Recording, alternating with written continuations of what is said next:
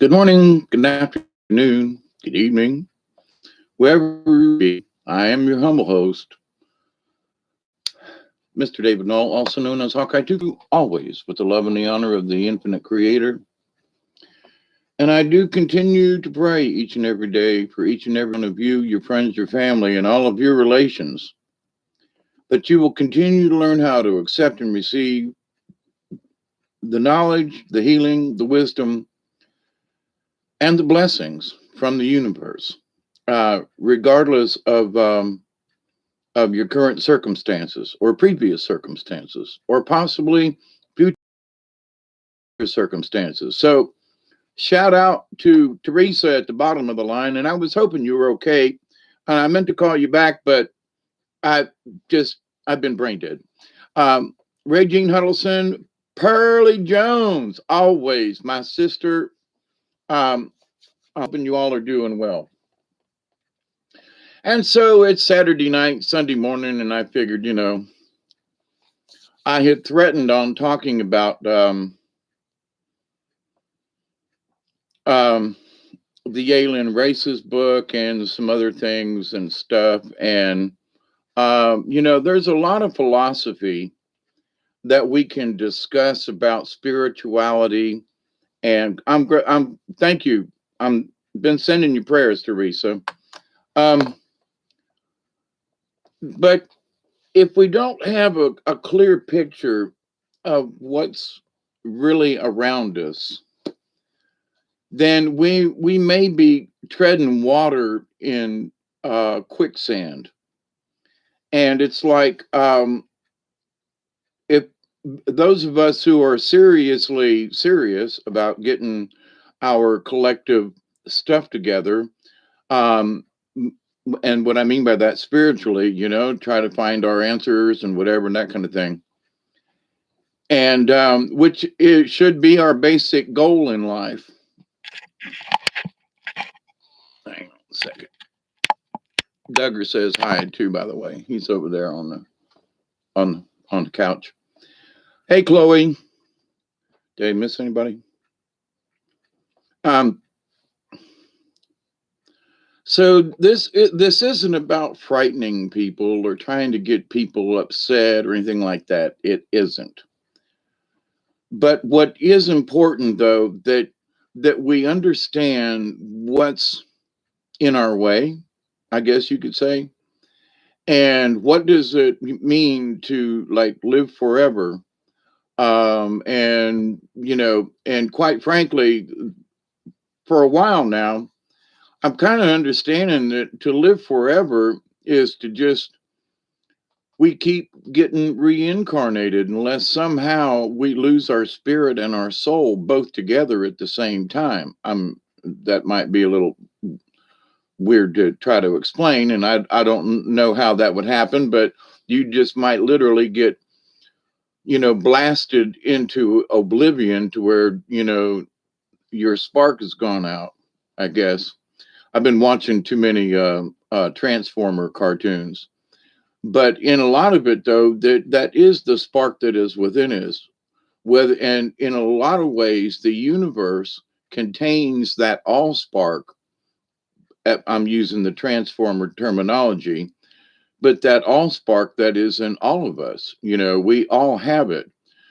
In the Indian teachings and the native, I should say, native teachings, that we are each and every one of us divine creatures, and we are created, quote, as the Bible says, in the image and likeness of God.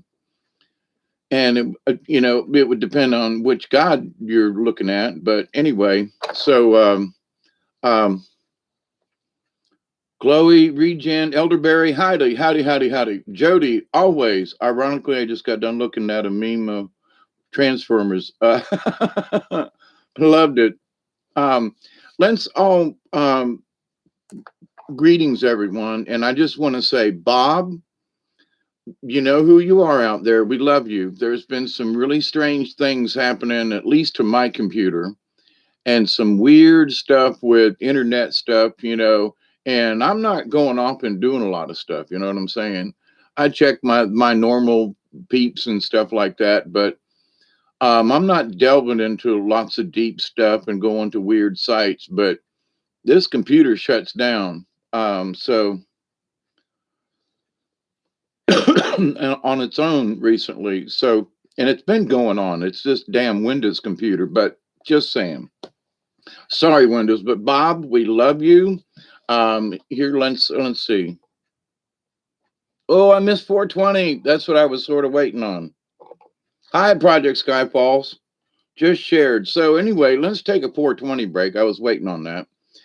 We're a couple minutes late, but close enough. Hey, Doug.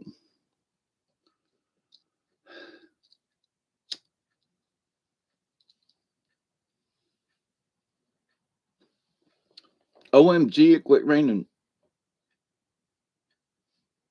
I mean, it's been raining all day long.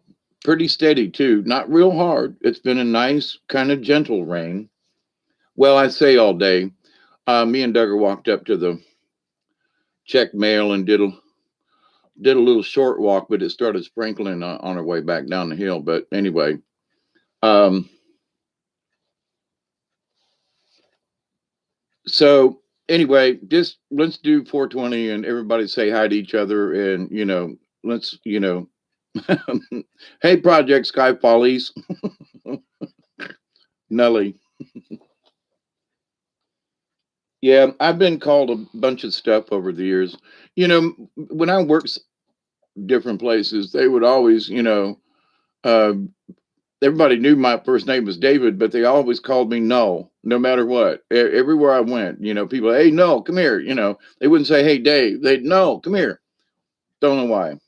Anyway, and it never offended me, you know. Well, long time ago it did, but I was like, pooey, at least they're calling me. Better be called to dinner than to be, it's been raining here for a week straight. Yeah, hi, Elderberry. Yeah, it's killing me. Hi, Julie. Jupiter rise in front of the moon. What? Oh, Jupiter. Oh, rise up from the moon. Yeah. So, did you catch the the joke? And the woo is in the seventh house, and Jupiter aligns with Mars.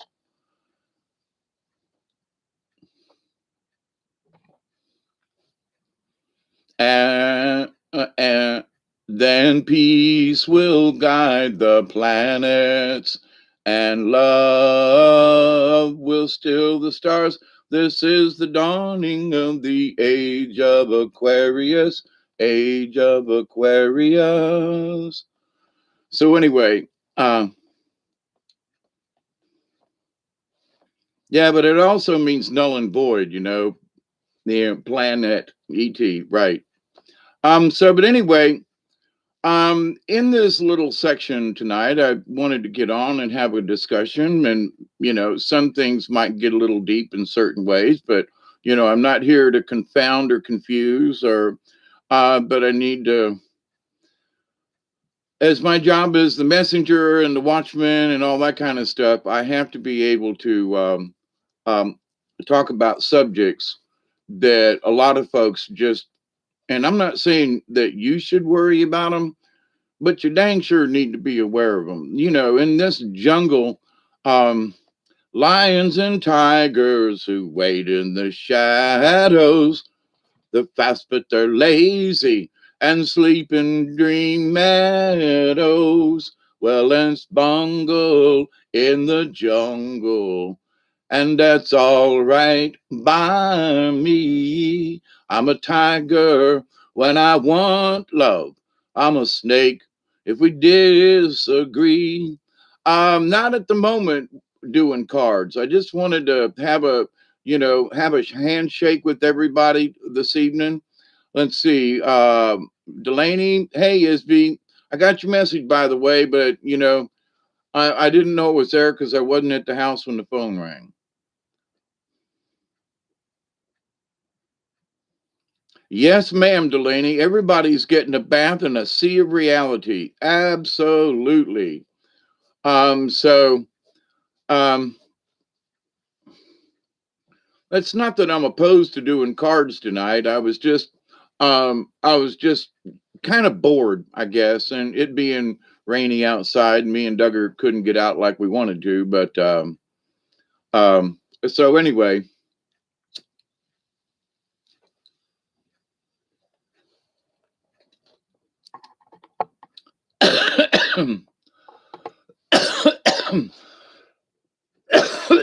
but the title came to me several days ago when the woo is in the seventh house.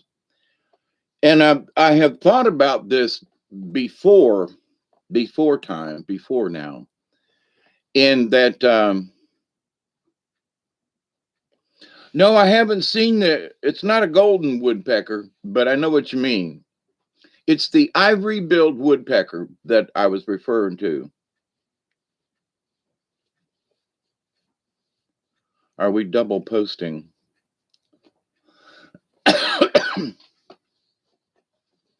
But even back when I was a kid and listened to on the radio, this is the dawning of the age of Aquarius by the fifth dimension. And,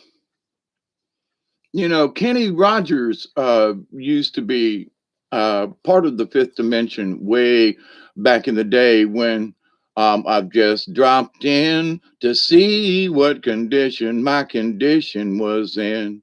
Yeah, yeah, oh yeah, what condition my condition was in. Anyway, in a songy kind of mood tonight, I reckon. But and going, and thinking back on some of this stuff, though, it's like, well, but wait a minute, So during the 60s, 70s revolution, which seems to be still going on, there are a lot of kids, I say kids these days, young folks, younger folk than me, that still like the older music.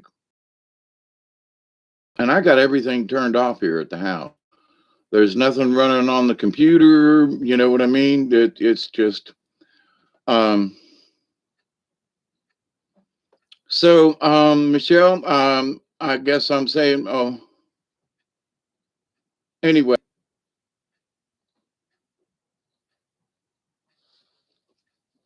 Hello again to those who missed earlier. Right. Repost, regen. Um, but I've wondered for a long time now if some of those folks back in the day didn't somehow time travel, at least with their minds, in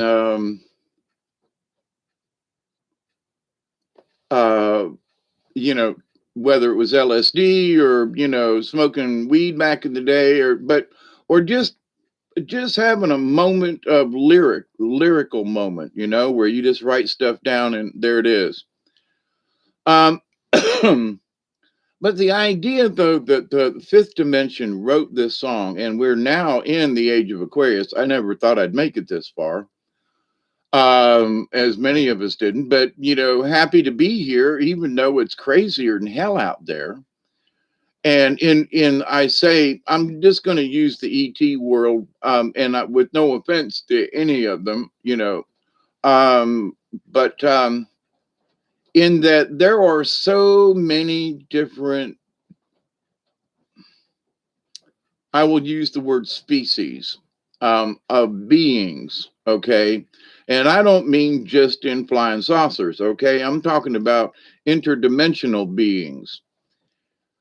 And the idea of the interdimensional beings, and I have seen a few of these things, the little wispy nymphet, the water wisp things I've talked about, the other, the many pictures of the, and I wish I could share a screen. I got to figure this out.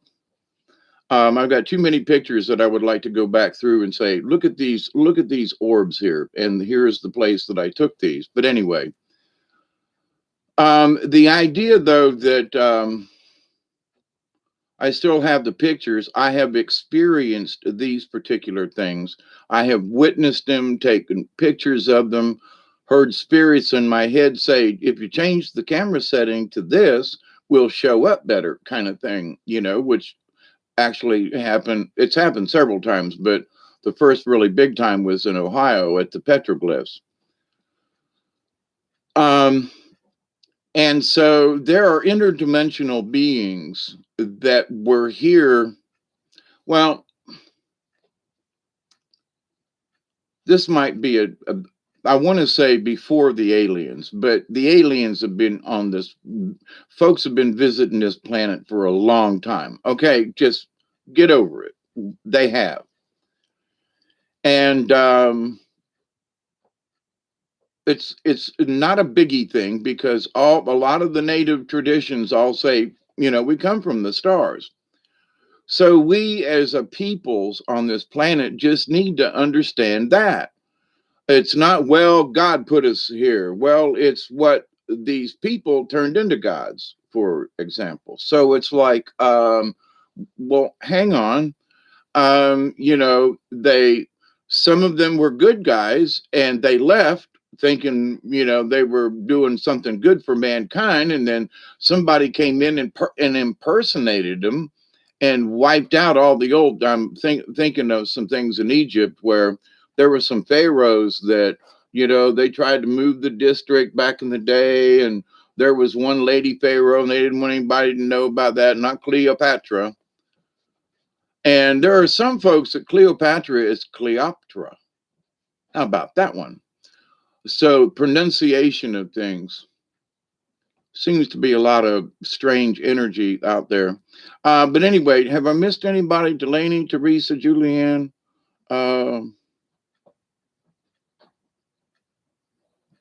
I am so much more happier now. Good. For whatever. Good.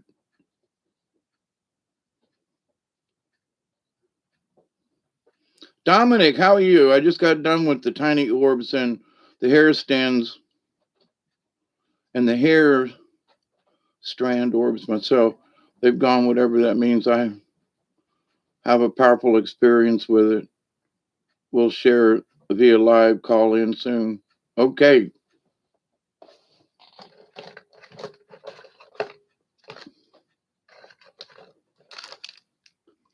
So with this extra special, I was watching something and it was, I don't know, there was a sensei of some type, and I use that word on purpose, Michelle.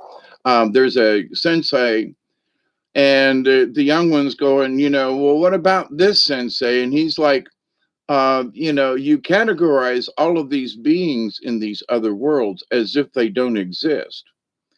And when you understand that they do exist, that opens up your eyes, not necessarily to see them, but to allow certain cosmic energy and knowledge to come into you, if you will. If you don't believe that there are these, little spirit beings, but you've seen them now, so now you believe me. So now those things that you have doubted in the past, because you saw one of those things I discussed with you, now maybe you'll believe me on some of the rest of the things that I've discussed with you. Now, this was in this conversation, right? So, but in the conversation with Sensei and Grasshopper, the idea, though, that, we go up, I was a grasshopper once too. So as a grasshopper, you look at stuff and you go, and they look at you, and the elder looks at you with compassion and love in their eyes and go, listen, grasshopper, you know, um, you are listening, but you're not paying attention. You're hearing my words, but you're not getting it. And so if you're listening but you're not paying attention because there's so many questions in your head that you want to ask while sensei is having a discussion, you have a tendency to not hear actually what they say. You don't really get it. And so it's like, uh, you know the best thing you can do, grasshopper, is to shut up. What? Oh, that was my fault. That was me. So, but in that, folks wanted to tell you these things, and that so you must listen to your inner self, and but there are spiritual beings, and there are your higher self, and all of this is going on. So anyway, let me go into a little bit of the what I really kind of sort of wanted to touch base on. Um, is I'm trying to bring it up.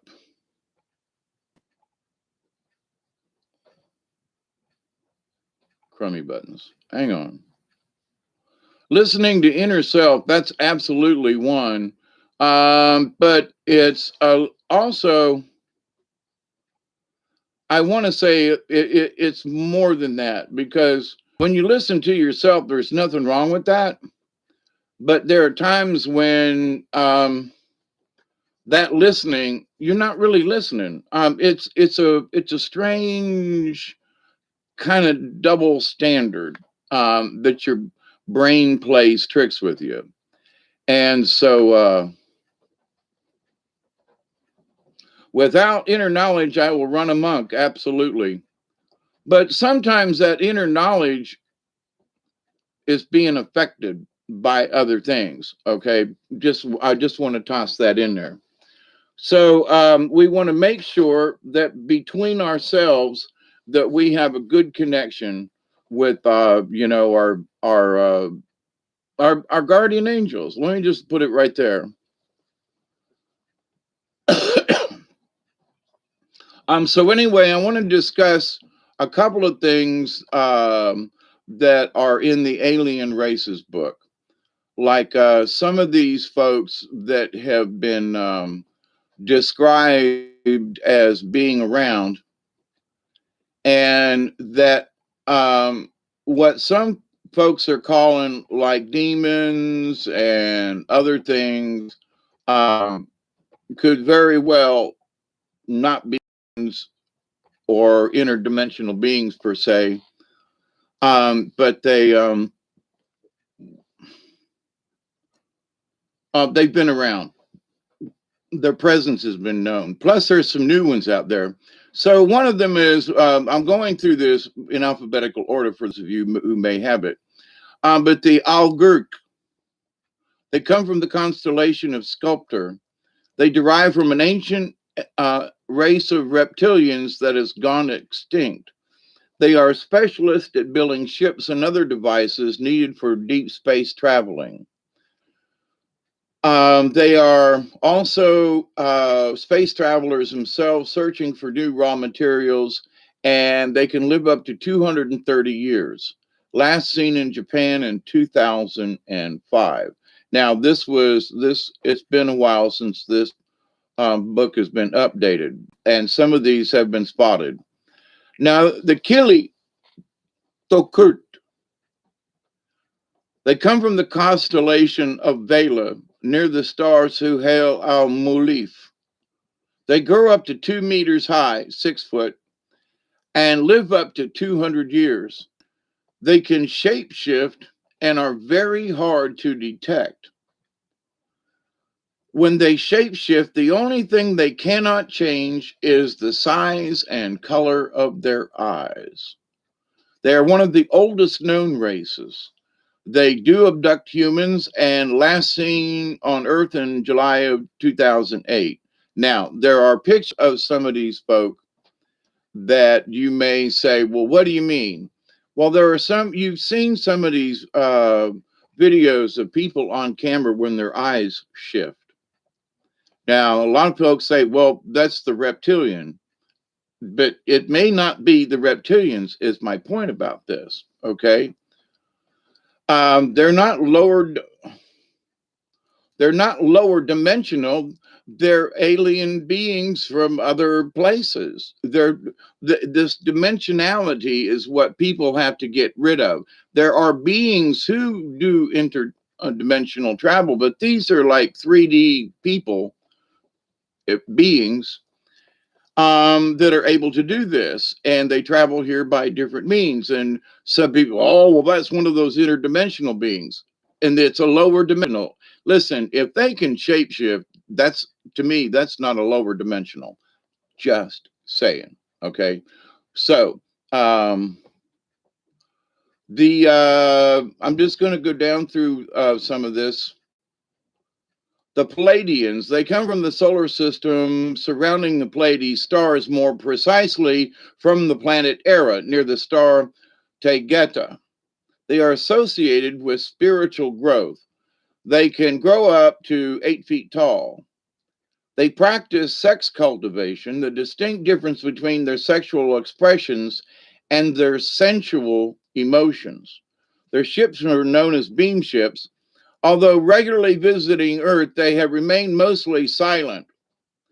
And it says since 10,000 BC. Now, this, there are a lot of people who say, oh, well, that's just fake. Okay. They are one of the oldest known races. They continue, and again, they continue to develop the necessary mental skills to eventually reach their goal, an even higher spiritual state. Now, this was last published in about 2008, but I've been telling folks for a long time, and that all Pleiadians aren't necessarily Pleiadians. Um, and that, because of Billy Meyer and all that, and trust me, I was all into that way back in the day. For those of you who don't know who Billy Meyer is,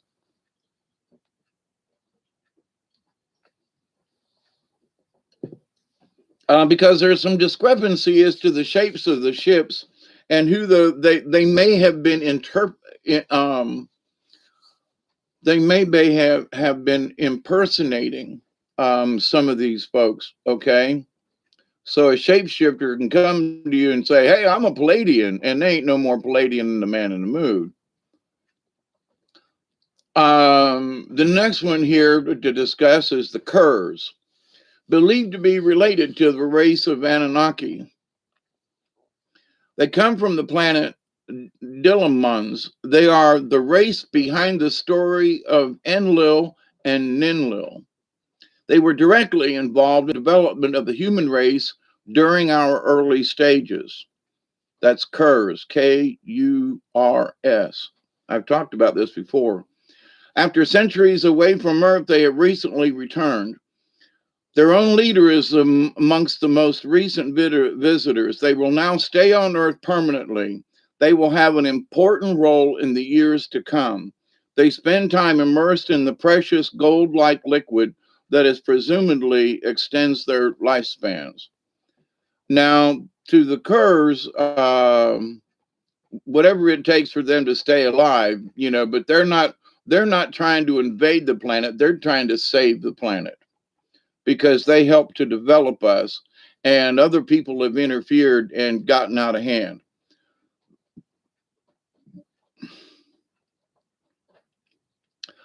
The Havhanu Chondras, they come from the galaxy Sextans dwarf SPH.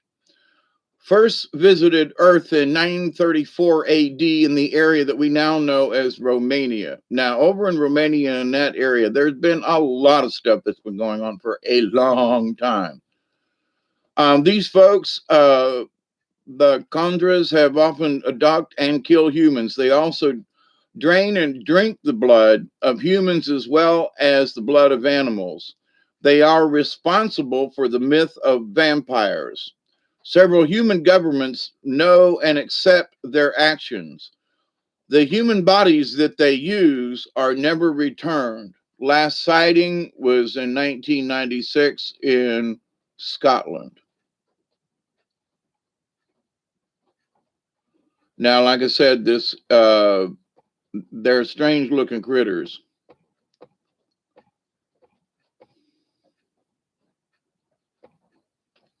The Mazarek, ugly looking critters, and one might say they are sort of like reptiles.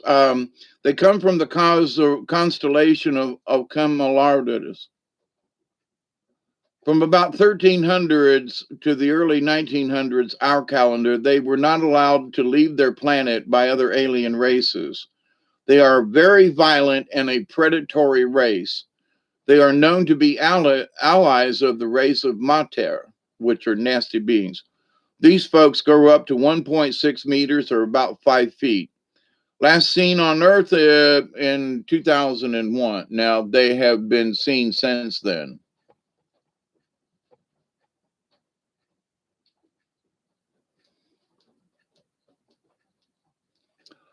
So, but here's the reason I'm talking about this is because there are so many people that say it's just the reptilians. Now, I agree with you. The reptilians are, in the earth, been here for a long time, and they don't want to give it up. And they've made allies with some other critters that, all they know is war. So in this war of us, we have to understand that we're not going to change these folks' mind. Okay. You're just not going to do it. So the best thing to do is understand that these types of things exist. Don't go waving your arms around and say, I want to see some of these beings. Nah, you don't. You don't want to draw them to you. So in a lot of these entities have psychic abilities. So if these entities are even just overhead or hanging around and see, well, I want to connect to the great cosmos and see who's out there, and you might get connected to one of these other races that only have evil, wicked, mean, and bad and nasty on their mind, because their purpose is to infiltrate us in any way they can, because they just don't like us. That whether they want to eat us or not, they don't like us. They look at us as bugs and vermin. Now that's not all of that. It's all not piss and vinegar. But it is the idea, though, that people are calling. Wow, this is they're calling on God to save them from these interplanetary and intergalactical beings that are here. Because there's a big sign on the planet at the moment that we're all going through this age of Aquarius, you see. So everybody wants a piece of the action, one way or the other. It's like coming to Vegas. And so one ally calls another on the phone and goes, hey, man, me and my friends down here on Earth, we're killing a bunch of humans and having a good time. And these angel people and these other folks, they come in here and they're ruining the party, call in the space pirates. So out on the intergalactic, you know, internet goes the word. Seriously, you need to look at this in a much bigger picture. So the good guys are like, they're coming in and they've all got things planned on how they want to, you know, eradicate some of these nasty beings. They've tried to make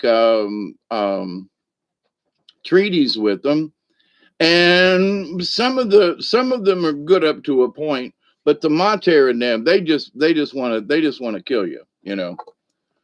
Um,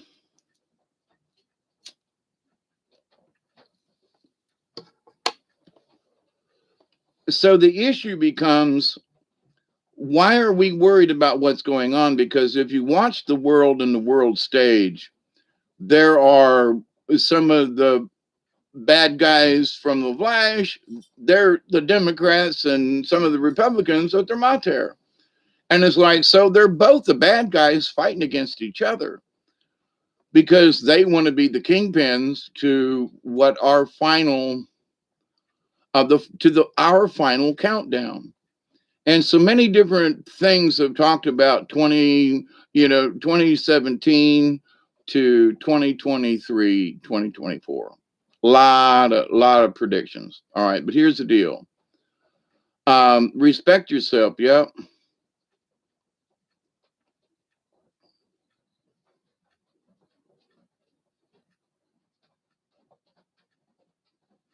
But in this discussion of the woo is in the seventh house, we really need to understand that it is. So not all beings that can shapeshift or have this ability to be able to cloak themselves. I mean, we even have technology to do that. So, and we got it from the other guys, right? But here's the thing is we need to stop focusing on that it's the devil, okay? But all of this is the devil. All of this is, hell being opened up. And now, figure of speech, yes. Now, is hell being opened up? Well, Mother Earth's in a big turmoil. That's because there are some folks who are using an earthquake type machine from outer space to disrupt the planet Earth and to cause as much havoc. And the good guys are doing the best they can to keep things under control. But to some of these folks, they, you know, our names were already written in the sand, if you will, and the ocean was coming up and washing our names out, And the good guys, like the Kerrs, said, oh no, you ain't. Sorry. You know, uh, it's closing time and y'all can't, you just can't stay here. Go somewhere else. Um, but some of these beings are just so, I mean, they're like Klingons. They're worse. They make Klingons look like babies. That's how mean these suckers are. So, but in this understanding that what's coming out in the future, it's all over the news. Everybody's taking pictures of spaceships. And I would suggest that if you have odd shaped clouds, they're not necessarily beings in the clouds, but they are projecting beings in the clouds, the faces. But it's the people or the entities that are inside these spaceships you got to worry about, not the face they project on the cloud. I'm just saying. They're not the same. The cloud is not a being, but it's what's behind the cloud that is the being, okay? They're using the clouds as camouflage, and sometimes they're getting caught at it a lot of times. So, but anyway, so in the woo is in the seventh house because, if you say, well, there's 12 houses. So if we're in the seventh house, moving into the eighth, then 9, 10, 11, 12, we're getting close to the, to the top of the clock, if you will, or at least the start over point. But so as far as the 12 houses of the zodiac, but to the idea though that in this understanding of all of it, every time somebody does something, it creates, not necessarily an equal but opposite reaction. So there's technology that's trying to dampen the reaction of some of the things that are being done. We're being buffeted, if you will. And because there's too many things that it's all in the news if you pay attention. It's like there was a really bad earthquake off the coast of Alaska couple of months back, and their tsunami warnings went off, and then all of a sudden it didn't. But there was an earthquake that came in right behind it. That was the good guys keeping the tsunami from hitting the Alaskan coast and wiping out God knows how many people along the coast, all the way down to Seattle. So Tacoma and all in there, So there are some interesting things that are showing up, and we have to scratch our head and go, "Wow, that's interesting." There should have been a tsunami, but there wasn't. But there was an earthquake right after it. Is that the really good guys that are keeping this stuff, under control? We have to thank them, because they are doing that anyway. So as much as the good guys want to kill us, I mean, as much as the bad guys want to kill us, the good guys are doing their best to keep it from happening. But on a spiritual level, it's driving people nutty, which is understandable. I mean, back when I was a kid, it was hard enough just to grow up, and we didn't have all this stuff we got now. And everybody and everybody else's business. And, I mean, you might have been in somebody's business, maybe in the neighborhood, but not on the other side of the planet. You know what I mean? So, how things have changed and how things have moved, it has moved our spirituality. So, but we have to make the decision for ourselves, regardless of the aliens, regardless of, but this idea that this one God's going to come down and fix it all, we got to stop that. Okay. Because there are a lot of folks who were here before that are trying their best to keep us. Is it the creator going to stop this? No, but we can pray to the universe that all of these other entities come on our behalf from our prayers. So always thank the universe, because there are folks out there who are really listening to our prayers. It's not, we're not washed out yet. But if people keep losing their faith in themselves, regardless of whether or not, well, the Buddhists say to do this or do, are you leading a fairly clean life? Now we've all talked about in previous discussions, my alcoholism and drug problems and things, and many of you have similar issues, have had, maybe are ongoing. Doesn't matter. We're all behind you. We're brothers and sisters. We're helping each other out in this mess. But understanding that there is a bigger picture to this gives me hope to not be an alcoholic. It makes me, get up in the morning kind of thing. We love you, Bob. Boy, there's a lot of wiggle waggle going on tonight. Reality is a fiction, so understand that it's on its own level. Look into the Fibonacci. Yeah, but looking into it, here's the thing about that, about some of these things. That's still, the Fibonacci, the spiral of life. Yeah, it's that because it's a natural thing. But so what about it? Well, but the Fibonacci, the Fibonacci doesn't quit. There is no end to it. There is no end. It is a continuing spiral. Well, that's the beginning. Anyway.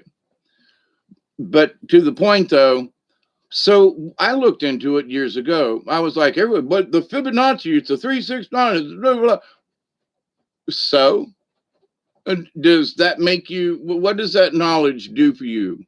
I'm being sarcastic as hell. And I don't mean to be against you, Dominic. It's about the subject, that it's so special that everybody has to focus on it. And my question is, why? That's all.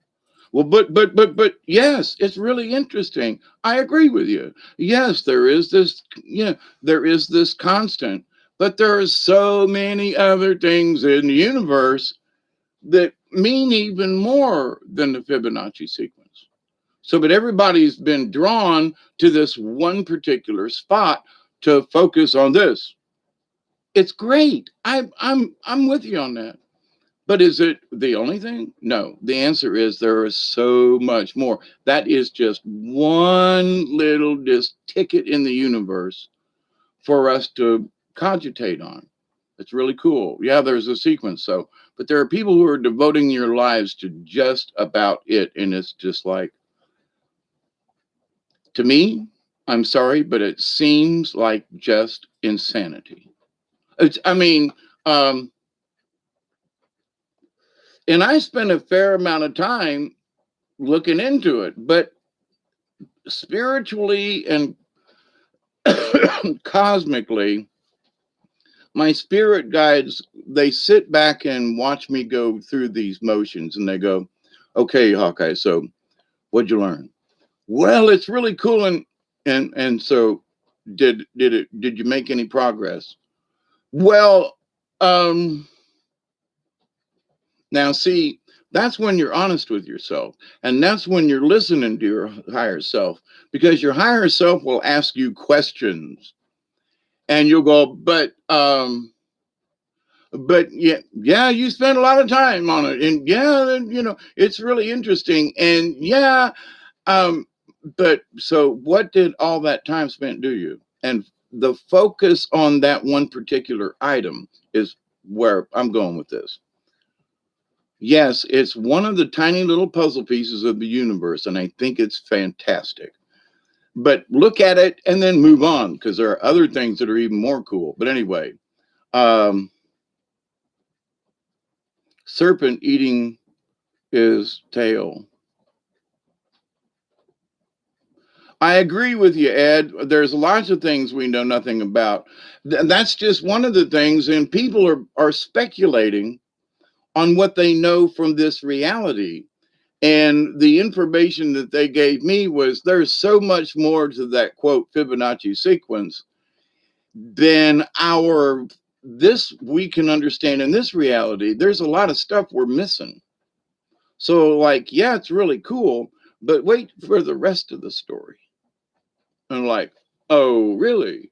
Oh, okay. So I'm not telling people, don't look into it, but just take a look at it and just say, okay, well, that's interesting. Yes, it is in lots of things in nature. And so, but here's the thing, if you observe nature, you would already notice that it's there. And whether or not it's named the Fibonacci sequence, it's the spiral of life, which is in so many native around the world, so many different native drawings. You see the circle that goes out like that. That's the spiral of life. They get it. They get it. On cave drawings, thousands of years ago, they got it. So this idea that it's somehow something new, there's more to it than just the sequence itself and the numbers. And that's anyway, after I went through it all, that was the sum I got out of it. But then if it did anything, was that I was like, oh, there's the spiral thing. Oh, there's a spiral. Oh, wow. I maybe the whole exercise about me learning about the Fibonacci was that it's the spiral. So then my eyes started looking for spiral things, whether or not it had anything to do with Fibonacci or not. You know what I mean? But anyway, I kind of think it's sort of like, because the numbers never stop the way it goes, it literally reaches into another dimension and can pull energy, funnel energy. Okay. So my understand whether or not it fits a certain mathematical sequence is interesting to me, but what's more interesting is the natural order of how many things have a spiral, how many things, couldn't be channeling energy, how many things are focusing and directing. I mean, so if you're interested in the math, then okie dokie, right? So, but anyway, but in this, so many things, like Ed, I agree with you so much with, is that there are so many things like gravity, understanding spatial differences, the discussion about time travel, the discussion about, being able to get, beam me up, Scotty. All those things exist at some time. Now, I would like to, the more I've listened about from, I mean, since I was a kid about time travel, is that it's a bad idea. That's what. Now, if we had a machine, and they have been discussing this, yep, it expands back into another space time. I'm with you there, Elderberry. Talking about the spiral. Yep. But now if I could travel back into time and just like really see it instead of reading it from a book. But I don't know if I would want to go like walk through medieval England when it smells like shit everywhere. Nobody's got toilet paper. They don't have flushing commodes. The River Thames is like filled with feces floating everywhere and disease. And I just don't really think I want to go back to that, you know. But to actually view it honestly with people doing it, um, that would appeal to me. But so as far as the woo is concerned, though, there's a lot of consideration as to whether or not time travel can happen. So yeah, I'd rather go to the future, but I agree with you, Ed Elderberry. I'm sorry, I called you Ed earlier. I'm done with the past, Brandy. Dr. Richard Allen Miller said, yes. I was trying to remember his name the other day. Imagination is everything. I agree with you, Brandy. But in our imagination, though, there are truths, you know. And I've been a fan of Richard Allen Miller for a long time. And there are many of the things that he has discussed over the years. I'm like, I get it. And he used to teach how to use LSD, and I've had over 500 trips in my life. That's not bragging. It just, so not counting the 25 or so serious head concussions I've had over the years. But the idea, though, that, there is no box to think out of, you know, when you understand that reality, and that there is no box. And when you understand certain things, and you want to imagine a different tomorrow. Okay, well, now I can't stop the rain, but I can choose to whether or not I want the rain to bother me or interfere with what I want to do. So, but in this, the physical nature of me being here in my house with the rain falling. That is what it is. But how I choose to be in this reality is up to my imagination. So um, he started an online school. Yep. And there's a couple of his books I need to get. He was one of the reasons why I think that there are some of the plants and stuff in my garden that won't grow. I've I've tried. I just refused to garden this year. As far as dig up my garden, um, the idea um,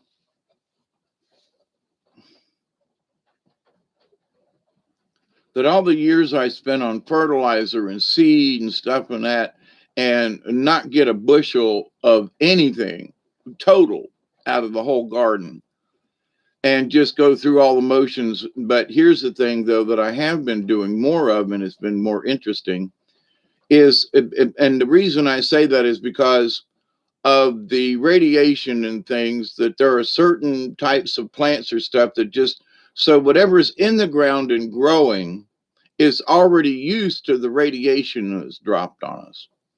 Now, you know, directly west of me, there is a nuclear plant. And every once in a while, they spew stuff into the atmosphere.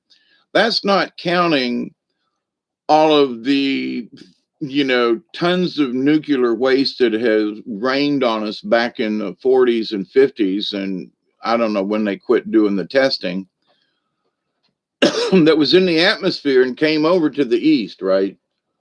So, and he was one of the first people to make me aware of that. And I was like, oh, holy shit. So that's why growing under glass, also the changing of the wavelengths, he discusses that a lot in some of his stuff. And so the reason why I want to finish my porch out there and um, is because I want to be able to get sunlight as much as it is natural, but not have any radiation fall on uh, the plants, inside the house, direct radiation. So, but anyway, um,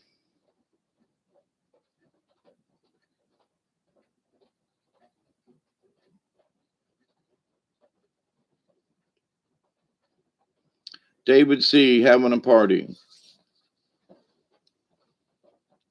So, but anyway, in this understanding of things, there are so many people though that want to attribute these beings, entities, and stuff as somehow being supernatural, when actually they are in their natural state. They are natural beings, and there are lots of them. It's not anything supernatural. They're not us. They are what they are. A bat is a bat is a bat. You can't turn. It's got wings, but it ain't a bird. So just because it's got wings don't mean it's a bird. You know, just saying. There are some types of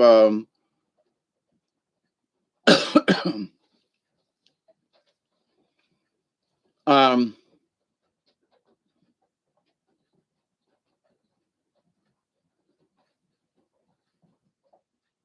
so species of critters in the universe. So when we look at the overall picture of stuff,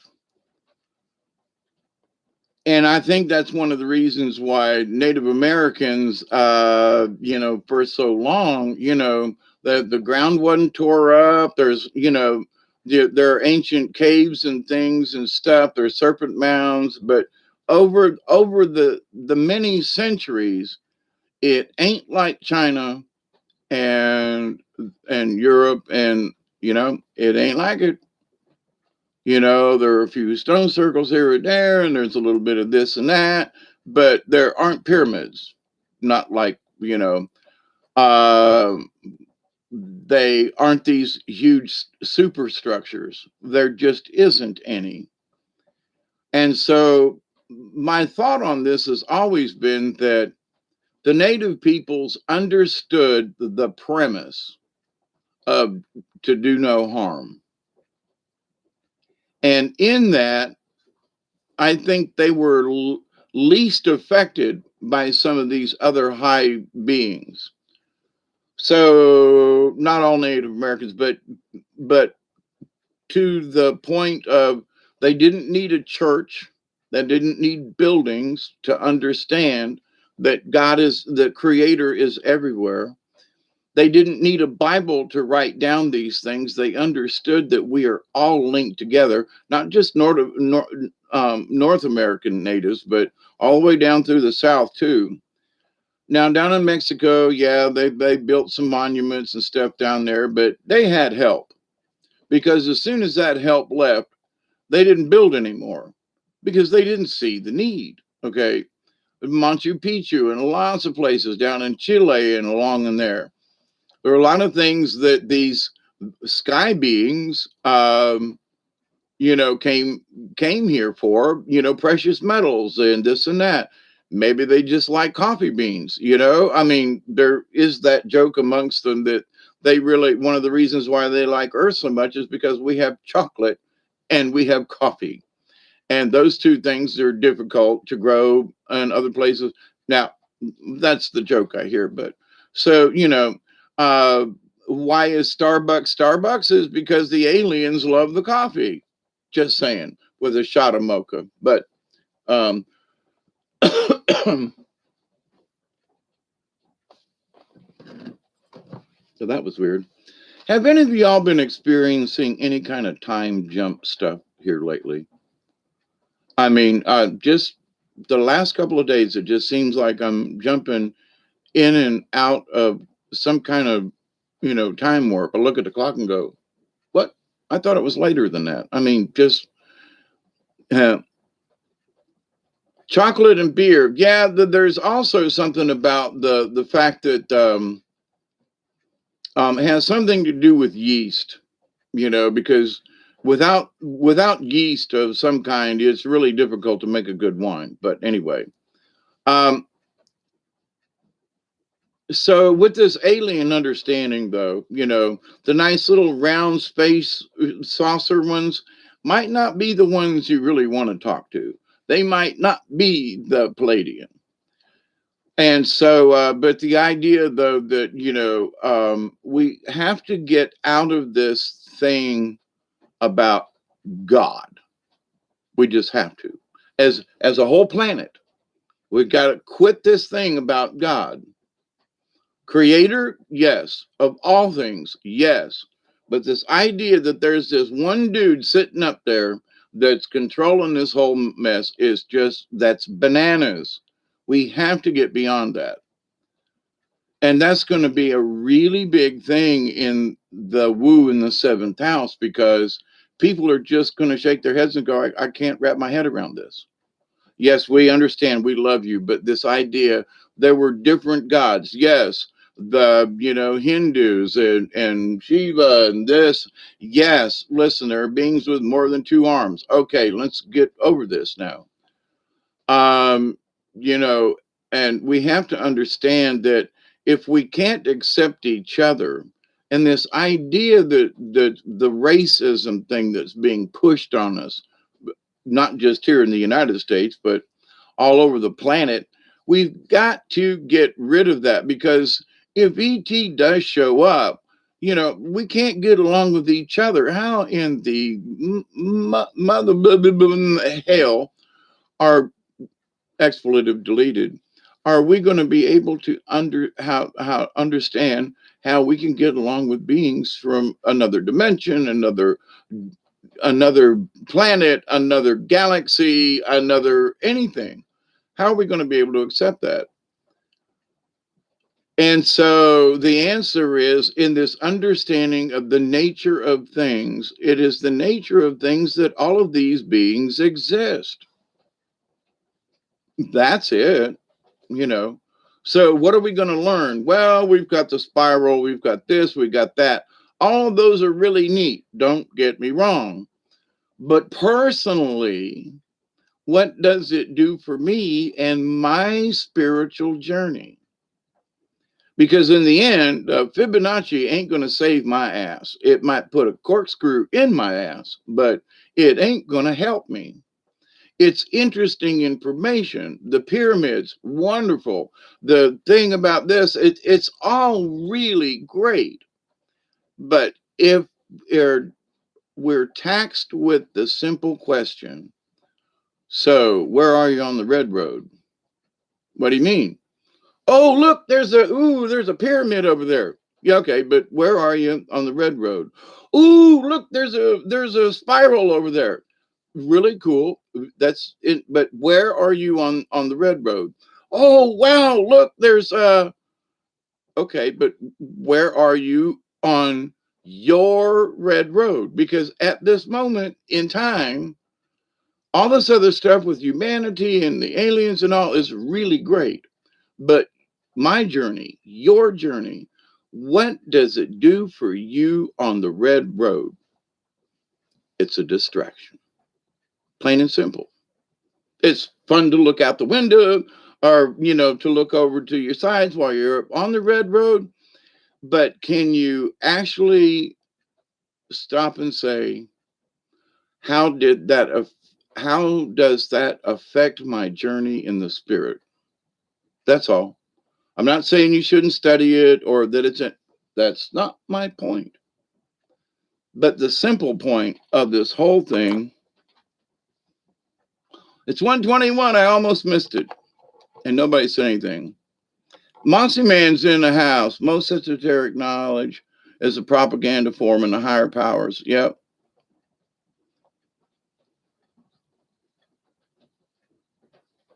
This world's been run by the few, though, guilt for their greed. I agree with all of that. And we really hate it, I mean, there are these nasty people that that we just, I agree with all the craziness, the Vatican and the this and the that, but if the world should end tomorrow in your world, or maybe the whole planet, who knows? If the world ended tomorrow, though, what is it that's important? It's how much we've gained spiritually. It's what we've learned on our red road in our life. That's what's going to matter. None of the rest of this. None of it. It's really cool to study. I still look at stuff. I still dive into things and look and trends. I'm with y'all on that.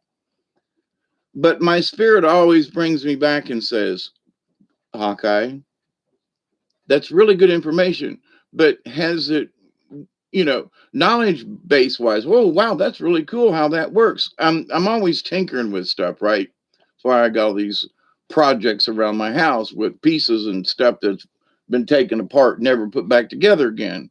Because I got there and go, well, I don't have the part. So, but I got all the parts that are taken apart because the part that I need, I can't get. And anyway, so I've been taking stuff apart for a long time and not necessarily putting them all back together.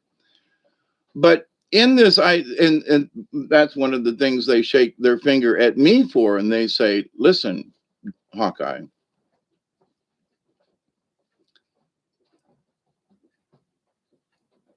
have your fun, look at the distractions, but know that they're distractions." One of the things I wanted to bring up about the woo is the things that they're doing with CERN. It's been very quiet this last time they cranked it up. They're not talking about stuff. It's not as open as it used to be because they found something new and they're not talking about it. What's that? Well, they found something new the last time it was cranked up a couple of years ago. Now we've got these little particle accelerator things in a lot of places around the world. I mean, if you got enough money, you could put one in your basement or you could build a basement to put one in. But anyway, so there are people that are tinkering with things. There are people who are tinkering with sigils when they haven't got a clue what this stuff does. So they're inviting these things that they don't understand into this realm. Now, if somebody sat down that really knew what they were talking about and said, when you go like this in the air and say these couple of words, don't don't do that because you're disrupting time and space and you're mucking with people in another dimension. And because you want to do what you want to do because you are or a god or a goddess, and you can do what you want and you can manifest what you want to. And so, you want to do these sigils in the air. And have you thought about what the rest of the universe thinks about what you're doing? What do you mean? Well, but you're going to affect this time and space. You're going to do this thing. Are you thinking about anybody else but yourself? Well, I'm just doing this thing, and it's a magic spell, and I've seen it on TV. Yeah, but what about the other critters and creatures and beings that live in these other realms and dimensions? Are you going to do one of these things and blow a hole in their apartment building on the other side? I mean, but we don't care. We don't think about that because we don't have enough knowledge. Brandy, meet me in the purple haze by the crystal water. I'll be at the taco stand. Yep.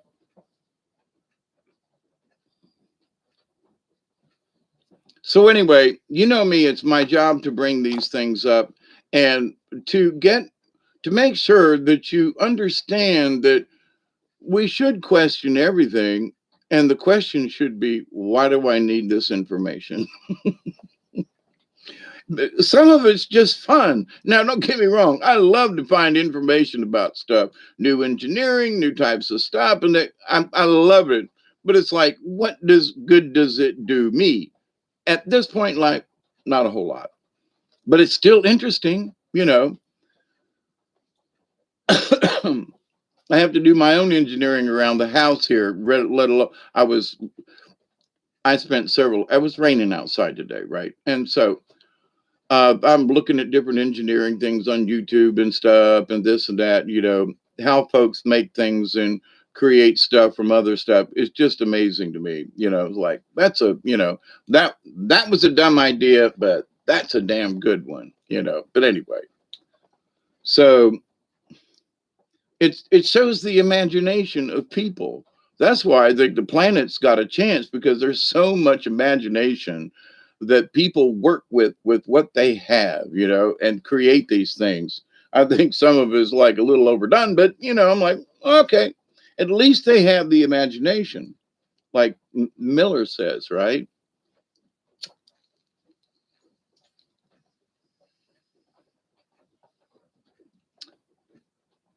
But as much as I would like to imagine that it's not raining on the house, that ain't going to happen. I could tune out the raindrops, but it's not going to stop the rain. Long as I remember, the rain keeps falling down. Clouds of mystery brewing, wheat fields on the ground. Something through the ages. And I wonder, still I wonder, who'll stop the rain? Here I go with the.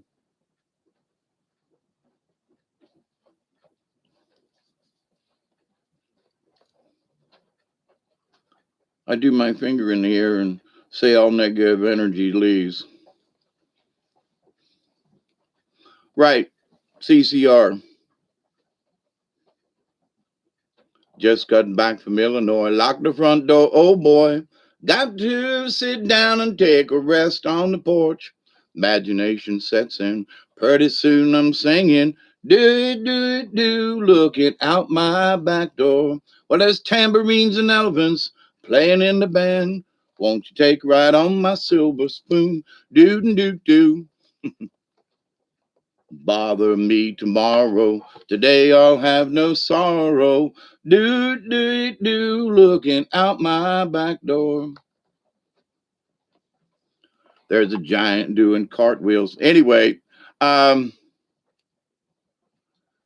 yeah, here's the Brandy. I have been warning people about, and I used to do some of this stuff, but sometimes the feeling to draw something in the air may not be influenced by your higher self. I'm just saying, because I got into sigils years ago and I got burnt big time. Uh, all us old farts. But anyway, um,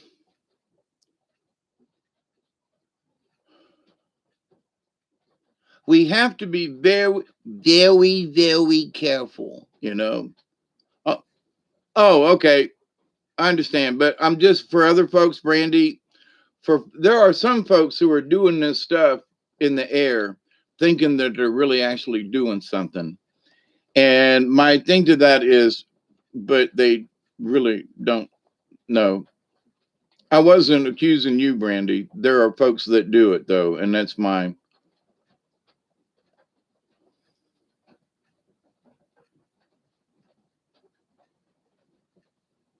You can make the rain stop by registering. Registering? Yeah, I don't consent to a lot of stuff. There are things, and see this idea of all of these different realities and all of these different beings, and yes, there are the elementals that that come with the earth. But then there are those folks who try to be elemental objects when they're not from here. They're not natural to us here on this planet. But some of those beings want to control the elementals, and the elementals and stuff, they're going like, no, this is, spin on this one. So, this war of control, because some of these critters like the mater and all, they just don't care. They just don't care. Their society is based on conquering and war, and they don't care. They don't care if the lake's polluted or not. They don't give a rat's patootie about whether or not, there's climate. They don't care, period. It's not in their vocabulary, and you're not going to train them. That's just how it is, because other races have tried and have given up. So, as this little blue marble out here on the edge of the galaxy, there are folks who are like, no, you're not going to ruin another one, because that's what these folks do. And they're not folks, but the people who have been infiltrated have had the essence of these beings mixed with their DNA. They've been dipped in mater goo or Vlash goo, or, they've been dipped in the goo somehow with not any particular consent uh, to the persons that's being dipped in the goo. But if you if you're a bull, if you grow up being a bulldog, there are certain things that bulldogs will just do. It's like instinct. As much as Duggar is a good dog, if something jumps out of the corner of his eye, he has bolted within a second before I can grab him, reach him, hold him back, or say anything. He's gone. It's in them. Now, what he does when he gets there, if he catches them, that's different. But the innate desire to boom and go, there are certain things that are just in individual species, beings, etc. So doesn't mean that he can't be learned to slow down, but in the case of beings that have we've all asked ourselves, how could these people do these atrocities to other human people? How can they traffic humans? Because they ain't human. That you've got to stop and consider that another human being would not sell another human being. I mean, we went through the Civil War, but in this day and age, there's more human trafficking that went on back in the day when it was legal, you know. And so slavery and human trafficking has never stopped. It still goes on with races from other places. So, they like us for whatever reason in that, but it still ain't fair, you know. It still isn't fair. So we can stop it because we should pay attention more to those things around us. We should say something when I have known people in the past like, well, why didn't you say something? Well, I didn't want to get involved. You know. But anyway, but blaming things only on the reptilians is not fair. Okay. Yes, they exist. Yes, they're a part of it, but there's some other mean, bad, nasty folks. I do know for sure that's either from my mom or dad's side that I had the creatures with the backward legs. The mean fiend, and a high probability of Blash as well. Now that's interesting.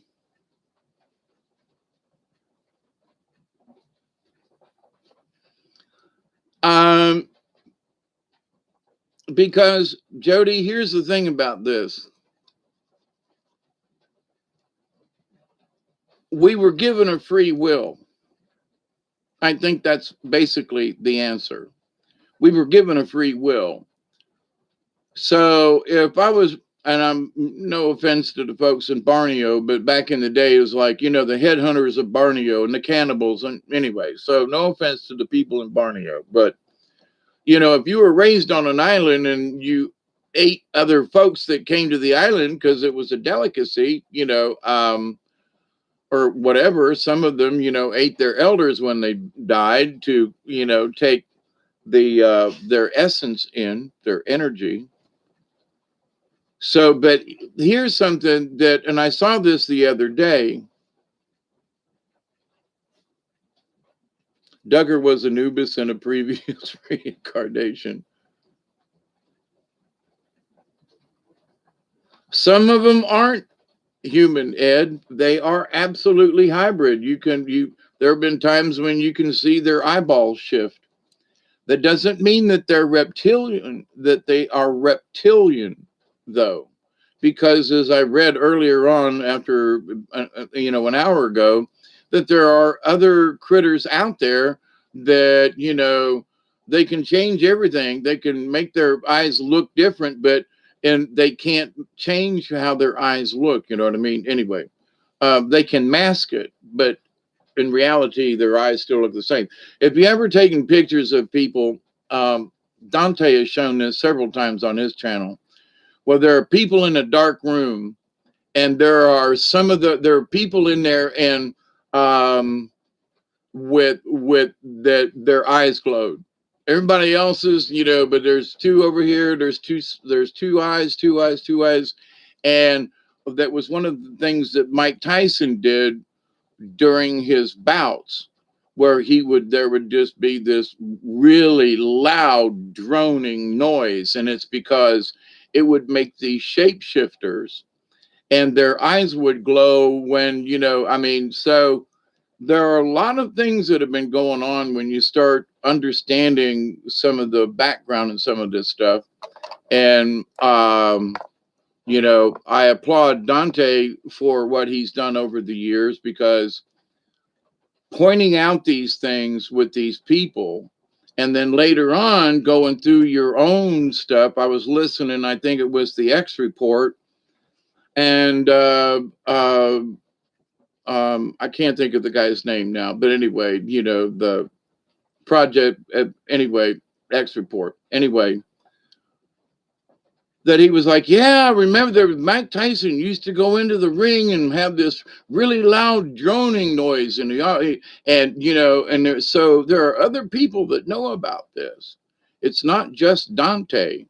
But it's interesting, for everything he's pointed out at some point, somebody else has come back around him and said, hey, look at this. I got a few vids of my eyes flipping and me shapeshifting when I'm pissed off.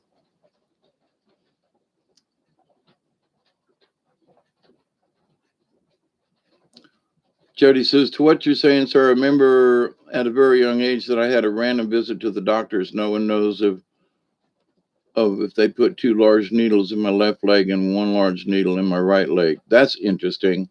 Years ago, long before I knew anything, on my right leg and my calf, I found this like a piece of rice that was in my calf.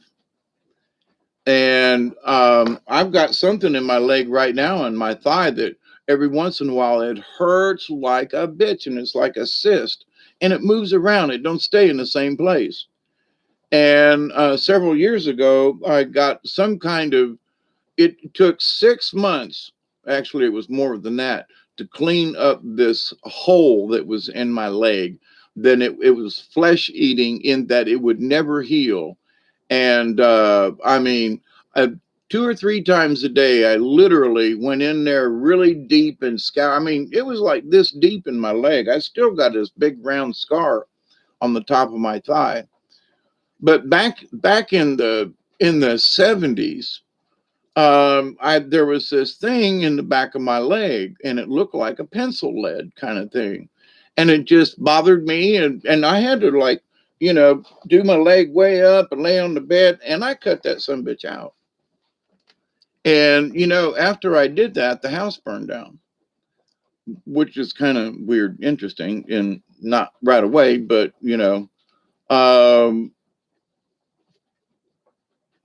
so. And back when I was a kid, I had dreams of being in tunnels and being chased, and these beings hovering over me. Wake up in a dead sweat. I haven't talked about this in a long time, but because it could have been something natural, but I still see these tunnels, and the way the light came down the tunnel, and how big the tunnel was, or the little like curbs on the side of the tunnel. It wasn't, it was like bricked in. And then I heard about, because I was born in Cincinnati, for Christ's sake, there's a joke in there, but then I heard later on about they used to have underground tunnels under the river, during the days of the Underground Railroad with the blacks and all. And there are a lot of blacks in Cincinnati and Dayton and all that. Not not against it. Just I had no idea. But anyway, and all of them seemed to be pissed off. That's just weird. But and I was like, what? And oh, and by the way, the orphanage thingy is right beside the Ohio River. And I was like, you're kidding. So, and a Catholic orphanage. So there's that Catholic thing right there, kind of thing. So, was I really underground at some point? Was I really in tunnels? I don't know, where those secret tunnels are under the river or whatever. But when I found out where the orphanage kind of thing is, and it's regards to the river, and that was just really weird. But I don't know if it was them or if it was somebody else, because for a long time I had a propensity to like just do odd, weird stuff. I never really wanted to like kill or hurt or stab or beat up anybody, but just really mischievous, just mischievous. And I don't know whether or not over the years I might not have been supposedly, the nice guy. I know in a previous life I wasn't, and but my decision, um, what I'm trying to get to in all of this is, I think it's the decision we make. So yes, you've got this ancestry, okay, and yeah, you've got these genes, yeah, okay.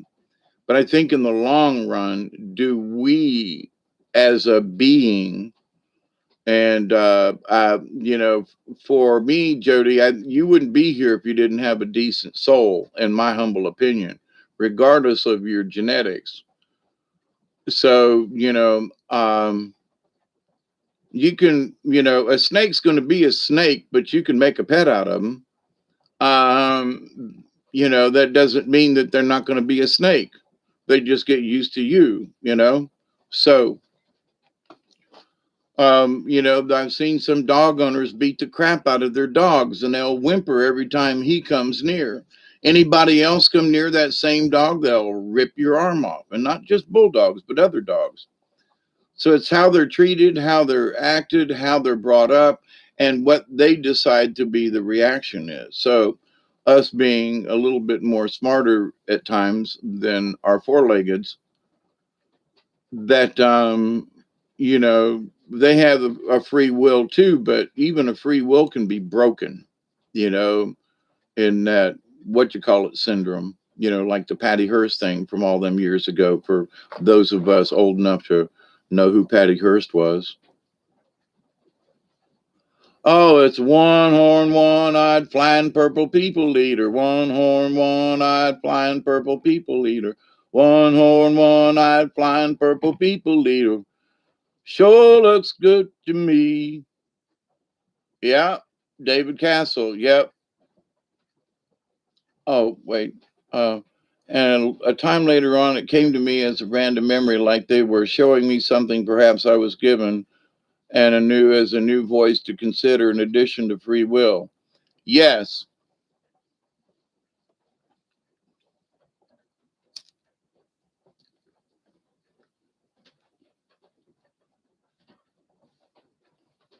there's some folks that I grew up with down in Tampa, and no names, nothing like that. But they were, had a half black father and a half black mother. And I mean, by that, I mean, there was Spanish, Cuban mix in there, on both sides. So they weren't really Cuban, either one, and they weren't really black, either one. So, but the person, their son, decided to be black, where I was like, he was light skinned, even to this day. And I'm like, so why wouldn't you choose being Cuban? Your father was more Cuban than black, and he was a great cook and all this other stuff. So why wouldn't you have leaned toward being Cuban, or, that side of your heritage, when it was like 50-50?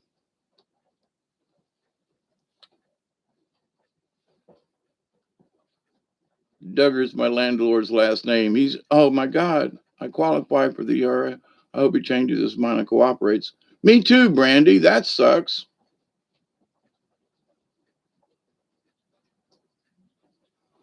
But anyway, with some of these things that, befuddle us, I think that in the end, here's an example. We can all look at George Bush Sr. and with all the stuff that's on and him and numbers things and stuff and his attachment to this, and he was the first ones. I watched that presidential um, thing that he did back in the day when he said, and there will be, and the new world order, and it will be not the law, it'll be the not the law of the land, was his remark, and I cringed. But here's the thing. So, but George Jr. W. He was trying to be like his father, but he's a brain dead. He's gone over the edge. At that funeral where he was clapping and everything. After he was pres. I think in the long run, he was made to do things that he didn't really want to do. I mean, he was in Tampa, and there are a lot of speculation as to where W went after Tampa, but there is a special runway in Thomasville, Georgia, with underground facilities back from World War II. And Dick Cheney used to come to Thomasville all the time. He may still do. I don't know. But used to come hunting all the time. I mean, the theater building was right next to, shared a wall with this sporting goods store in downtown. And, I was walked out on the street and they got the street blocked off, Secret Service everywhere. And Dick Cheney's in there buying some kind of sporting gear. They wouldn't let him, I would like, get back in the building. It's like, okie doke. But I'm looking out the door of the theater building there, and yeah, there's a Secret Service parked in the middle of the road, and traffic's blocked on Broad Street. And, because, old Dickie Wicky's in there because he's going to go hunting on one of the many plantations around here, but anyway, they said that the Air Force One landed in Thomasville. It's got an extremely long runway for here. But the underground facility that's just a couple of miles from the airport, nobody would have known where old W was. And they didn't know where he was for a while. So, but there are folks that said, well, we saw a presidential car on that day. But everything was about the 9/11 and nobody was really paying attention to who was being driven where. But anyway, and the underground facility, you can literally drive right into it. Just saying. So anyway, my point to that is I think they wanted to get rid of W as well. And somebody said, hey, we have an out for you. I'm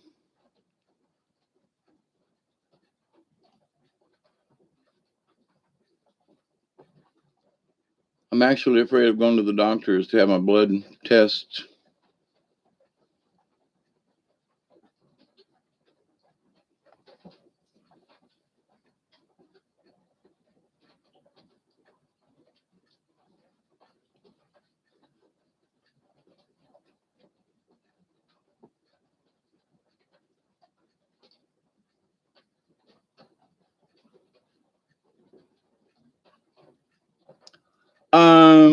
Yeah, the pet goat.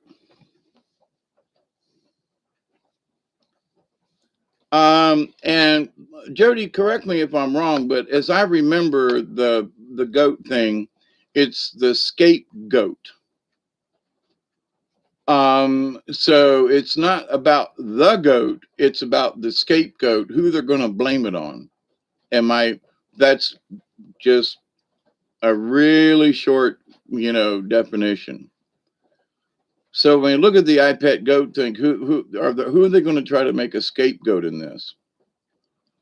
But anyway, but in this, there's so much more that we as folks don't understand. And oh, by the way, Jody, I watched a movie today, and I can't remember the name of it.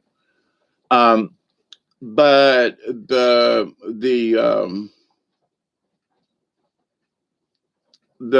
symbol, the right side up peace sign was like all over the place.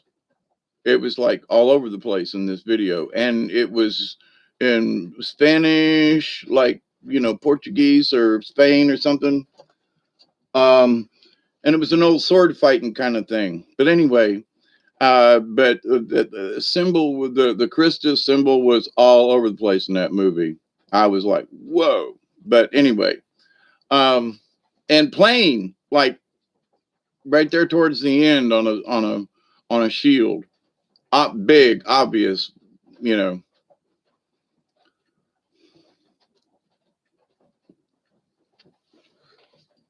So there are folks that are trying to tell the truth about things in some of these movies that are out there, and they're trying to explain what history was really about.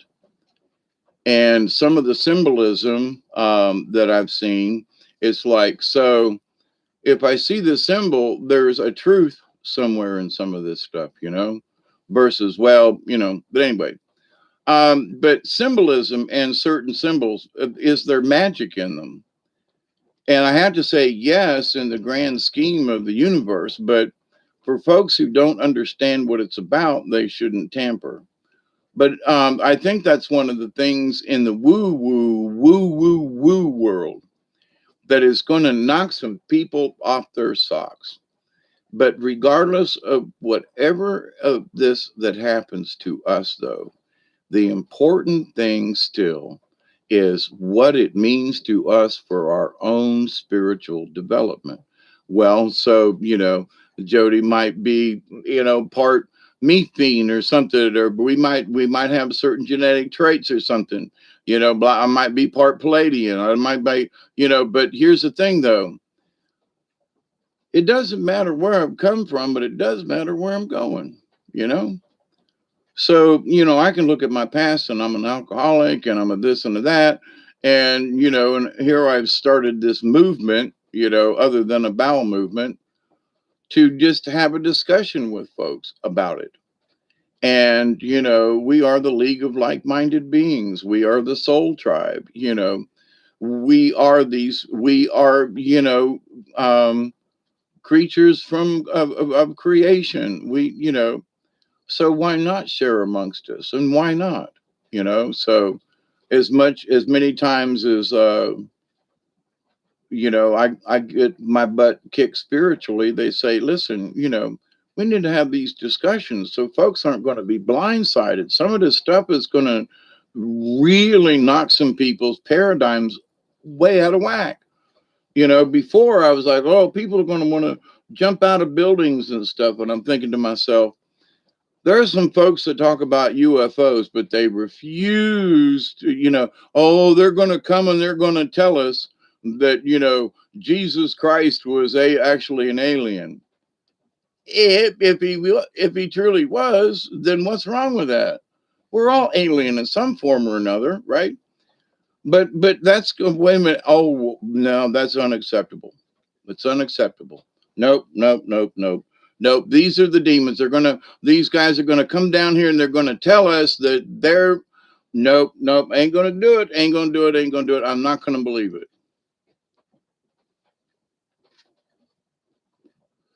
And for many, many, many years, I had to go through the same thing because I was, into this, the religion, that my salvation lie within religion.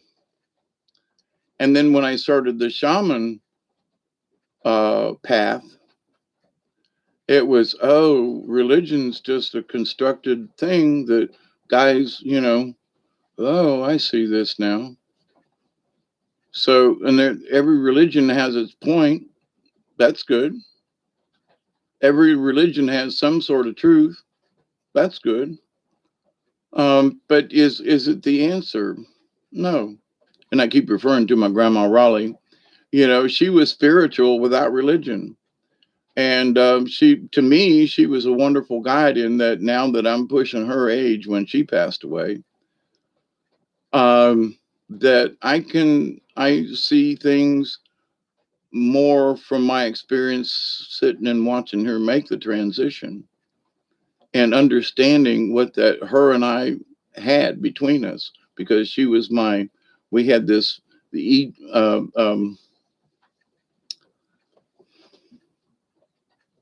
not ET thing, but she knew when I called. I mean, it was really, and it freaked her out a lot, poor thing.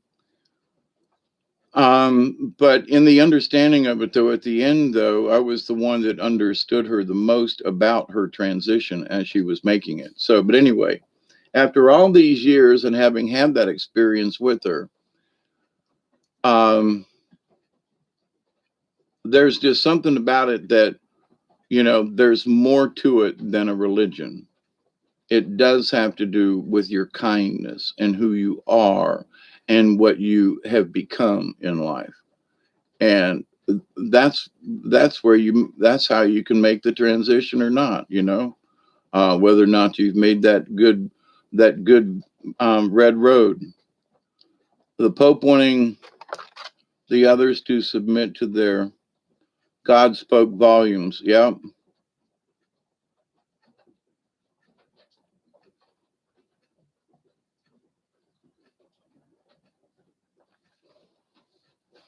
Anything but being a thousand-eyed squirrel from The Simpsons. I prefer to be anything else.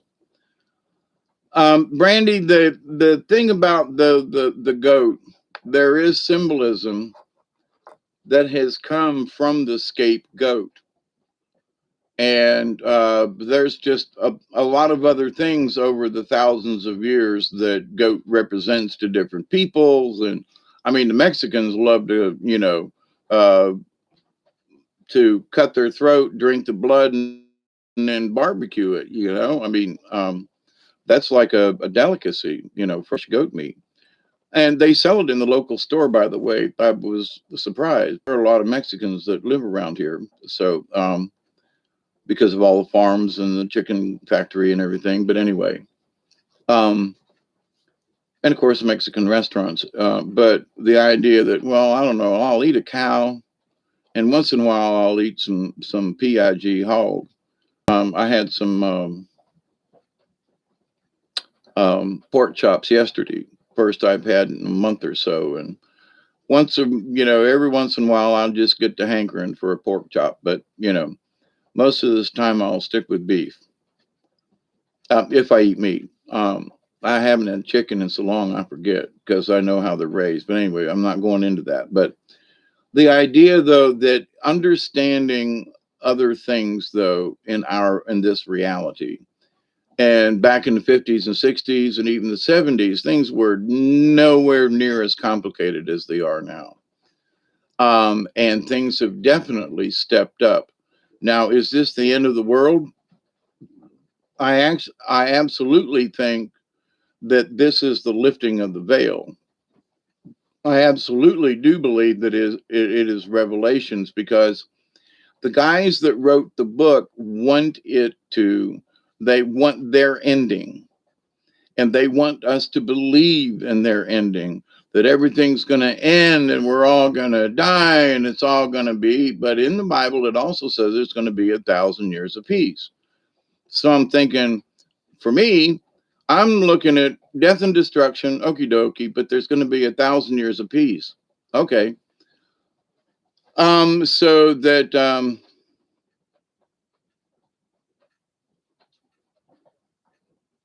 yeah, there's power in the blood. Yep. But there's also power in our essence.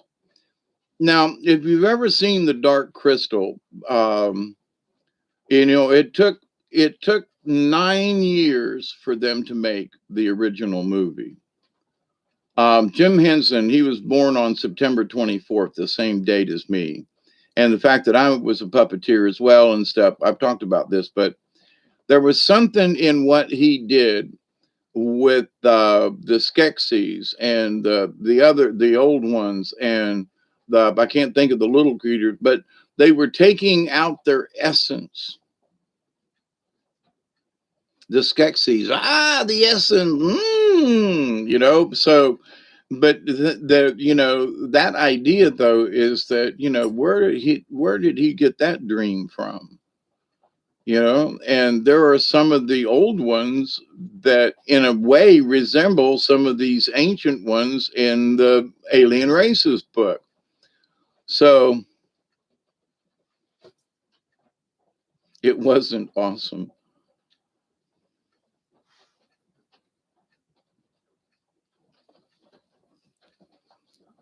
So, and Brandy, to the point about every letter has a number, I agree with that. And there are people who do use that, absolutely. And it's important for us to understand that other people are trying to use it against us. It's another to try to understand, should we use it? Just saying. Um, but anyway, the idea though that they steal our essence. Now stick with that, because if there's a mater essence, or if I have Charistus essence or Palladian essence or whatever, so that essence is what makes us, but we still have a free will. And I know I keep referring to Dante, but in that though, there are folks that, have a good, there's goodness in them, but they end up at some point changing their minds, becoming traitors or chickening out or something, so we can start out and have all the wonderful goodness in us. And then something in life changes in us for whatever reason, and we decide not to stick on the path or do something different or back out of an agreement or whatever it might be. And so, and if we suffer the consequences of those kinds of things, then it's not the universe's fault. It's the choices that we make. Free will is a separation from the tame animals. Kind of, sort of, yeah. But we have to look at this, this idea of free will. And I've talked about my time in jail, and even though I was in prison, they still didn't have my free will. I still had my mind. I still read. I mean, I learned about ley lines and stuff back in the 70s, long before anybody else knew what was going on. And I don't know who that librarian was in the prison there, but they had some paperbacks that were coming through there that some of them I had to read 2 or 3 times to get all the information out of. And and here's something I would like to add, this little story. Back when I was in jail, there was a guard, and I want to call him a friend of mine because he entrusted something to me. And I'm not going to say any words or anything, but and this story sort of needs to be told here. In that, when he was a little boy, because I'd asked him, I've studied with doctors and so forth because I worked with handicapped children, and he walked with a limp. And so there was one night he was taking me up to my house. In other words, it was going up the elevator, walking down the corridor of the jail there. And I said, Corporal, he was a 2-striper. I said, Corporal, I said, I see your limp's a little worse tonight. And he stopped in the middle of the corridor, we're on the 3rd floor of the jail. And he turns around and he goes, how do you know I got a limp? And I told him, I said, I got a bum leg, and I was just curious. I said, you're limping more than normal. And he goes, well, nobody's supposed to know about that. And he got real defensive about it. So I let it drop because, he was a really nice guy, black gentleman, very nice man. And so a little later on, I was reading one of these books about the supernatural and stuff. And he says, so I see you reading all these books. And I go, yeah, this one's really great. It's about this, that, and the other thing, And so and I said, I apologized to him a week or so later about, his limp thing. And I explained to him, I said, look, I was trained by a doctor to notice these things. I worked with handicapped children for 5 years. I've got this experience and I just noticed it. I thought maybe it was just a football injury. And he goes, no. And he goes, but I will tell you something. He said, I see you reading all these books. And he goes, when I was a little boy, I was crippled. And he said, my mom and daddy took me to every doctor they could find back in the day. Now, this would have been in at least the late 50s, might possibly have been in the early 60s. But anyway, he was, my age, a little younger, or he could have been a little older. So 52, 55, somewhere in there was my guess. Anyway, he said they took me to every doctor they could find, and he said I was wasting away. And he said, my parents took me to this doctor and that doctor, and he grew up north of Tampa, up around Land O'Lakes or something. Anyway, so he said, but one day he said, Mama used to keep me in this big wicker basket with blankets and stuff. He said, I got to the point where I couldn't walk, I couldn't get around, and he said I was just a youngin', a little kid. And he said, and I remember them talking about it at the kitchen table one night where Mama said, we got this relative up there near Georgia. And there's a root doctor up there. And we've tried everything else. We've prayed to the good Lord. And our relatives up there say to bring this boy up there, that they've made arrangements for him to see this root doctor. So he said they had this old pickup truck, like an old Chevy, in the 50s model Chevy. He said we traveled all the way up there, and I remember that road, Highway 19. It was a 2-lane long stretch of lonely highway through the swamp. It's 4-lane now, but it still goes through some lonely sections of the swamp. But anyway, he said we drove, and he said we got to this place up there, and he said I didn't know where it was. And he said, but they took me to some relatives, and we stayed there that day. And he said, then they gave Mom and Daddy these instructions. And he said, they took me down out in this field and down through this pasture and up a hill and down a hill to this old shack. Now, this is a true story. He told it to me personally. And he said the instructions was for them to leave me there on the porch at sundown and to leave, just turn around and go away. And he said, I called out to Mom and Daddy, and he said they put me in that basket and set me up there on that porch. And there's several places around here that have these old dilapidated houses with a rundown front porch. And I've known some people who lived through a cow pasture in one of these old houses years ago. But anyway, so he said, they set me on this porch, and he said, and I sat there, and he said, I didn't know what was going to do. He said, I was scared out of my mind. And he said, the sun went down, and I saw it go down.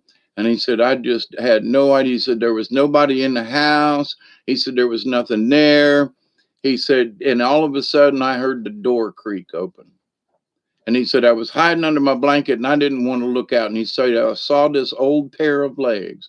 Now, old, and these hands that picked me up in the basket and carried me inside the room, and the door shut. And he said it was a he, but he said at the time I didn't know who it was. He said they set me down in the middle of the room, and he said I peered out from up underneath these blankets, and I saw this raccoon and stuffed deer and a this and a that around the room. And he said, then I heard this old man's voice say, son, don't be afraid. I'm not going to hurt you. I'm going to see what I can do and see if I can heal you. He said, now I want you to, he said, he took the blanket off of me. He said, there was this big fire in this little fireplace. He said, it was just blazing. He said, but he couldn't feel no heat from it necessarily. He said, but it wasn't cold. And he said he looked around the room and the old man said he was mixing up this stuff, like love potion number 9. Said he said, son, I want you to drink this here. He said, now I got to tell you, it don't taste real good. He said, but you got to drink it down. I got some water for you. And he's a little bit of stuff and something. He said he drank it down. He said, oh my God, it tasted horrible, but chased it with some water. And the old man said, now just lie back. And he said, whatever it was, he said, I think I was tripping. And he said, because the room started to move and the old man, he was all hunched over and he said, I don't know how this old man picked me up, even though I didn't weigh much, but he said he was so frail looking when he was walking around me, at the beginning. And he said, but then he just stood up, and it wasn't that he was old anymore. He seemed like just a middle-aged man, and he started chanting, and he said there was like an incense, and he said, and then the old man came and put his hand on my forehead and said, now rest, child. And he said the next morning, because the instructions were them to be back there at sunup, right? He said the next morning, he said, I was sitting on the porch, on the porch with his feet on the first step. It was like 2 steps, he said. And he said, I'm sitting there and the basket was behind me. And he said, now I don't remember the last time I could sit up straight by myself. And he said, and I don't know how I got out of the basket nor how I got on the front porch. All I remember was hearing our truck come down through the field. And I said, so you don't remember? And he said, Mom and Daddy come up and Mama come jumping out of the passenger side of the truck. And she come over and she goes, she stopped after she took a couple of steps and said, I don't know if his name was Henry. I'm just going to use that. Henry, what are you doing? And he said, Mama. And he said, I stood up and ran over to her. And he said, I had gotten to her before I knew what I had done. And now we're sitting in the Hillsborough County Jail, and he's telling me this story. But because we've known each other now for 6 or 8 months, and he's taken me up every night that I need to go up to my prison cell thingy, and he sees all the books I'm reading. So he's entrusted me with his life story. And he said, Mom and Daddy went up onto the porch and they opened up the door. And he said they had trouble getting the door open. And he said, I told him, I said, this old man came out and he tried to explain some of it. He goes, no, it didn't hurt me. He made me drink this stuff. And he goes, well, there was a big fire in the fireplace. So they got the door open and went inside. And he said, there was so much dust on the floor. And he said, the fireplace was on the other side of the door. And he said, but there was no ashes. There was no coals. There was nothing in the fireplace. And he said they had trouble opening the door. I mean, they had to like shove it open. And he said the only thing that was in the dust was where the door had scraped the dust when they opened it. There were no footprints. There wasn't anything there. He said, now, some of the things on the walls were, he said, but as far as him being in the cabin or somebody being, he said, there was this dust everywhere, and that there no footprints, no nothing, no ashes in the fireplace. And he said, and I was cured. He said, but I still have problems with my leg. And he said, I don't know how you picked it up.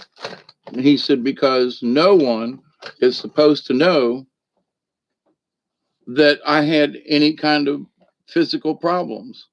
And he goes, and you're the first person I've told about this. Now, this was back in the 70s, okay? Like 78. And so later on, way fast forward, right, to I've bought this piece of property. I've gotten involved with the local theater group, and I'm telling stories. at this, this event. And so it's a Halloween, we're telling stories, and I talk about this.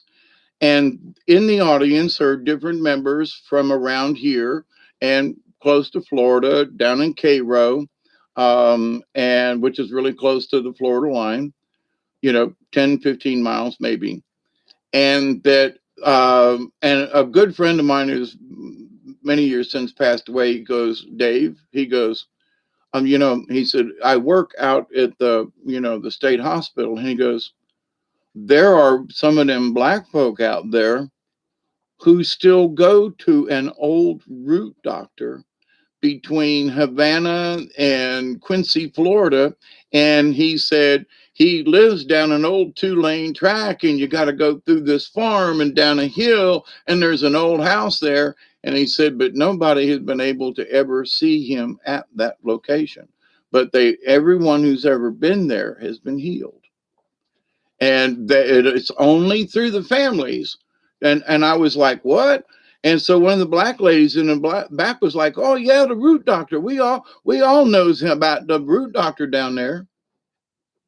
Now this was in the late 90s, maybe early 2000s.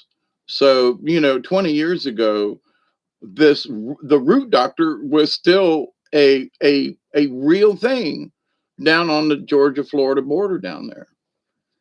And so I have talked with some other folks over the years, and hey, Susie Q, and most of them are, no offense to black folks, and I don't mean that in any disrespect. But it's only the black folks that know about this root doctor, and a few of the old timey white folk, and they just know about this guy and some of his root doctrine. So now, why do I bring this up? Because whatever this old entity is, he knows something. Something has been passed down. He could have been from Africa with, witch doctrine kind of stuff. We don't know. But the fact that I knew someone personally who was healed by him, and then I met some other folks that, after the story came out, and they was like, Mr. Dave knows about the root doctor. And I was like, I wish that I could remember that corporal's name, because he had relatives up here. So I would like to have asked the question, hey, do you know Henry Jones? That's not his name. Or his family or anything like that. Just for, shits and giggles, right? So there are things that I have witnessed through other people that it happened to them. So that first hand account, first person, and then there are the things that's happened to me. Then I go, there's got to be something else. And I hate to use the word supernatural, but it's versus using the word unnatural. It's unnatural to us,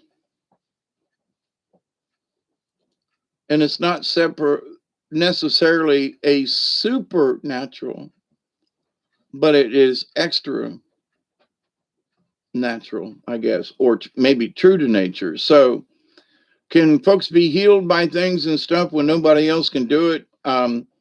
I say the answer is yes. Are they using something different and some kind of symbols or voodoo or witching or whatever? Yes. But here's the thing about this particular root doctor. He was known,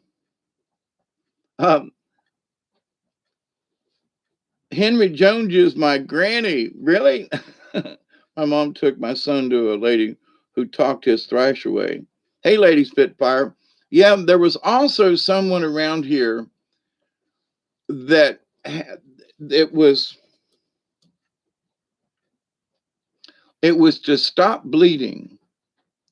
And you could call this person and say, my son, somebody's got a thing and they're bleeding. And she would speak these words over the phone, and the person would stop bleeding.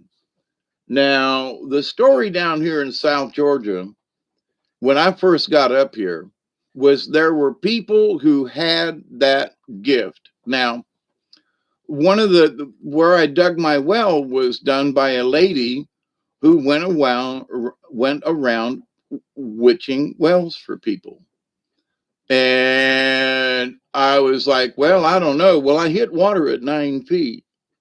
Not a lot, but I hit water. And there has always been water in my well, no matter how dry it's been. My neighbor's he had a 325-foot well, had pushed it to 425, and his well still went dry. And I've always had water in the bottom of my well. It's a shallow well, 22 feet deep. Dug it myself, well, with help, but the idea, though, that you say, well, there is magic in some of this. Is it actually magic, or is it just that we tap into those natural things?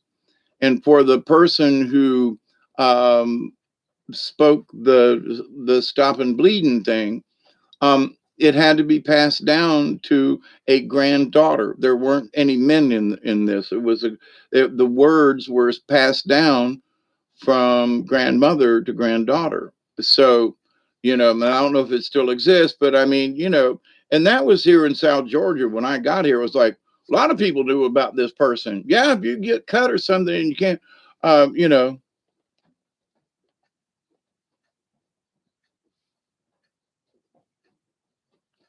So, are there things going on? You betcha. It's 2:24. Time for a bowl.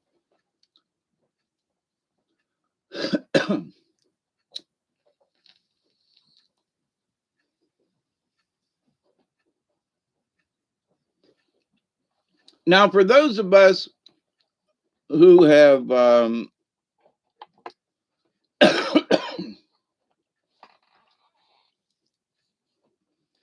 had out of body experiences, we can be in two places at one time. In other words, I can be in a chair and off somewhere else. How you doing, Susie Q? We need to grow more. The Filipinos, they have 40 different environments. Yeah, there's a lot of stuff we need um, to do more of. But so I bring this up about the solid soul in that if we're in the if we're in our transcendental state, if we're in that, you know, um, then we're not really solid.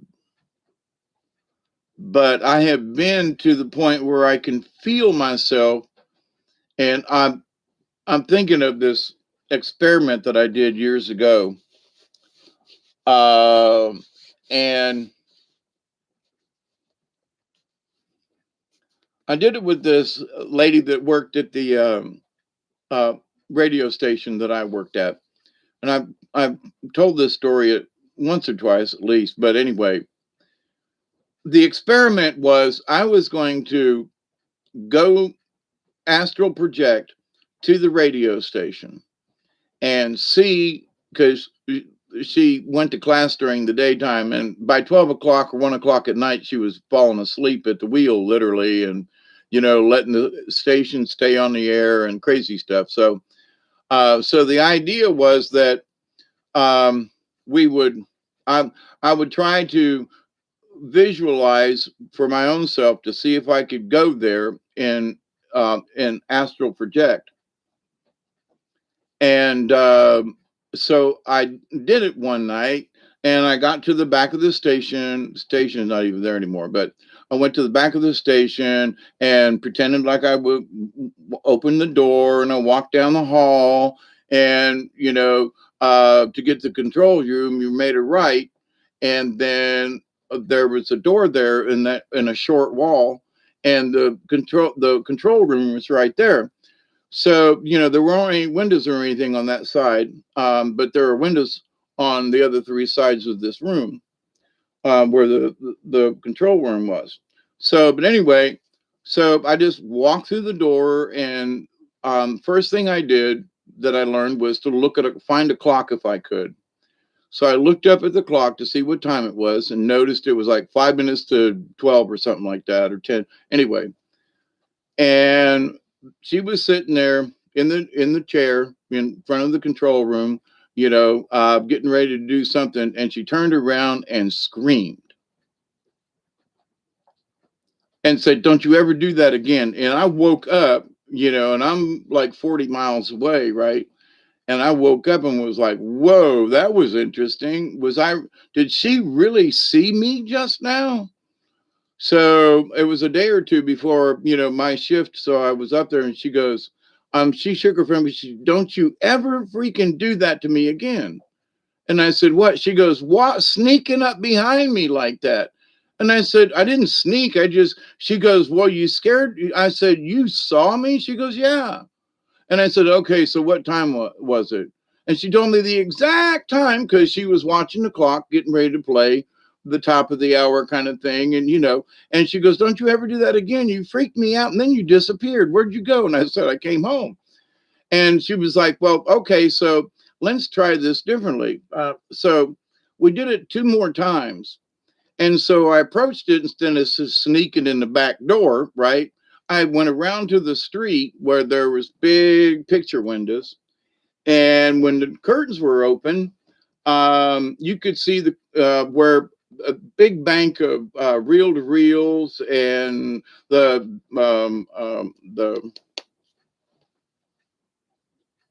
printer and everything for not the ticker tape, but anyway, the and telewire stuff and teletype. There you go. So I would come in from the street and walk across the grass. And so I couldn't see her one night. And so I went up to the glass and I'm in my spirit body, right? But I go like this with my hands to look in through the glass because there's glare, right? And she comes out of the control room and looks straight at me and walks over and waves and gives me a thumbs up like she's got this because she had to change out reels. It was the top of the hour. And I waved and I quote came back home. We did that twice coming up through the or maybe it was three times. But anyway, we did it at least twice through the picture window. And the time I scared the crap out of her coming into the back of the control room. So it proved to me a long time ago that yes, I can astral project. And it was obviously that Miss Sheila could see that. So she was special. And a year or two later, she came looking for me out in the middle of nowhere, no phone, no food, no pets kind of thing, way out and she found me. And it was like, I looked at her and I said, "Thela, honey," I said, "how did you find me?" She goes, "I had to come see you." She goes, "Because what we were experimenting with and the conversations we used to have about the occult and, you know, not any kind of Satanism things, but always along the lines of ESP and all this kind of stuff." And she said, "I just had to come and find you." And I was like, "How did you?" She goes, "I don't know. I just knew that you lived down this way somehow. I just followed my instinct." And she asked a guy in town who just happened to know me that I had worked with at the recap place. And she goes, "You know this guy with his name's Louis. He's got one arm." And I was like, "How did you run into Louis?" She goes, "Well, I stopped at this store." And she said, "I saw this guy." And she goes, "Something told me I should ask him if he knew you." And he said, "Yeah, I know him," and blah, blah, blah. "Well, he lives out of town down blah, blah, blah." She goes, he gave me directions. And I was like, "Louis gave, of all the people that, Louis?" She was like, "Yeah." And he had one arm from birth. And he was a policeman there in Berlin for a while. But anyway, she goes, "Yeah, and he knew you." And I told him I used to work at the radio station and blah blah blah, which I had talked to Louis about. We knew each other for a couple of years, but anyway. So in through all of this, there have been these really weird circumstances with people that I have met that have gifts. Okay, Not to say that I'm the guy with the gifts. I ain't even going there. I'm still practicing. I'm still in training. I do not have this down pat. Uh, I've got a lot of experience, but and wisdom in these things, but am I in any way the master of these things? No. And I would refuse to even infer that I was a master at any of this, except maybe in understanding the basics. So, but from someone, from a person, from what I've seen, known, experienced, to someone else, though, I would be the master in that, okay, grasshopper, there are these things that I have known, and you haven't understood these things yet. It's not your fault. But in that there's wisdom in that. So and I was told years ago by a medicine person, they said there will become a time right now that you, David, are the pupil, and the pupil will become the master. You will have to do what I'm doing now. And I'm like, back then I was like, yeah, right. I'm in my 20s. Yeah, sure. And here I am. So am I the master? Only in that I've got more experience, but I'm still haven't, quote, mastered this idea of shamanism. I'm no. So, but anyway, but in the understanding of an apprentice, so master carpenter, master electrician, master, yes, they've been at it for 40 years. They know what to do in their sleep. You know, they can almost guess what circuit breaker you need. For that load you're fixing to put on if you're an electrician. But anyway, Hawkeye, do you think y'all knew each other before this time, or just connected this time? Brandy, I wish that that Thela would, it was, she had a lisp, poor darling. And, the joke was we called her Thela versus Sheila because anyway, but was done with love. So I've often wondered where Thela ended up. And if is there still a connection? Because we had one back then. I mean, she found me like 50 miles away, kind of thing.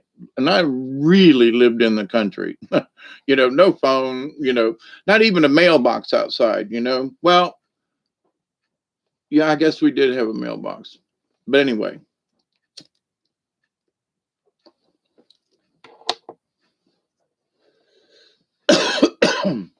I think it just had a P.O. box. I mean, it just had an RFD number. But anyway,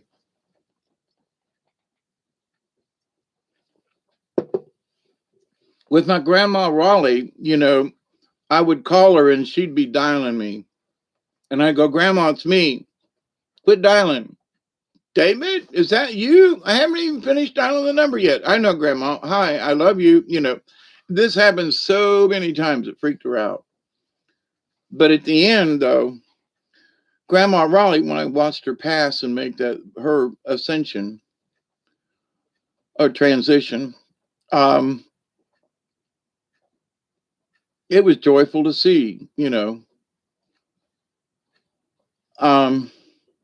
and especially having had that connection with Granny, right? So there are people that I've met in life that I've had that connection with. And some of those folks have circled back around and called me on the phone out of the blue.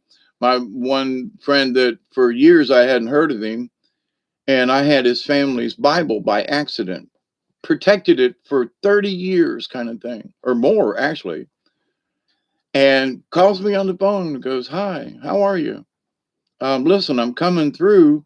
I would like to stop and see you. This has been a couple of years ago. My good friend Charles. We did a lot of acid and smoking and weed and doing crazy things way back in the day. Was really into, the meditation thing and the extrasensory and all that kind of stuff. And he went into, they actually created this, the reason he was coming down was because it was, I don't know, 30 years or something. But at the university there in Carrollton, Georgia, they actually created a special master's program or bachelor's program for this, and it was the usage of words. So when you hear me talk about words and how we say them and things like that, he and was the first graduating class, and they were having their 30 40th reunion or something, probably 40th. I don't think it was 50, but anyway. And he said, and there are still people who are, the program is still, in Carrollton, it's one of the few places you could do, blah, blah, blah, blah. So we were having this discussion about words. And I said, now, isn't that interesting? Because that's when I was really starting to get involved more with the YouTube thing. And I said, I've been understanding, we talked about it 40 years ago, and here I am still talking about it. And I see just how really important it is now. And he was like, you mean you're studying this? And I said, on my own. But you got me started because you went to college. You started a program for it.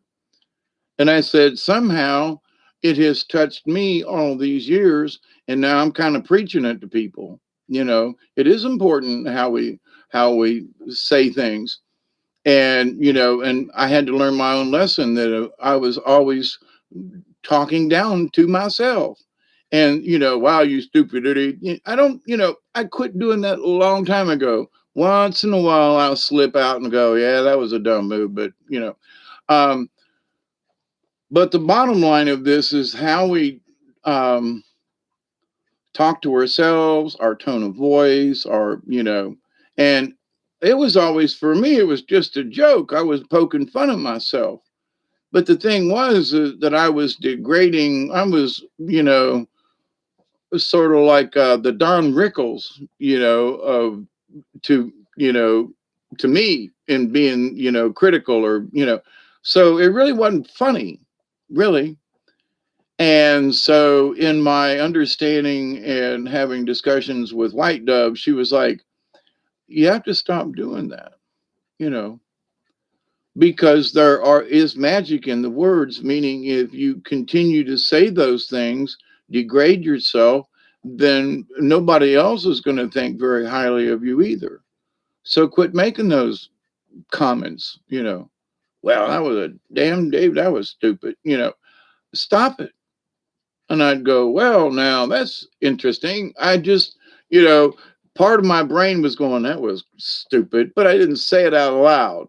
And so I'd go, well, that's interesting. I changed my whole philosophy and my speech pattern. I would still go, well, that was, unexpected, when I was, a part of me was going, yes, stupid, So,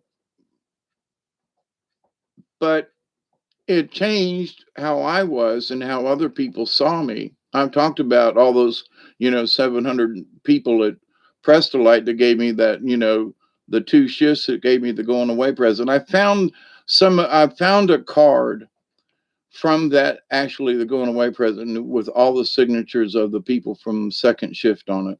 I was like, wow, I retained it as a memory, But then there's actually a, physical evidence too, which has been about 15 years ago now. But anyway, it's proof to me that these people signed this card to say thank you and will miss you for having a positive effect on their life. Holy crap, I never expected any of this. For example, I was looking in something the other day. I don't go into my YouTube studio thing because I get tied up in it, my brain gets wrapped up and I get lost. And so, like one of these things, never mind. Maybe I just stoned and I missed it, Dr. Hook and the Medicine Show. Hey, Ray, tell him who we are. Well, we're big rock singers. We got golden fingers that we loved everywhere we go. That's right. Everybody sing along with me. On the cover of the Rolling Stone, Anyway, um, and I totally threw myself into another gear right there. But anyway, in the grand scheme of spirituality and all of it and all of these distractions along the way, it's fun. It's part of life. There's nothing wrong with it.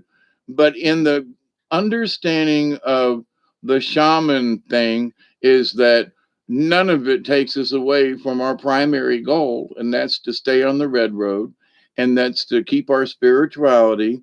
And, as long as we're looking from side to side, as long as we stay on the road, that's groovy. But if we stop too long to look at the pyramids and or a really good fishing hole, it's time to keep walking. There could be an even better fishing hole down the road, or some more information, or another pyramid. Just saying.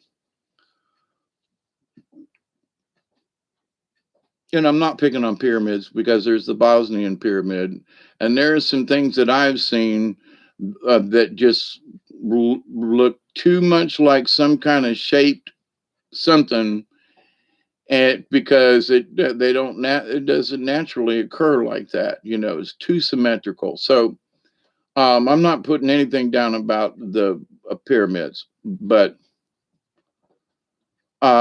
there are those folks that are using pyramid power and those kind of things. Nothing wrong with that. Now, I got into it years ago, and I was like, but in my spirit guide of things, they were like, it's really nice, Hawkeye, but I was like, okay. So then they refer me back to like Thela and having out of body experiences and having someone see you at the location, or the things that I've seen, and go, well, how did you know that, Dave? You know, well, I kind of saw it. All right. So then, all right. That's why I've seen future events, and I've asked my spirit guides to, like, look, unless it's really something important, I don't want to hear any more screaming and crying, and I just don't want no more of that. I really don't. Got too much of it already in here that I'm retaining, that I wish would go away. But once you've seen it, you can't unsee it, as the saying goes. Once you've heard it, you can't unhear it.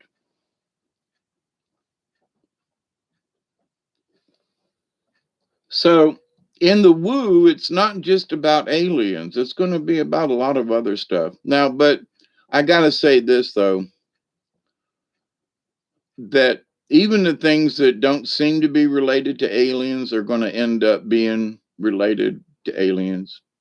In that, for example, I've talked about this before, as a metallurgist, a machinist, and as an engineer, I studied metals extensively. And when I came across that WikiLeaks a couple of years back about that they were keeping um, certain types of metallurgy top secret, how they make it, the what's in it, top secret for 30, 40 years, right? Or more, some of these. So why would they not want to tell us about certain metals? Because they're making crap out of this stuff, right? Well, titanium. Now everything's made out of titanium. There was a movie I watched with, I didn't know that Sean Connery had made a space movie. But they were mining titanium off the moon Io from Jupiter. And I said, I got to watch this movie just because, right? And I was like, but titanium ore is very plentiful on this planet. It's just kind of hard. You got to dig up a lot of stuff to get it out. But so titanium mining, is like a really big deal. And but the fact that in 1985, when this movie was made, they were mining, guess what? Titanium off of the moon Io, from Jupiter. So, and Sean Connery. Yeah. So, but anyway, I just found that sometimes watching these old movies, there is stuff that you just scratch your head and go, what? But so anyway, My lessons are being learned in some of the old movies. I'm telling you.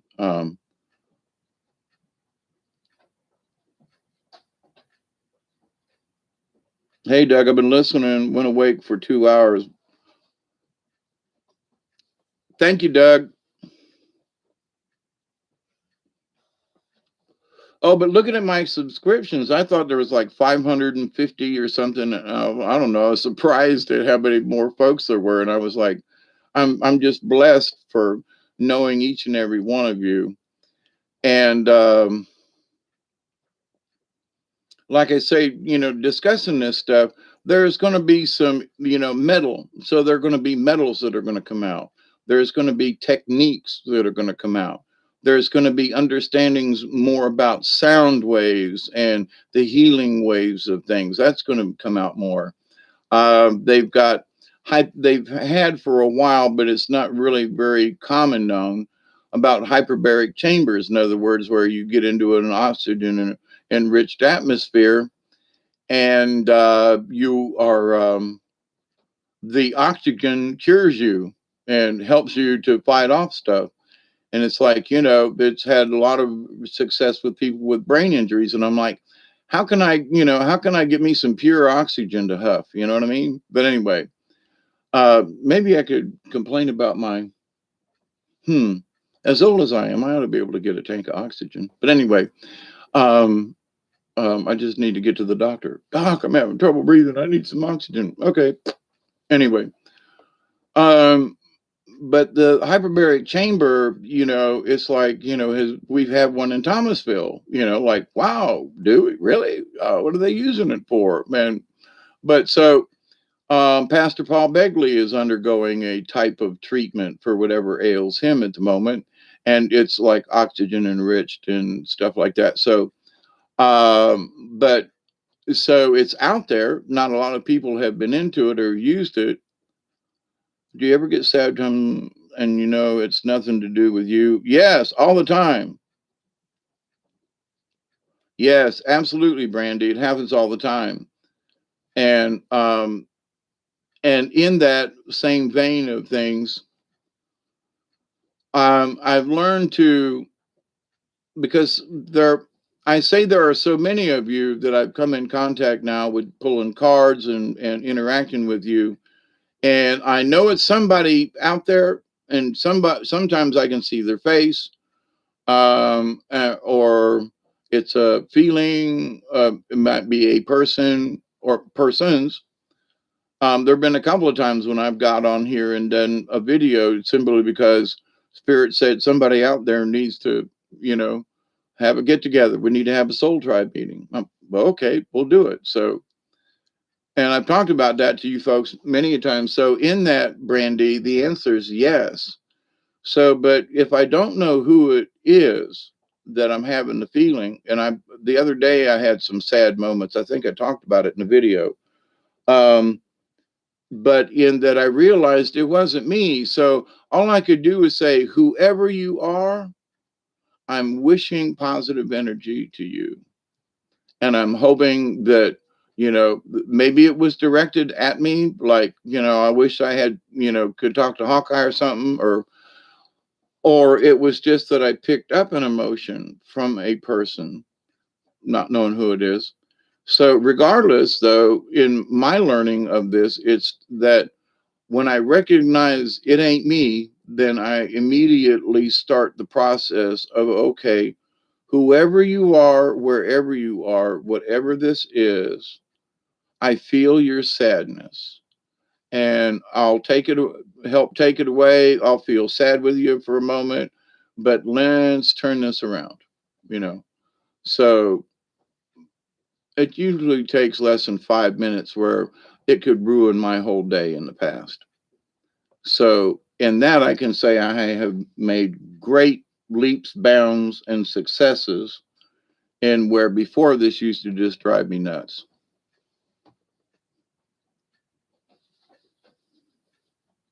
It can be overwhelming. Yes, it can be.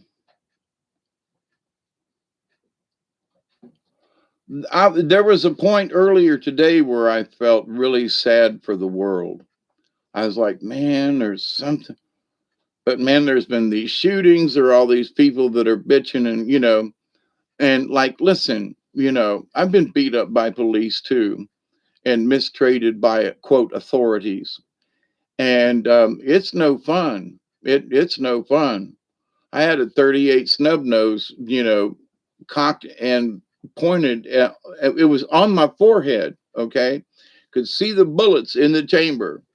And there are times when I still wake up in a cold sweat, seeing that gun barrel up against, those bullets facing me,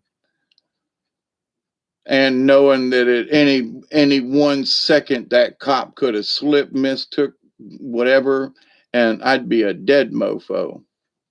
I'd have been dead a long time by this time now, but that was when I got busted in Tampa. So, you know, um,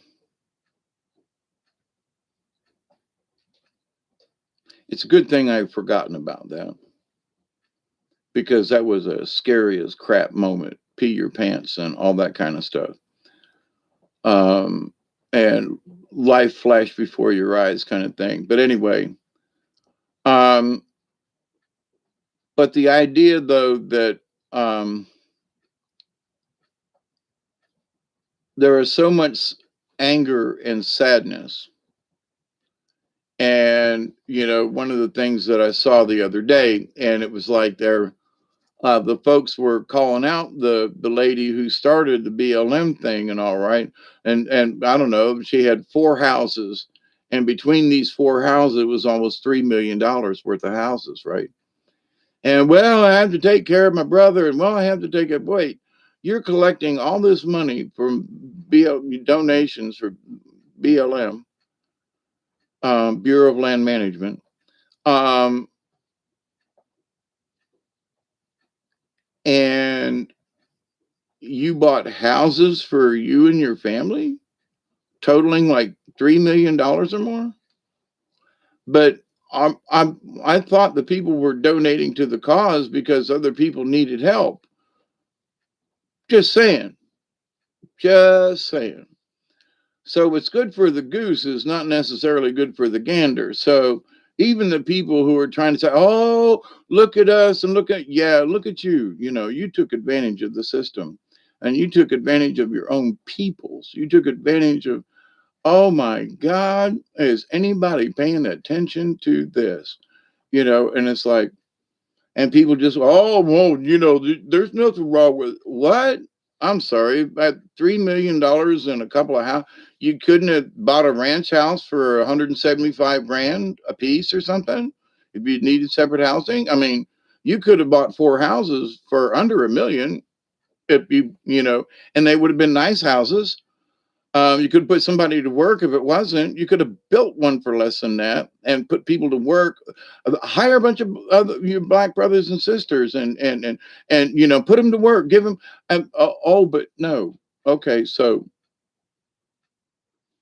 there's craziness abounding, and there are people who are being, the veil is being lifted because what they thought they were doing, what they thought they were, quote, fighting for, and, oh, but, BLM, um, and anybody that talks differently about it, we're all the racist scumbags. And I'm thinking the people who are doing it are racist even to their own people. How can you do that? It's like, here's one of the things that a lot of folks don't think about. But back in the days of the slavery from Africa, it was Africans who were selling other Africans. It was the Ivory Coast over there, and they would go inland and they would steal and kill and whatever from different tribes and sell them. So it was Africans selling Africans. It wasn't the white men that went into the jungles, no, because they got killed. And wait a minute now. Well, so people, well, it's all about the white people. Really? Go a little further back in that history lesson, and you'll find out that it was blacks selling blacks to the white traders. That's it. Period. Let's call a spade a spade. So, but and so in that, though, there are still black folk, in my humble opinion, selling their own people out into the slavery, because the slavery right now is for all of them to rise up. But for what reason? To make a few people rich at the top, it seems. Just saying. Is this not obvious to some of us?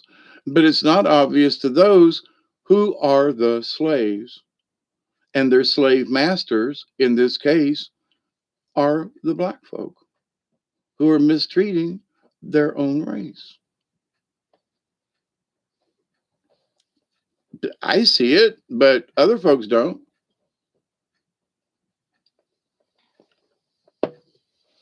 And through this charade, through this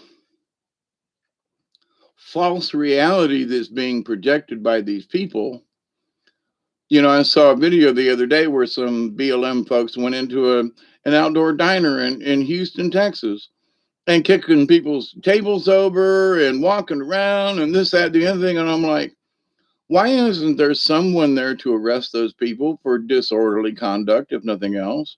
And quote, inciting a riot? I mean, they're out there calling these people names and knocking their drinks over and interrupting a business.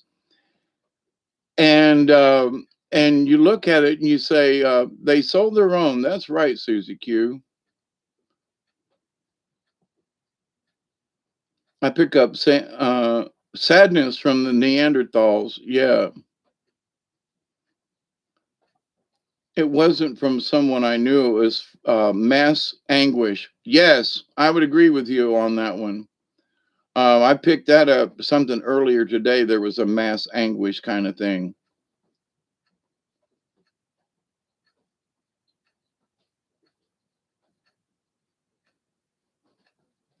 Yep, Brandy, you're absolutely right about that. There's a lot of craziness going on. I mean, when I was up in North Carolina years ago trying to work for a company, and no offense, but I'm going to use the language that he said. He cover your ears for those. He said, he said the only thing I hate worse than a nigger is a fucking Indian. And this was near East Flat Rock, Tennessee. I'm sorry, North Carolina, North Carolina, just over the line from South Carolina. And he was this bigoted old bastard. And I was like, I'm glad I didn't go to work for him, but the only thing worse than a nigger was a fucking Indian because of all the Cherokee up there. And he was utilizing prison labor for his major labor force in the company where he was at, because he had worked out a deal with which I thought was good, but he was underpaying his welders, and he was making a killing. They made trailer anchors, the kind that screw into the ground, and really big business even way back then. But the fact that he would screw anybody, I mean, what about the families? He said, well, they shouldn't have got in jail. He said, well, if you paid them more, their families would get more and they could live, better than in some old trailer. And he goes, well, I own a bunch of those trailers that their families live in. So the people who were in jail, the families, he was renting trailers to. So paying the husband who's in jail, who gives some of the money to the family, who then turns around and gives it to the same guy. And I was like, what? True story. Glad I missed the opportunity of living in North Carolina, but I'm glad I didn't work for that guy, because right after then I found this place. So there was a blessing in that. It was right after my house burned down. But anyway, so this idea, though, that there are people who are supposedly doing all of these good and wonderful things, or like the Mexican restaurant owner here down in town. He was getting, every 2 or 3 months, he'd get in a whole new batch of kitchen workers. They'd go back to Mexico and he'd get in a whole new batch of workers. Well, so the workers, he paid them substandard wages because they were under the table. He wasn't collecting, Social Security on them or anything like that. Um, and he was renting them housing while they were here. And they had a car that they could use if, once in a while there's somebody actually could get a fake driver's license. So he rented them the car, he rented them the housing that they lived in, and he paid them the salary. But so they could send some of that money back to Mexico, being cheated by their own people. So it ain't just the blacks, it ain't just the whites, it's people, you know all the people that worked under this particular person I'm thinking about.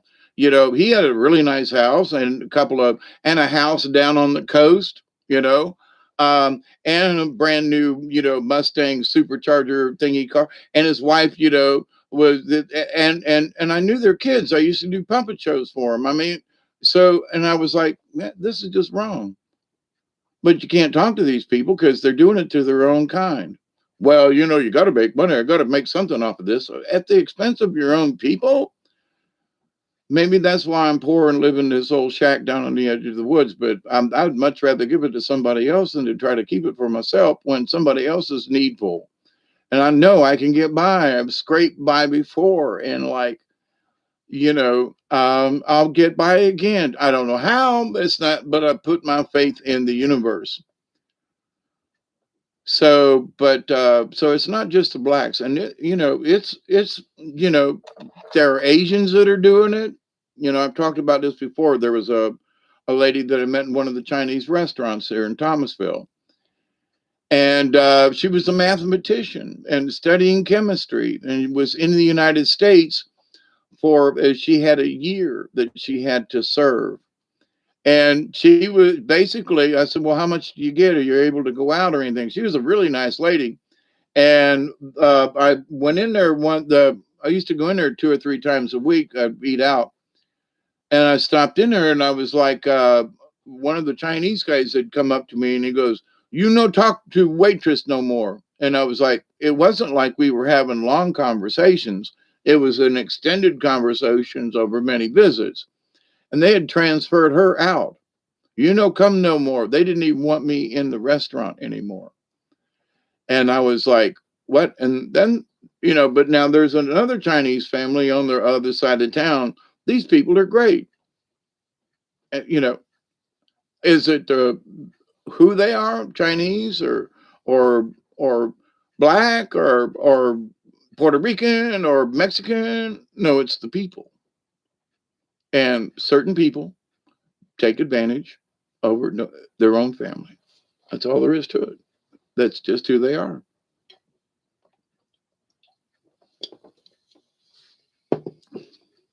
Praise the creator. I'm not like that, but that kind of thing just makes me want to throw up.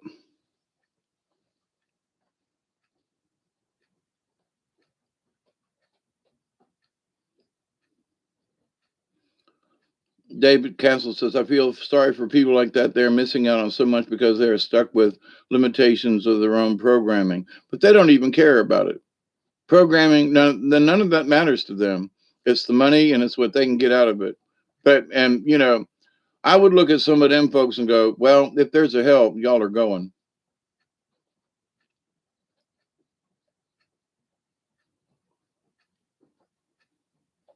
Yeah, Brandy says, I worked for I think you mean Honduran lady. She worked her people 7 days a week and housed them so they'd be under her thumb. Yep. Dominic says, tyrants are incapable of guilt, shame, and remorse. They function from the reptilian part of the brain. I would agree with that, Dominic. I mean, because, I've talked this, I almost said his name, but the Mexican guy, man, I sat down and had beers with him and talked and, um, and he looked at me and he goes, David, it's only business. What? David, it's only business. And I'm like, yeah, but some of these folks are your relatives. But it's only business. Relatives, who about? It's only business. If they don't work for me, they work for someone else. And then they get the money. But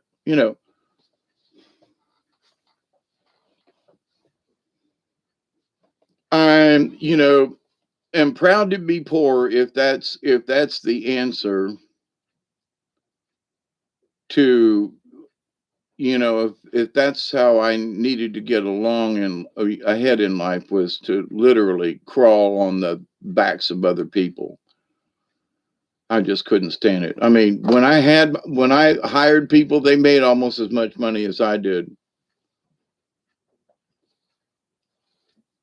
Brandy says they treat them like slaves. I work with a Russian and a Slavic girl in Orange Beach. They were exchange students, slaves to these rich people. Yep, yep. They take the girl's money. Yep. Every time they turned around, they couldn't say anything. And it's a shame. And one of the things and I got to say, it seems a little better, but here's the thing: we were talking about this the other day. Down here in the South, there are a lot of these little communities, and there's a little country store, and it's owned by somebody in the community. Somebody put up this little store at a crossroads in a little place called Veda. It's a true place. I have to go through Veda, to get to the Flint River when I go over there to camp. And so, had stopped in this store. How long I've lived over here? 40 years on this property, and I've been to the river. Every time I go there, I'd stop at the store and get a soda or something, and maybe get gas or whatever, ice or.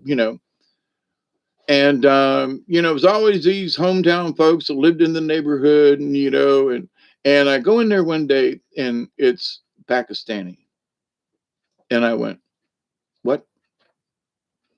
Oh, good afternoon. Do you need gasoline?" A really nice chap. Don't get me wrong, but oh, my family bought it out. They bought the store out. And so I got to talking with this guy, and I knew some other people in Pelham. And when I was videotaping the Pelham City Council meetings, which was like once or twice a month at least, I was party to what was going on in these small communities. And as a videographer for a local cable access station.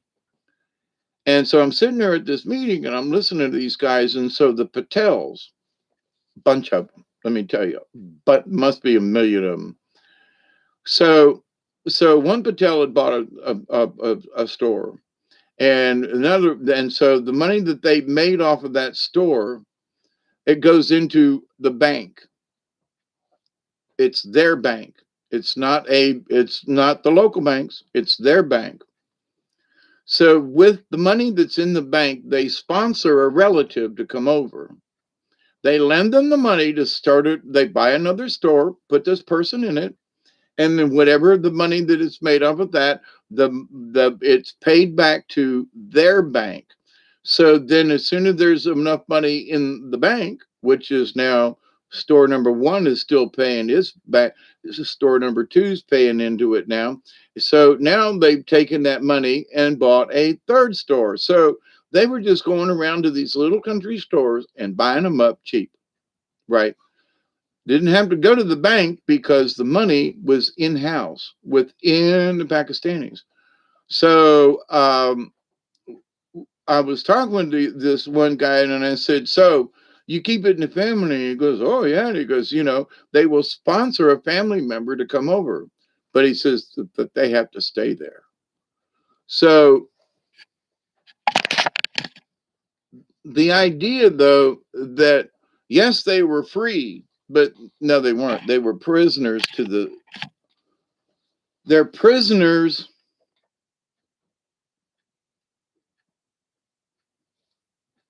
to their job. They're prisoners to their work because they agreed to do this. So, and when I go over to Coolidge, there's a Pakistani gentleman there. He's a really nice guy. And, he giving me and the dog some free food at the end of the shift, at the end of the day, nice guy. Known him for years, been in and out. I don't know his name, but we have, he's always asked, how have you been? How's your dog? Blah, blah, blah. So, but he's tied to that store. Anytime I've ever went in there, it's either him or his brother, or a lot of times both if it's busy. They are tied to that business. So, yeah, they're here in the United States, and yeah, but they're stuck. They're not going out and taking vacations, and no, they are married to that job. They are married. There's a couple of other stores that I know of that have been picked up, and I'm not bad mouthing these folks. They're good people, and you hear them interacting with other folks in the community. Hey, how you doing? Hey, fine. How are you today? So they're not stuck up or anything like that. Um, but at the same time, I look at him and go, does this guy have a life? He works until 8 o'clock every night, 7 days a week, either him or his brother. What's out there, daughter? Careful now. What is it? Something outside? It's still raining too. Is the possum out there? Duggar is awake and alert and looking out the window. But anyway, but in this though, so they're slaves to their own situation. But anyway, but they're free. They have free choice. I don't know if they could get out of it or not.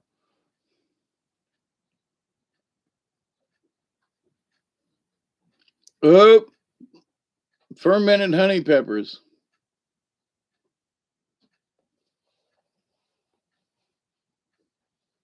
No communion with God is failure to understand and talk the truth.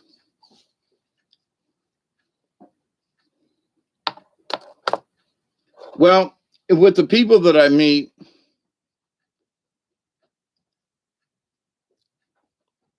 whether they know it or not, I'm trying to leave them with a spiritual note. With a like, my that the lady in the store the other day, I said, my, that was really nice, or something. I complimented her 2 or 3 times while she's checking me out at the local store. And so, I've always tried to be a positive something, and you never know when somebody's just, they've got one of those harried kind of days, while their hair's falling out, um, or they're wanting to yank it out, or it's falling out because of worry. But anyway, harried. Um, but in that, of the how you could influence somebody else just by being near them with a smile or a kind look, or find something, whether you, I always try to find something and go, wow, you really look nice, and did your hair looks nice today, or something. Just something. And with a go, like, well, they weren't expecting any kind of a compliment from, now these folks have seen me in the store a lot, so it's not like I'm a quote stranger, but I am a a continued customer. So they see me in the store and they go, wow, hi, how are you? How you doing? Everything okay? The general. But to give them a compliment though, or to thank them, or to or be some where other folks ain't quite so like that. I remember this older Pakistani man at his mart in Louisiana. He would sleep on the floor. He was so sick and tired, poor thing. Yeah, these folks ain't quite like that, but they're not living in a fancy home, I don't think. But whether he has a fancy home or not, he's never there. I've gone at just odd times over there, and it's all about the business. Now, there's nothing wrong with that, but they're dedicated. But you have to ask the question, but are they actually, are they slaves by their own, you know, acknowledgement? Now, I was a carny for a long time. And when you go out in the carnival, you do this and you work the way it is, and it's 7 days a week for as long as the season is. And when you make that commitment, you got to do it. It opens every night. You got to have your ride. You got to do it every night except Sundays. That's the day you travel and start setting up again, and you start again on Mondays. But um,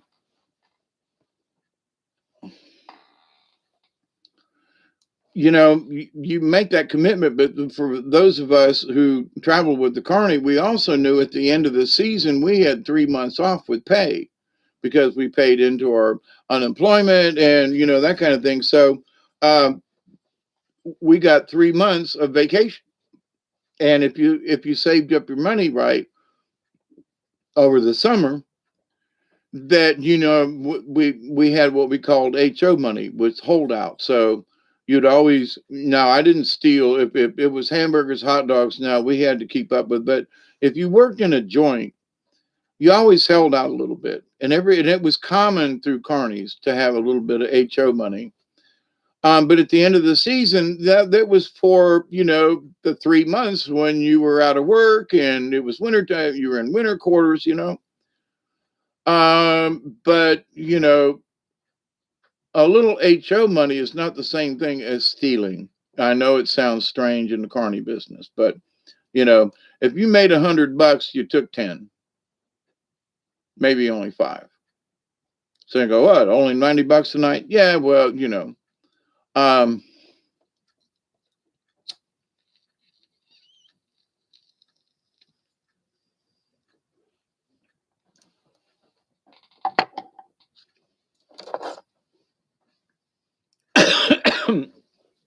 it's 4:20 somewhere because it's 3:20 now.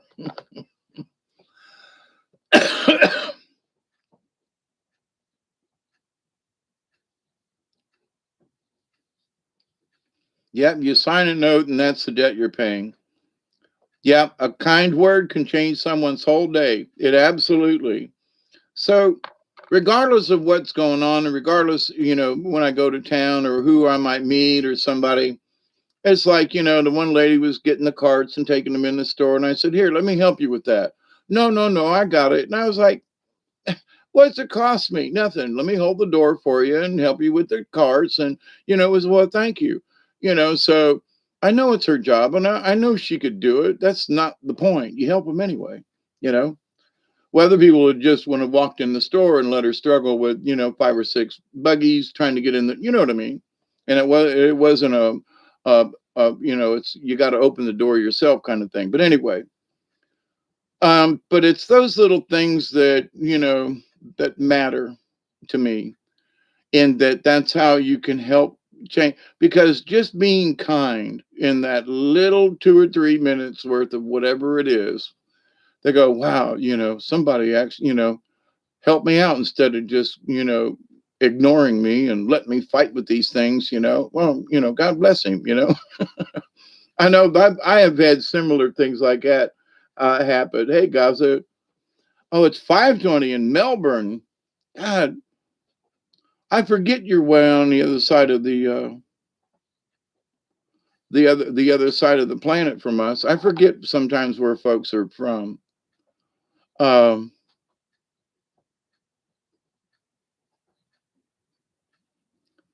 and Regine, I agree, kindness to elders, but kindness to everybody, because in the law of one, if you do no harm, then that means you're going to be kind to everybody, all critters, plants, animals. If you're going to do no harm, so in understanding to do no harm, then what?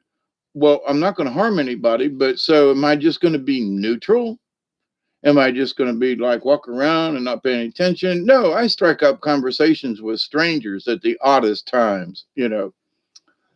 And people have come up to me and started up conversations with me like, do I know you from somewhere? So, I mean, I've had people start up conversations. I don't know why I want to talk to you, but not, it's a couple of times it was an inconvenience, but Spirit told me this person needs to talk to you for some reason. So go talk to him. Okay.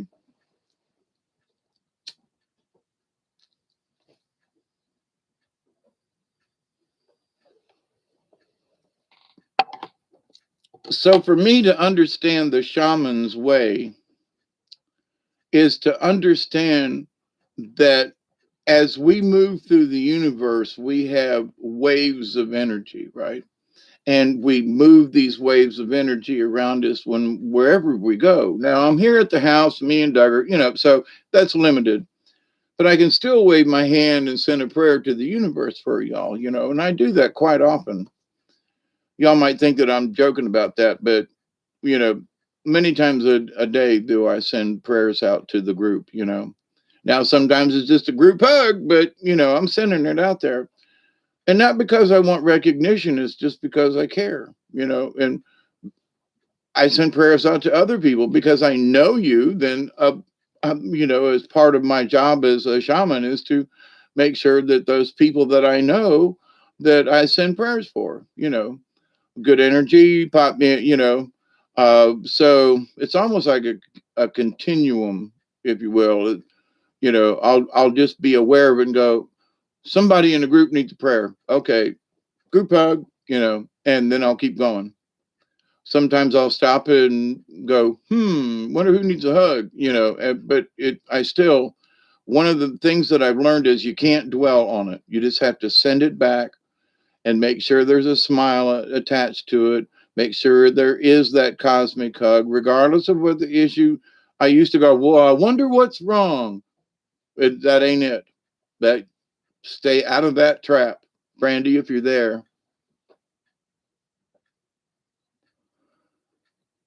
But it doesn't matter what's wrong, because I used to go into, oh God, there's something wrong with such a child, and I would like beat myself up. Then, as the shaman said, hang on.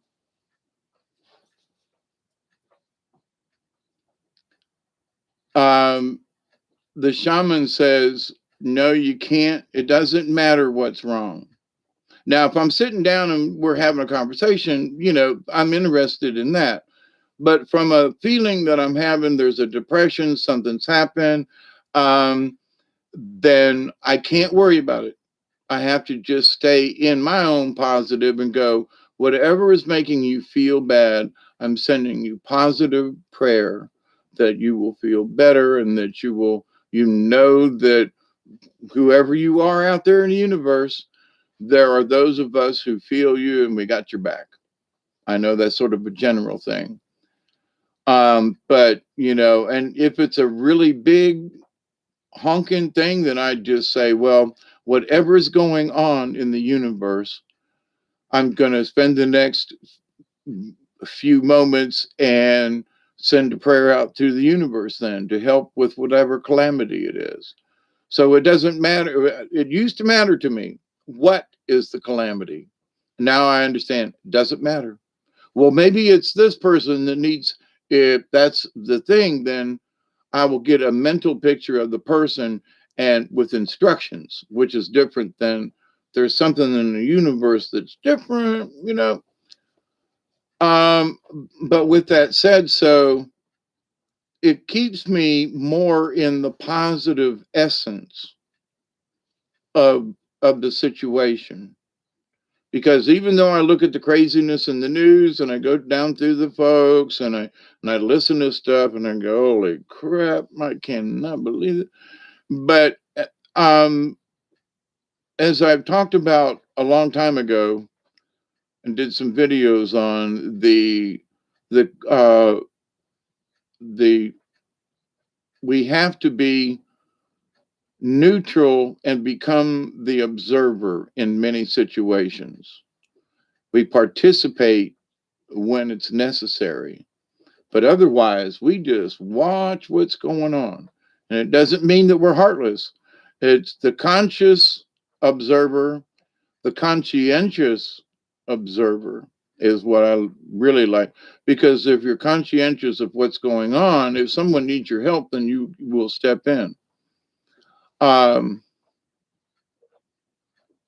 there's another one with the C word that I can't remember at the moment. People, yeah, hugging people at the gas station. I mean, yeah.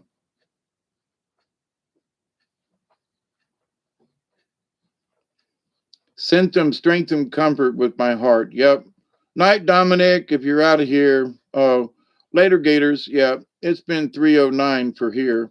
And I was just hanging out a little longer. It's good to be hanging out with y'all. It really is. Um, I just figured y'all got better things to do, but I realized that I don't come on as often as maybe I should.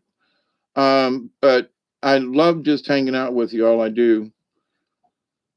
And tonight I was bored. It's raining, and I was like, yeah, Gaza. Did you mean Opal?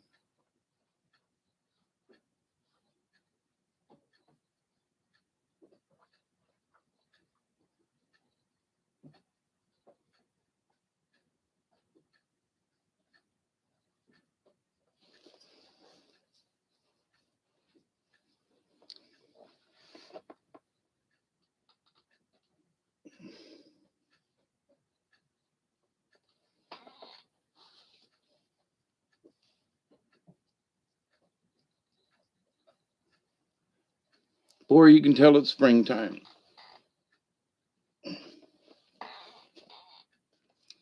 Had a moment of cosmic. Be quiet for a minute. Oh, okay. Um,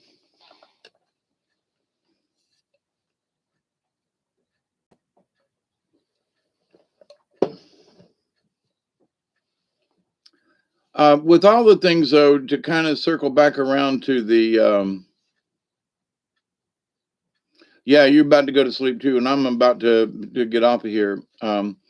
But to wrap up all these things that we've been discussing, when the for me in the shaman path, um, is that it is the understanding of all things possible, and if I stop to dwell at a lake too long, I might miss what's around the corner. If I just go to one fishing spot and no other spot, then I don't know if the fishing's really good where I'm fishing because that's the only place I go. Or, that's just an example. So when I was studying religions, for example, of course, Sister Helene told me, she goes, Jesus was a Buddhist, go study Buddhism, don't become a priest. And that was in 1970. And so I realized that, wait a minute, study other religions, see what they're all about, see what the grand story is. Let's look at the whole picture. And so, and the further that I've traveled down this road, Bob, we love you. I see a bunch of shaking going on. Good night, Brandy. Um, thank you, guys. I like your company too. But in this whole religious thing, the more that I've gone down this road of the shaman is to understand whether it's aliens or interdimensional beings, or whether or not there's fairies and ghosts, or it doesn't matter. It's that it all matters. It's not one thing, or ooh, that's weird. So when you see that all things are possible, not that all things are possible, but um in the when you restrict your thinking, you constrict your own spirit, because now you're like looking through blinders and you can't see what's out the windows. You're only looking straight ahead. It's okay to observe what's going on around you. That's part of nature. But what isn't natural is to stop in the middle of the road and to just look at one thing the whole time.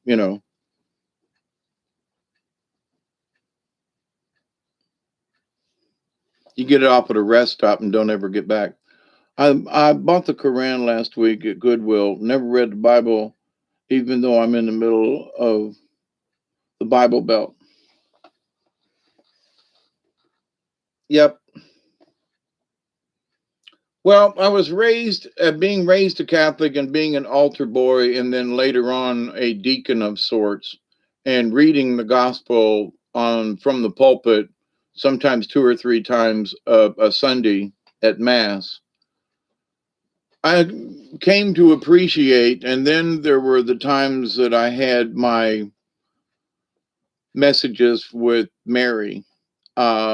and that I knew that there was a spiritual something, but obviously I learned by 1971 that, it wasn't the Catholic Church. And I explored many other religions and so forth. But to, and all that's fine if it's necessary for you. But when you look at the big, big, big, big, big, big, big picture,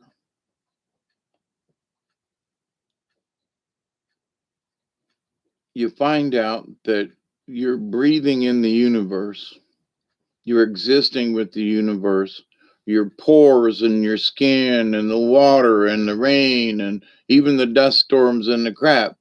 It's all part of nature.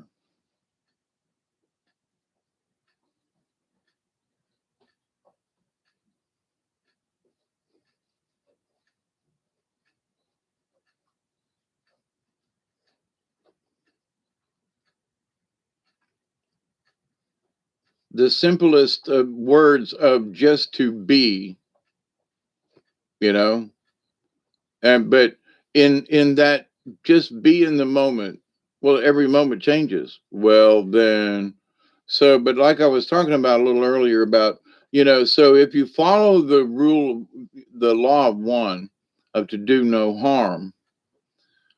So if you are of that faith, if you will, then for me, what comes naturally then is to express kindness to everyone that you come in contact with in some way, shape, or form.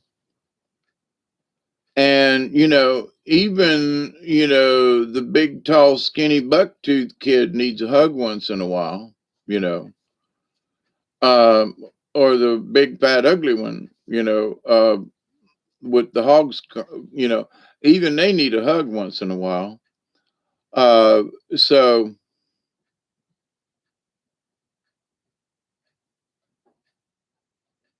yeah, elderberry, and I don't I don't want to put people down if if they want to read the Bible. Like I say, I listen to Pastor Begley and some other folks who do Bible readings and things. I'm not against it. What I am against in my own thought, I am glad that they are preaching something and that people are being able to gather around it. They want to be peaceable. They want to have, quote, God in their lives, Jesus, accept Jesus. Okay. If there are a lot of other things that you could accept that's a lot worse than Jesus.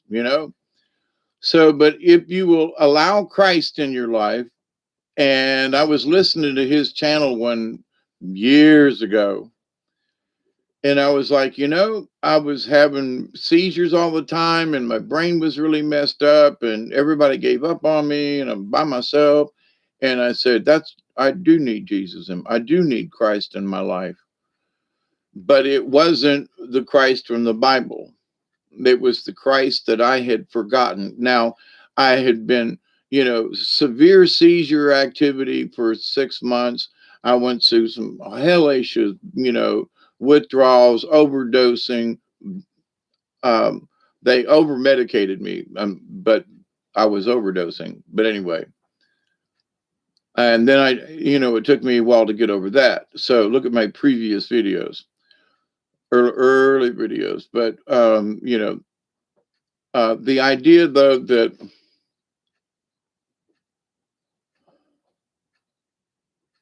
having understood that the Christ that I felt, the Christ that I understood, was the gentleman who said, "Peace be unto you, my brothers and sisters." The Christ that said, let me preach not the ways of man, but the ways of God. And that they took loaves and fishes and fed the multitudes and didn't ask for a dime. I mean, the miracles and the healing of lepers and so forth. So the fact that he was a genuine person who wanted to do better for mankind, I I I want to do that too. I don't know how.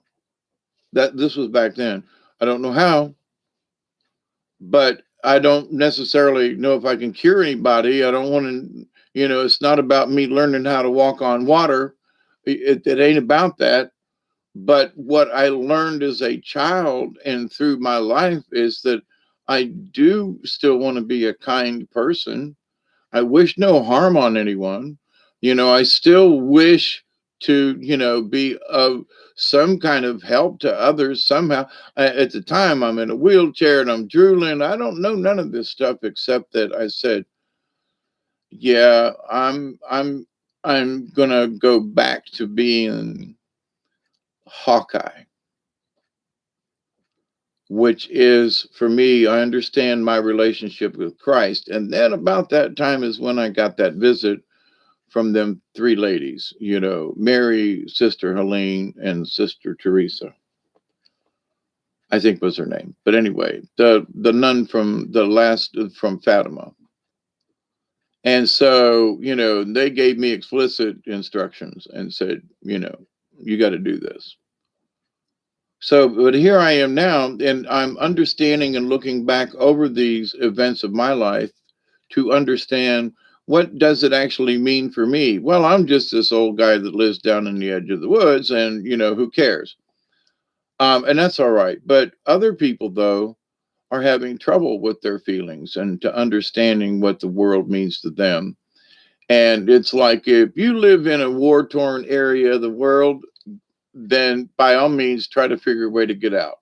You know, and that could be South Side Chicago. There's somebody, one of our friends who lives in Chicago. So I've been to South Side of Chicago. I've been to areas of Tampa. If you live in some of those areas, get out, figure it out. You want to start over. Sometimes you just got to get up and just move. I mean, you just literally have to drop everything and go, I'm just going to go over there and start over somehow. I'm going to work it out. Now, I've eaten out of garbage cans and dumpsters, and I've lived in cardboard boxes and in places. But here's the deal. For every time that that's happened, I realized that, no matter what, I've been able to figure it out. Live in a cardboard box for a week or two, and then you get enough money and you stick to it, and you show people that you mean it, and you look around and see if there's any way you can get any help along the way or whatever. But instead of being boohoo and woe is me, you take that energy and look around and say, okay, oh, woe is me. I don't know how I'm going to do this, but um, I'm gonna figure this out. I'm just some. It might take a day or two, and it might not be really obvious right now. So it might mean that you just have to just freaking survive for a short time until an event comes to you. And I don't mean just sit and wait, but I'm saying that you still have to work and whatever. And you go, oh, I'm getting nowhere. Hang on, because sometimes you got to go through a little bit of hell to get to heaven or something, how the song goes. But anyway, so with that said, though, sometimes you got to wade through shit to get to the other side. It just is what it is. But there are folks who will get caught up in it and think that there is no way out. When sometimes I've had short jobs or done some things and you just have to do them. And the people kind of know that you're only going to be there for a short time, but they need you. And if you do a really good job, then they really like the work that you do. So you're useful, even if it's only for 2 or 3 or 4 months or 6 months or a year. But the idea is, though, that if you show them, not everybody's like this. We were talking about some of them people earlier that take advantage of their own. But the idea, though, that a lot of folks, if you show that you're a good hard worker and you're honest and trustworthy and that kind of thing, that you will get respect rather than just showing up to do a job and you're chewing bubble gum and wearing curlers in your hair and whatever. And that goes for the girls too. You know, seeing guys with curlers in their hair is just freaky to me in public.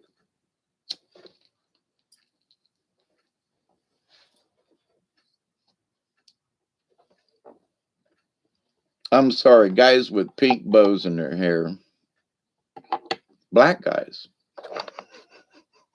with pink bows in their hair.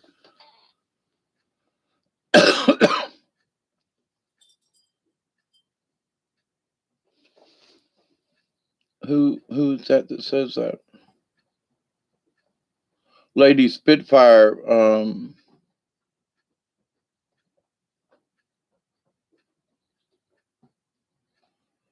Elderberry says, my Turk friend I asked, he told me the truth about religion, not to be fooled. He's probably my best friend.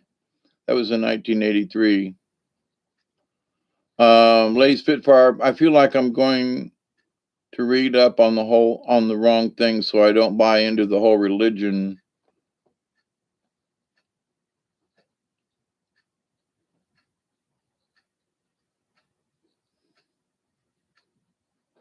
Wait, this thing is jumping all over. Crap.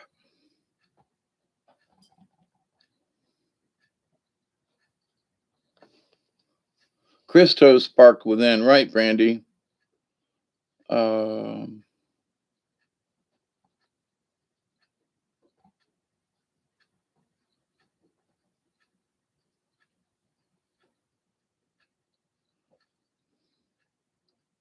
I who is that? Oh, Lady Spitfire, I think. I think we got it right. It because Christ wasn't talking about religion. He was actually talking against the Jewish traditions because he was throwing the money changers out of the temple, and the Pharisees hated his ass. And they were the ones that wanted him, to be done away with, because he was bad for business, right? So he didn't want to start a religion. He wanted to show the falsehoods of the current religion. Think about that. Well, what was Jesus here for? To start a religion or to show the fallacies of the old religion? How many people have actually stopped to talk about that? What was Jesus up to? You know, what was his goal? Was it to overthrow? He's the king of the Jews? No, he wasn't. If he was the king of the Jews, he wouldn't have been trying to teach people otherwise of what the Jewish tradition was. He was trying to show other people that there was a different way. So, it's the prophecy that they laid on him as the scapegoat. If we go back to that topic a couple of hours ago. But in this idea of what is right or wrong, so the scapegoat, Jesus became the scapegoat.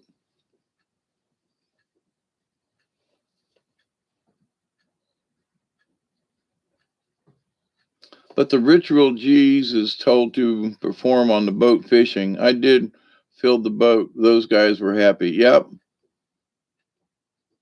Keep that Christos in your hearts. Right, Susie. Uh,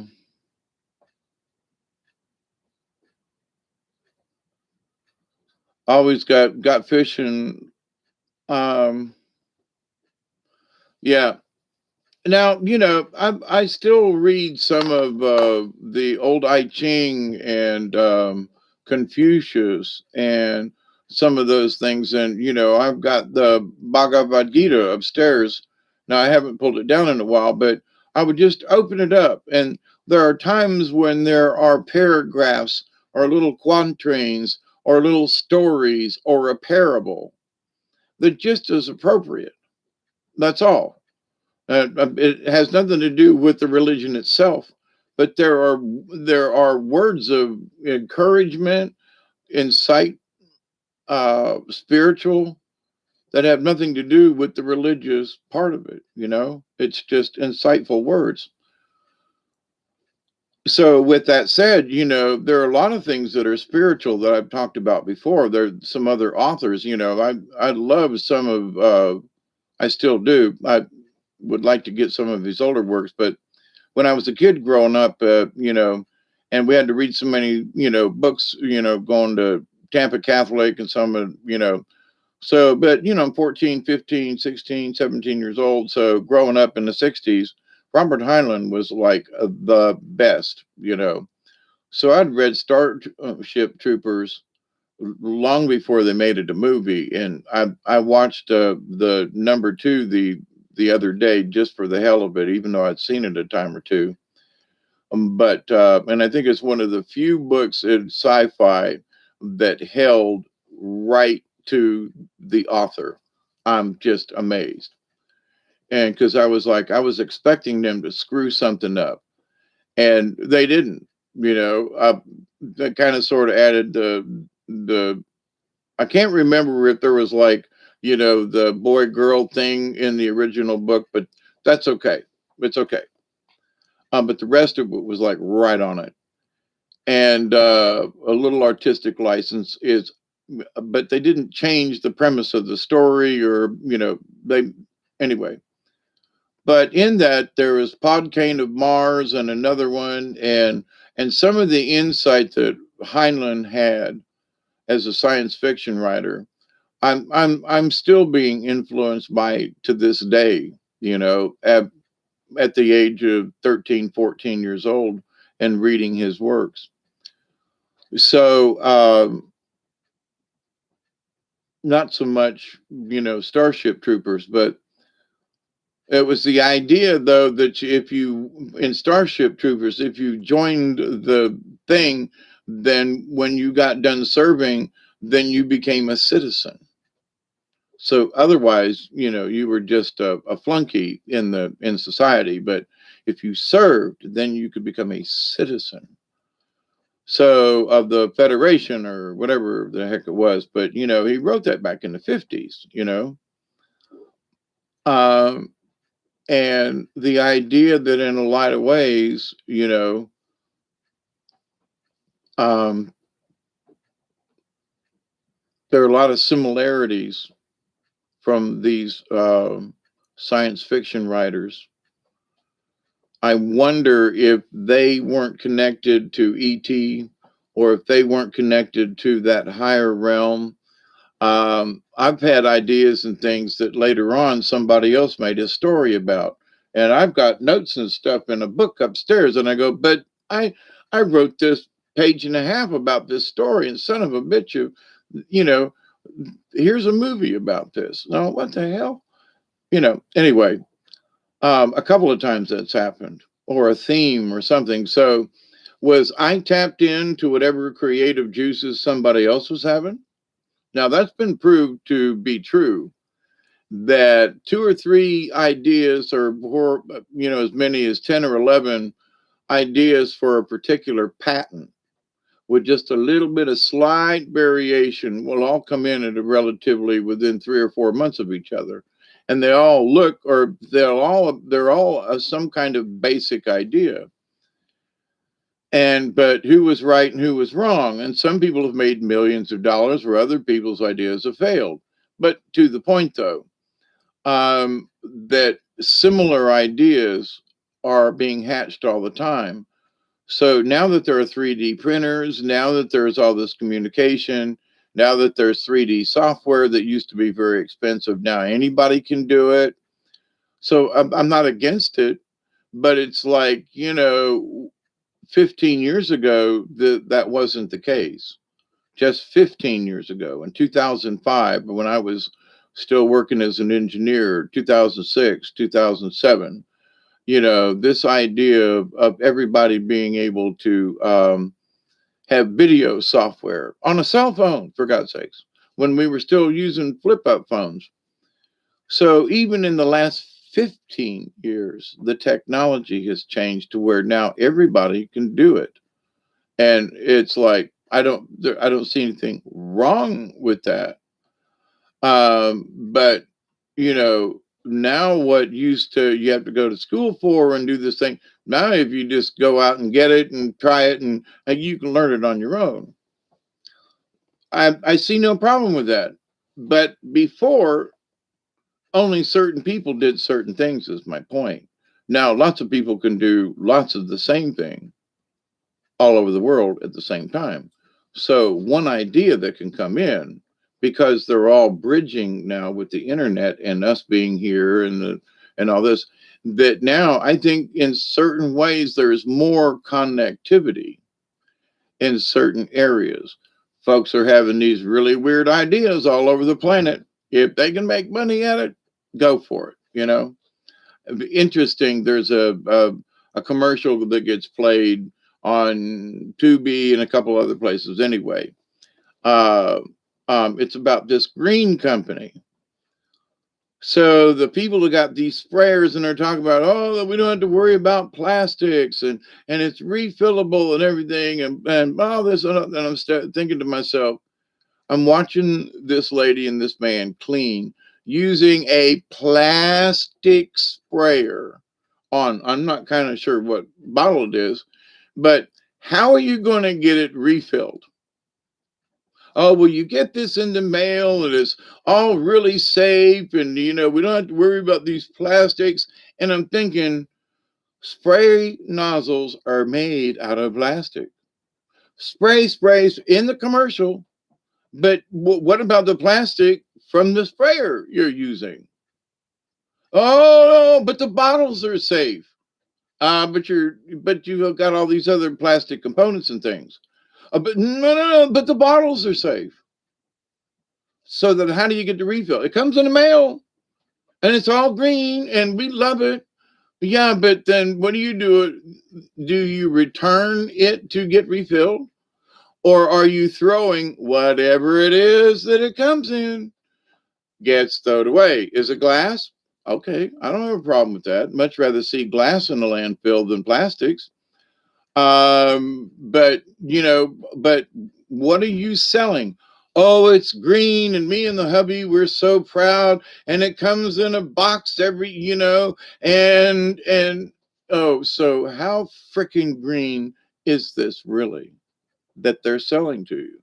And I've watched this commercial several times, and I scratch my head and I go, what are these people up to? I have spray bottles and that I keep and recycle till they won't spray anymore. But I buy bottles of liquid, whatever the detergent, soap, or whatever, and pour it into my spray bottles. I do that already, but none of it comes in glass, at least that I can afford. But I do reuse it, and I do recycle my plastic when I can. A lot of times I burn it. I'd rather send the molecules up in the smoke than, to have these little poly things get into the biosphere. Burnt carbohydrates, anyway, are better than little plastic polyps in the earth that never go away. Uh, Guys, are you out of here? Nice hanging out with you guys. Have dinner now. Good night. Peace be to you too, Gaza. Mohawk Capital boasts about how great and safe their carpets are, which is made from plastic bottles. Yep. I used to work in an extrusion room in a carpet factory that was down here in Moultrie years ago. They've since gone out of business, but yeah. Oh yeah, Lady Spitfire. Around here, I think there still is a number. It's 985-1212. I still think you can get the time and date on the phone. Here, let me find out, just for the hell of it.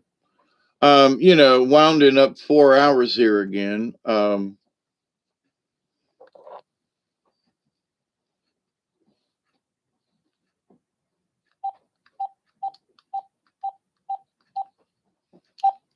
Let's see.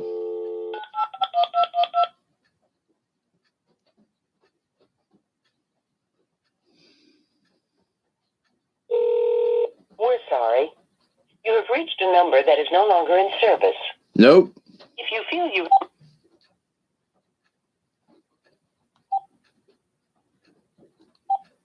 Hang on.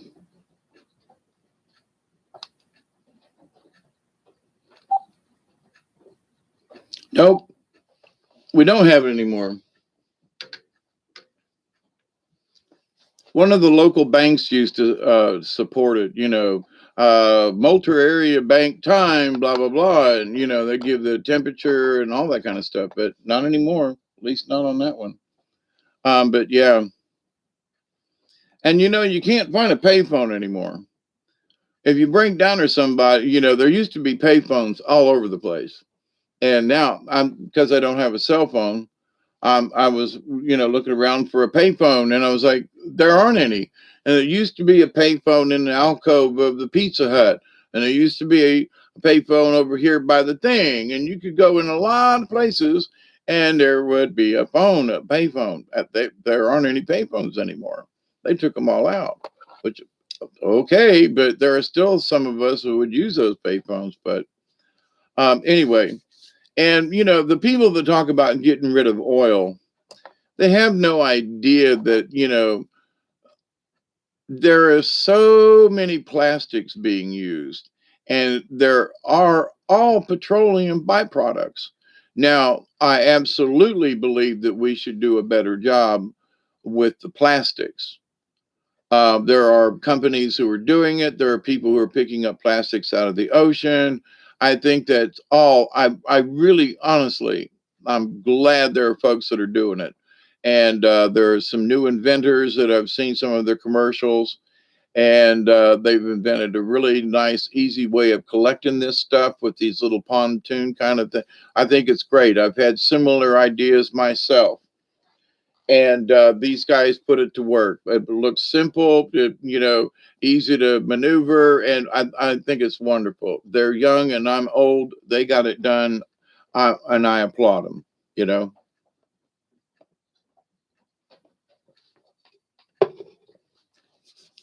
So I can give them, support in that area and say, hey, look, these guys have got the right idea. But if people, think that, well, so what do you do with those bottles and everything when after they collect all the plastic out of the ocean, and what are they going to do with it? Well, any sensible society would figure out a way to use all those tons and tons and tons of plastic, right? Millions of tons. Like aluminum. I've got a lot of aluminum cans around my place to keep bitching about. Um, because I wanted to do a furnace and turn it into parts. But anyway, I'm not dead yet. But it's still aluminum. It's no matter how long I've had it here on the place, it's still aluminum. And it still has value. Where plastic turns into these little crumbles and end up in the our biosphere. But I can sell the cans. I can melt the cans down and turn them into something, which is my ultimate goal.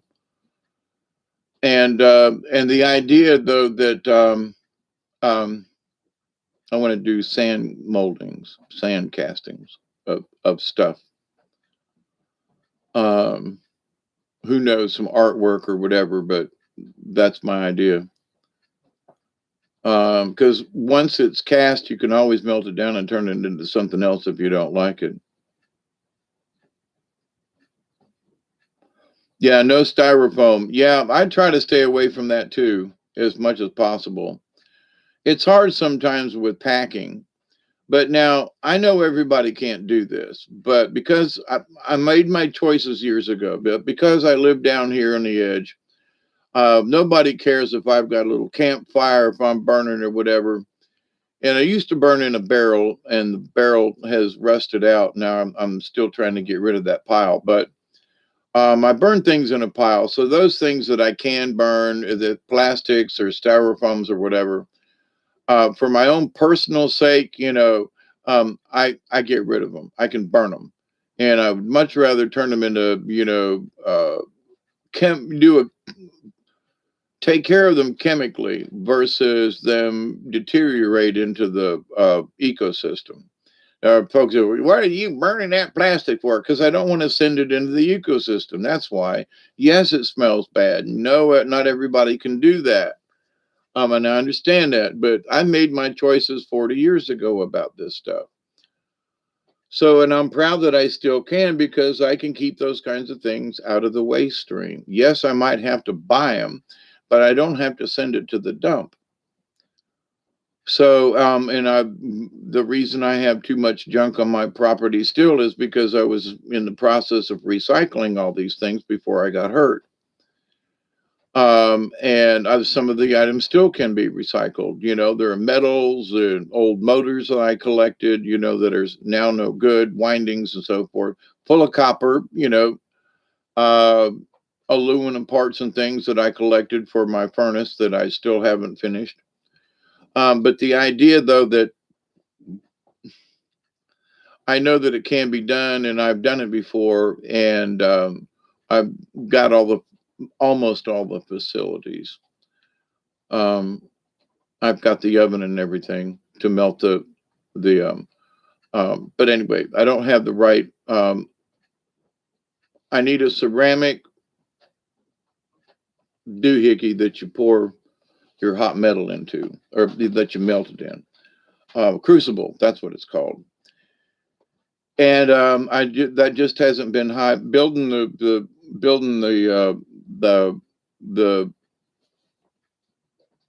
the porch greenhouse has been higher on my list of stuff to do.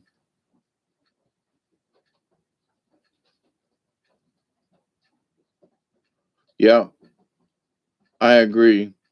How things been up there for you, Lady Spitfire? Okay.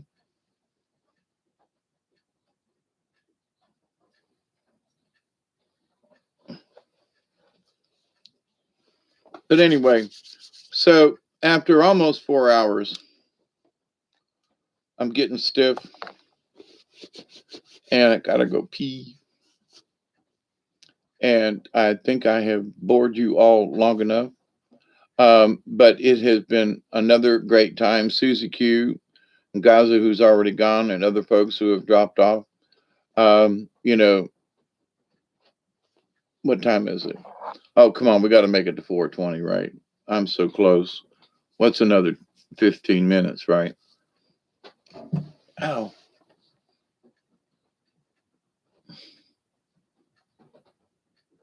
But with all the craziness, we have to find out where we fit in the chaos and how much we, you know, um,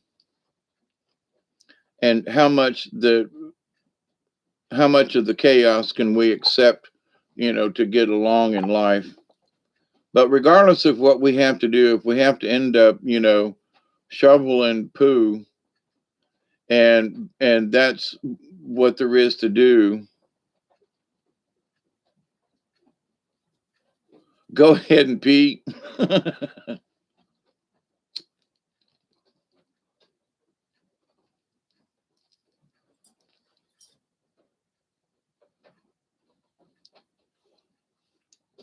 Elderberry, I forget where you're at. Doug's in Louisiana.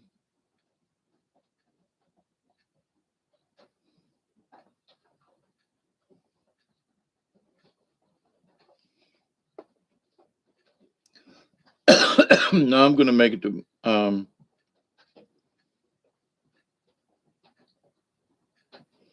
Right. Okay. Smoking one more. That's what I was thinking. I was like, well, it's almost 4:20. Yeah, I'm here for another 10 minutes. What, in the grand scheme of things, what the hell? I know that's just downright sad, ain't it? Missouri. Okay. That was my guess.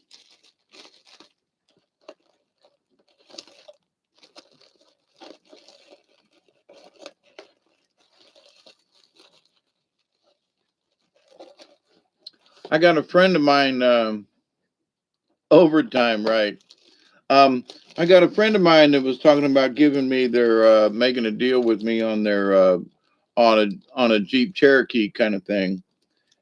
And I was like, my truck wouldn't make it. It just wouldn't make it. not without considerable work. Uh, but this Jeep now, on the other hand, especially with Duggar, I really, really, really want to go back out to Arkansas.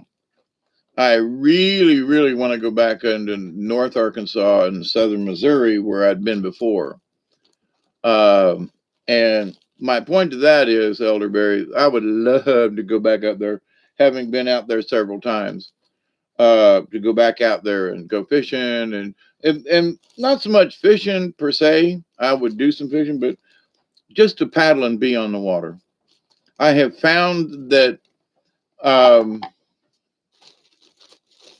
I've been a fisherman for years with my. You're in Indiana, David. They say be ready for the cicadas this year.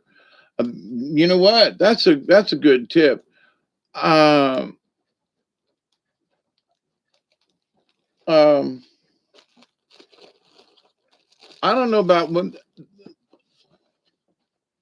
Yeah, Buffalo River's right there. I've been on several sections of it. You know, spent 10 days on the Buffalo in different sections, all up and down it, several times. But you know, my last trip was 10 days out there and camped on it, floated it, swam it. You know, just difference from one end over here towards the west side, all the way down it. I used to be able to tell you the name, but anyway, the name of the little places we were.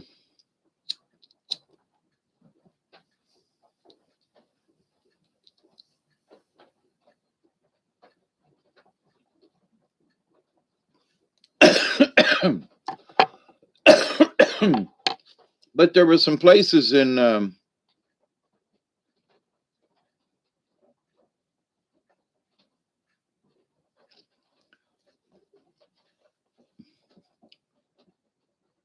Oh, really? I know where that is. I was looking at I had a job over. Let's see, south of Branson into. Is it Harrison? No, Branson. That's further west. Anyway, there was a town over there that was looking at having a job at, and it's just south of Branson, but it was in northern Arkansas. I would have to look at the map now. It's been a while. Yeah, yeah, yeah. As a puppeteer and a storyteller, I was also looking at trying to get into sideshows in Branson. I knew some folks that had worked in other locations. I met some folks in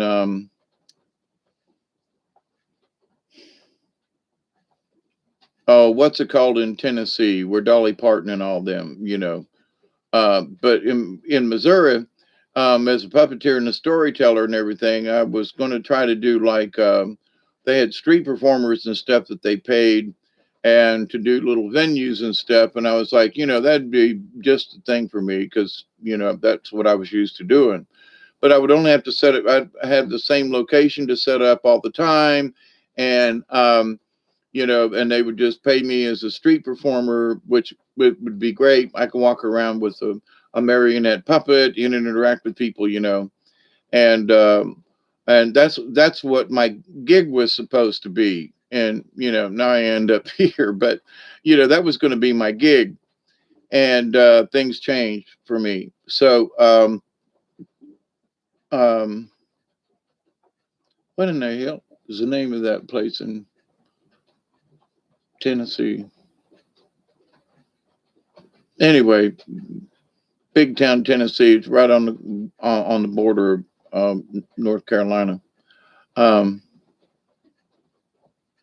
Dollywood, yes, Lady Spitfire, but there's a there's a not Franklin, Tennessee. No, that's down in the south.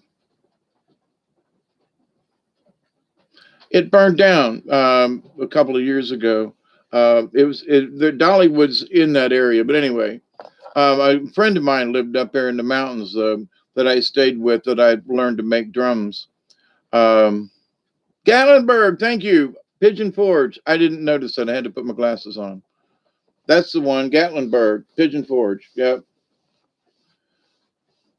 that's where they were going to set me up. I was all set up to go, and then I had this incident. They had a large game room they called Franny Farkles. Yeah, yeah. I had worked out a deal to be one of the street performers there with my puppets one summer, and I was all ready to go. Then one thing happened, and the next thing, and well, that. But I had it worked out. You know, I was going to be there. I had a place to stay and a place to live, and I could help make drums and work in Gatlinburg, and I could do puppets and storytelling, and I could do what I want. You know, to me, that'd be like, you know. Now, of course, you sign a contract for something like that, you know, for 6 months or 6 weeks or whatever the gig would be. And, but, so, you know, it's not nice to break a contract if that's, you know, but the idea is so that, you know, we all sell ourselves at some point. You know, for me to be a puppeteer and storyteller, it meant that I had to go travel. It meant that I had to be in front of the public. It meant that I had to have a persona. It meant that I had to do this. I had to follow certain rules because certain people didn't like. So, you know, as much as I did my own thing, I still paid attention to my audience. Had to. But with that said, though, is it time? Almost. It's getting closer.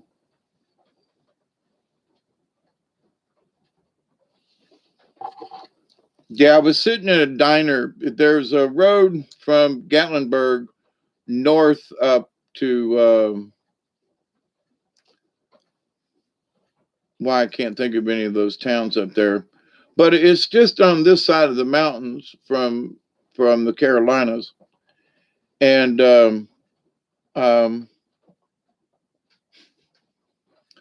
I'm sitting there having lunch and with me and my friend, and then her two gal friends come in, and they're all, you know, our age kind of thing. I was about 55 ish at the time.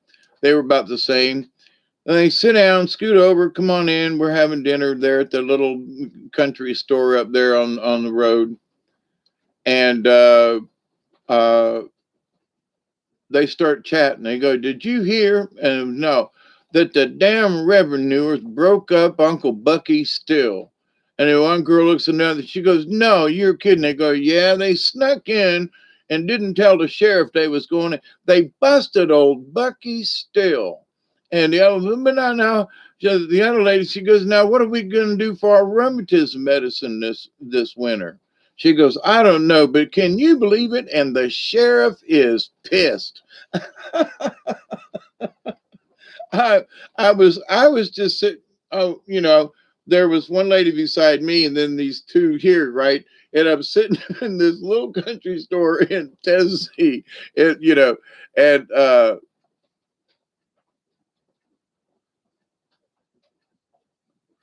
had to speak publicly when I was in the Air Force. I don't think I could still do it, or I'd be all over this tube. You'd be surprised, Elderberry. If I could, one of these days I'm gonna figure out how to, you know, share the screen with somebody, and you know, it might be that Elderberry or somebody we get on here and just chat about old shit, you know, just because. Uh, that Little Valley Forge, yeah, yeah. There's been a couple of rivers up there. Sheriff Pusser. Well, see, if I had been born with my parents, I would have been born in Hazard County, Kentucky, because that's where my real father, Cicero Lee, is from, Hazard County, Kentucky. And that's where my family, if I was the Lee side of the family. And I have this dream of this place, and none of my family members told me. And when I met my real father, well, you know, paternally, I was like, you know, they they got in trouble for taking me across the state line when I was born to go see his grandparents to show me off. And when they got back into Ohio, My dad was arrested by my grandmother, wonderful woman, for taking her daughter, who she threw out and sent to a wayward girls' home to have me. But after I was born and mom wanted to keep me, when I went across the state line because they were both under 18, threw him in jail when they got back. And of course, didn't want her or me in the house. So we went live with somebody else.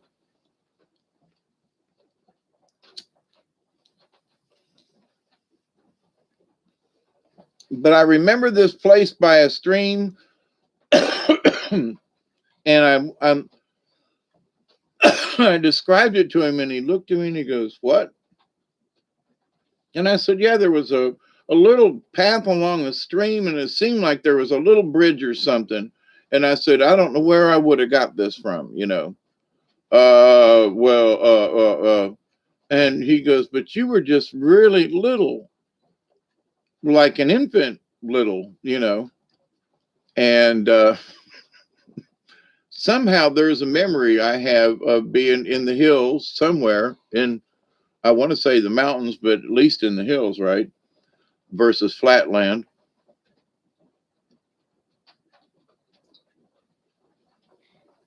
It's starting to rain some more, a little harder. I've had at least 2 Roscoe P. Coltrane dogs since the show. Roscoe P. Coltrane. And you know, the guy that played Enos, he's from Valdosta, which is not far from here. There's a place called Wild Adventures Park that's really close to where I want to go down the Withlacoochee River. They're not attached in any way, just close by. I mean, like within like 10 miles of each. But anyway, it's a big park. They even did a movie in there one time. It was some kind of a scary movie, and it took place in a theme park afterwards. And they actually filmed it there in Valdosta. Actually, it's in Clayettville, is the name of the town. Little old dinky town, but they got this big theme park there. So a lot of folks from around here go there, and water park and rides and this and that, just a place to go. But you know, because of all this business that's going on, you know, don't know if it's going to be open or not this year. But Georgia is trying to open up. I would, of course, you know, I don't know what I would do with Duggar, but would love to go down there and just go slide down the slide, just because I haven't done that. I haven't been to that park, but I haven't been down a slide in a long time. So, you know, I'd like to get my old cranky self and go play at the water park, you know. So if any of you are traveling by this summer, and if they open the park back up, you know, I'm all for, you know, let's, you know, depending on how much it is, I'll even pay your way in, just so I got somebody to go with. Take a lawn chair and go have some fun. But anyway, and that's close to the interstate, so.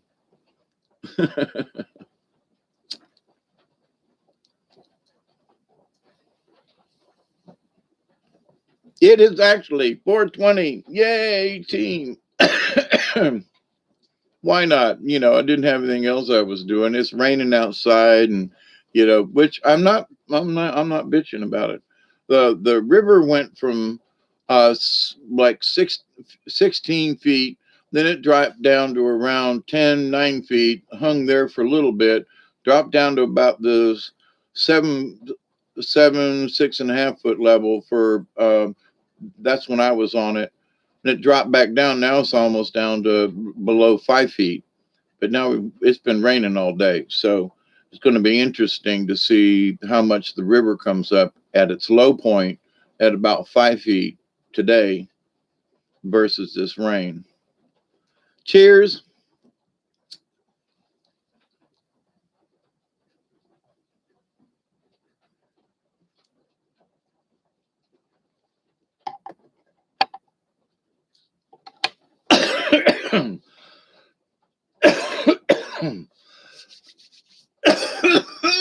Woo!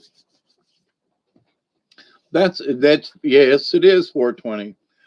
That's I forgot that's a different kind. Ooh, some kind of OG banner. Yum yum.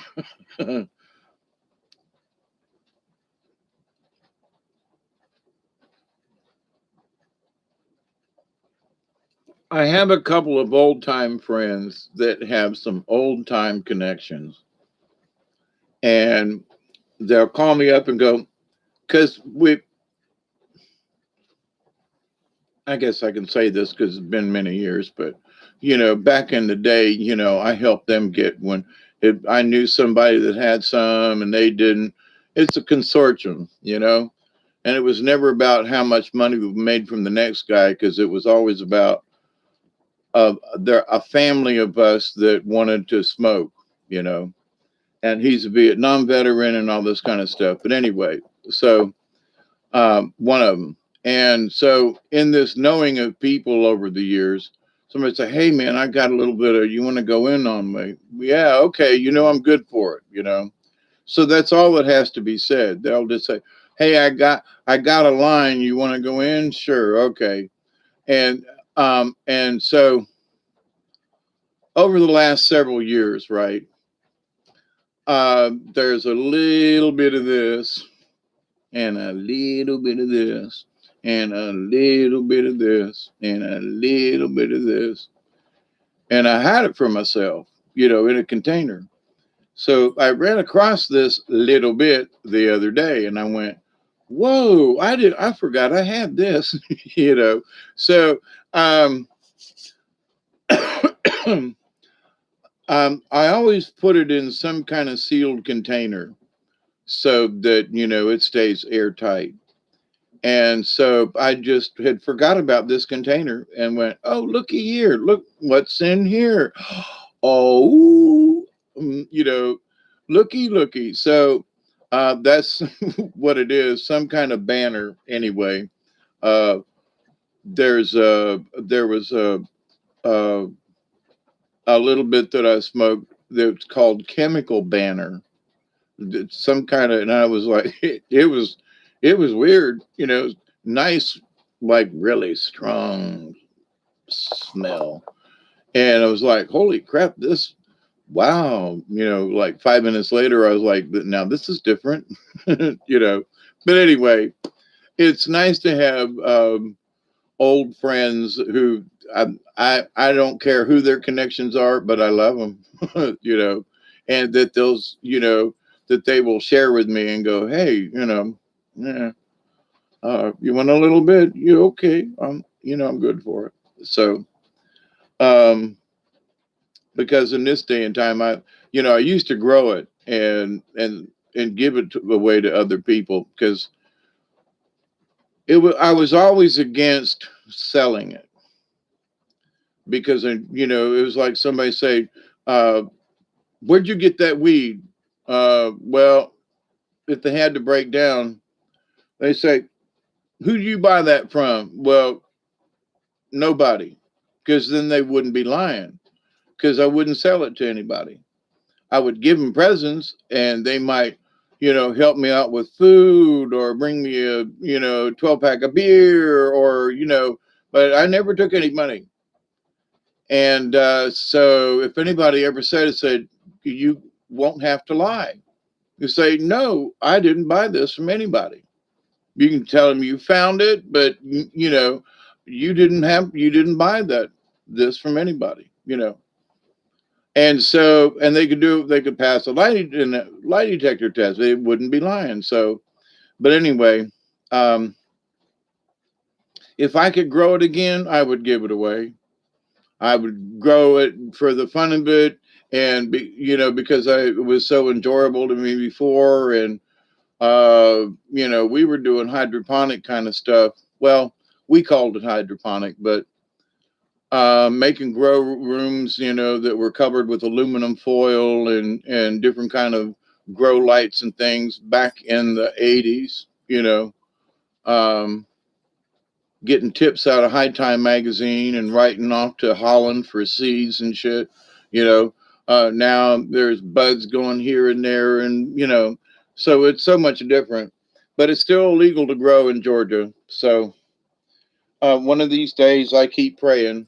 You know, even the sheriff's department when they busted me here, I rode in the front seat with the lieutenant, the sheriff, and he says, "Dave, you know, we know you're not doing anything wrong, but the Georgia Bureau of Investigation, they really frown upon people that grow this in their backyards because they found me with a helicopter, right?" But the sheriff's department was really white about the whole thing. I mean, they really were. They weren't trying to, the one sheriff actually pulled one of the GBI guys off of me. And I got a pipe upstairs that is made out of Indian pipe, and I've only smoked tobacco in it, nothing else. And he tried to take it, and I was fixing to fight this guy, GBI. And I told him, I said, "You better put that down." I said, no weed you've got my bong, you've got my pipe, but that ain't had nothing but tobacco in it, and you put that down." And the sheriff's deputy said, "You heard him, put it down." And he was like, "But it's a pipe." And he said, "Put it down. Can't you look in this guy's house and tell that I said, "That's a sacred pipe right there." I said, "I would never smoke weed in that. You don't understand. I'm not going to. I have no intentions to, and it's not for that." Oh, well, but anyway, he put it down in my own house. I'm like fixing to fight and I'm in handcuffs, fixing to fight him in my own place. But to the point though, the sheriff's deputy is the guy that calmed him down. So, but he was the same guy that I rode in the front seat with. You don't ride, and the prisoners don't ride in front seats with the sheriffs. And I rode into town with him in the front seat. So even when bad shit has happened to me, um, it's almost like because I was a peaceable man, they didn't talk. I mean, the GBI guy tossed me around, but the sheriff's deputy was like, "No, no, no, no, no." And the interesting part was that many years before, someone turned me in and said that I was dealing pot. And it just so happened for out of nowhere, nobody knew. I wasn't even sure that I knew that um, I was going to buy into this quarter pound and each of us were going to get an ounce kind of deal. And I just had purchased this ounce of weed and looked like it was not going to happen and ended up with it, stayed a little longer. And on the way home, the sheriff's deputy stopped me on the road and busted me for that ounce of weed that I had in my truck.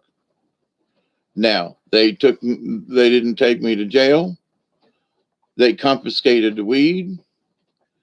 The lieutenant at the time, Billy Howell, became the sheriff later on when they busted me with the helicopters. So these guys at the sheriff's department knew where I lived, knew that I had weed, knew that. And so when the helicopters spotted me, these guys at the sheriff's department already knew me, but I had not been to jail for the ounce that they confiscated from me. I was supposed to help the GBI out, and I got in touch with these guys. Nothing ever happened.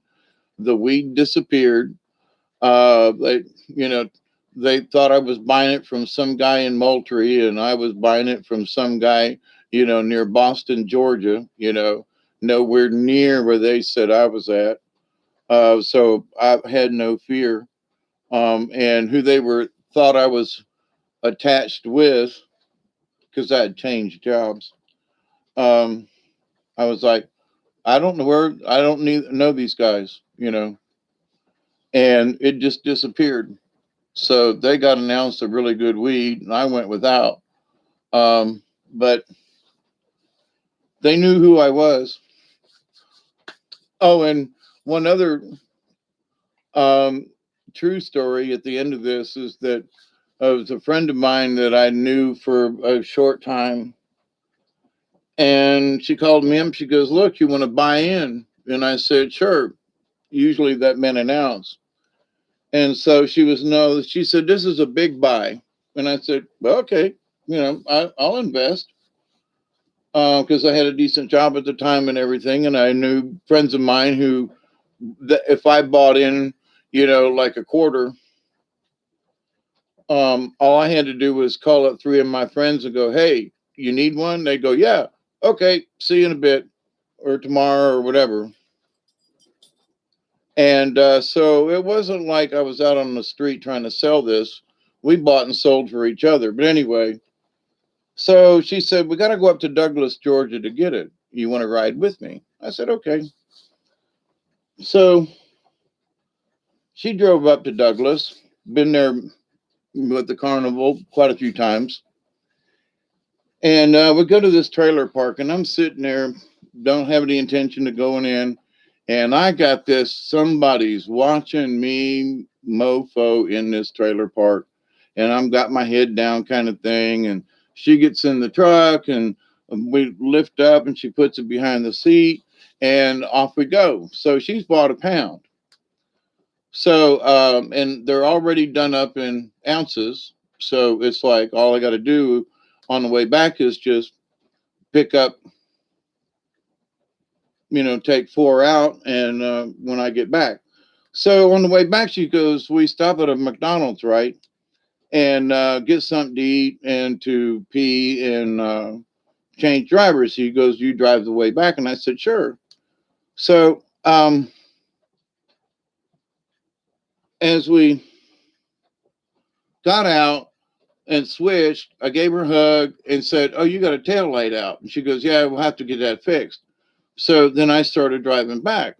Well, had been in the carnival, I knew a back way, so I didn't have to drive through Tifton and all these places, right? Some back roads, and really easy driving. So going back through the swamp and down towards Homerville and cutting back through Nashville and Adel and out on this lonely country road where you can literally see a mile in either direction, right? And there are vehicles back there. So I'm looking in the rearview mirror and I'm watching, and so a pair of lights just goes out, and there's only one set of lights. Then a little bit farther down that same road, all of a sudden this other pair of lights pops back up like out of nowhere. Somebody's turning their lights on and off or something, trying to fake me out, and I'm like, something's up. So I'm like, got a long way to go.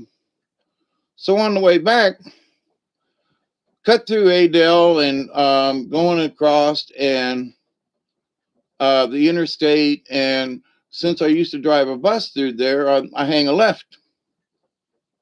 Well, apparently, because we'd seen, we're near the interstate there in Adel, we'd seen a state patrol or two. Apparently, just down the road from where I decided to make a left was a roadblock, state patrol and a county mountie. They had been following us all the way from Douglas. So I made a left down this country road that I'd driven many times with the bus route.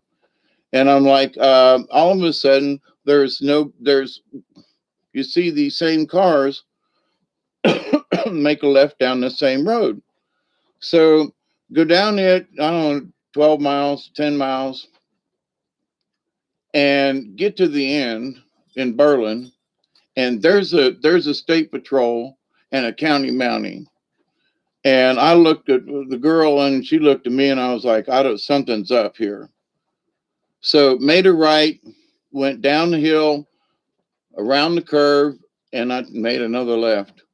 And I made a right, and I made a left.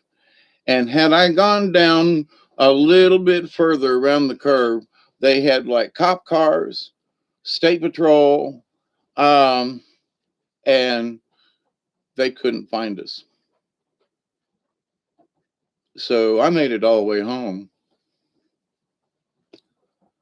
and took the weed out in the woods and just got rid of it because I was like, they're going to come get me, you know. And so she dropped me off and then went on home. But before she could get home, she was pulling in her driveway, they had regrouped. They weren't sure what had happened with me and how we got to my house. So they went to her house knowing she had to go back to Thomasville. This is an honest to God true story. So got there and they busted her at her trailer. And one wanting to know, where's your boyfriend, meaning me. And we'd only known each other for a couple of weeks. And so it was like, so when they told her what happened, they called me on the phone and said, you go ahead and bring in, we know you got some. And I was like, I got some what? We know you got some of this pot. And I said, no, you don't. Well, if you bring it in, we'll go easy on you. And I was like, wait a minute, you have no evidence other than the fact that I was driving the vehicle. You've got pictures of me and her hugging at the back of the vehicle when I told her the tail light was out. And I managed to evade you, even though I didn't know you were really after me, but I had a really bad feeling that you were. And I managed to get back home before you found me and you went to her house. That was the deal. And they busted her. So then she was, she only wanted like a quarter of it herself. So some other people were supposed to come and pick it up. And one of the people was somebody that set her up. And so that were waiting on her in Douglas, but followed us all the way back. So the fact that I evaded the state patrol, Colquitt County and Thomas County Sheriff's Department, who were all in this together to try to catch us out on the highway with it. And so I look back on that and go, when people say, well, I think of it back in the times of running moonshine when they almost got Billy with that, 25 gallons of hooch or something. And he turned down a dirt road and did I did one of the, it was one of those Dukes of Hazzard moves, man. But they followed us like for 50 miles, okay? Douglas from down where for 50 miles down back roads and out in the swamp areas. And I managed to evade them and they lost it. They lost us. That is a true story. And that was a close one. I wrote a song about it back in the day. They can't search my talk about it, dog.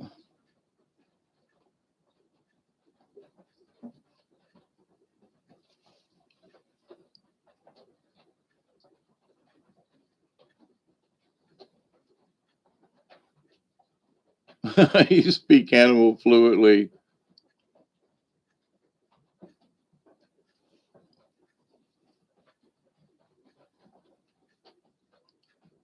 A Girl Scout cookie who wouldn't make it to the morning.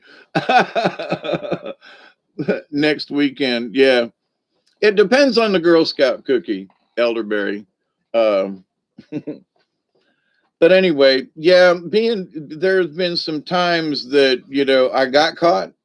And then there were the times that I almost got caught. And there are quite a few times that I almost got caught that, you could, honest to God, make a, make a, I say a mini series because used to drive a lot of weed back and forth and some other stuff too from various parts of Florida. Most of it, though, had to do with the carnival.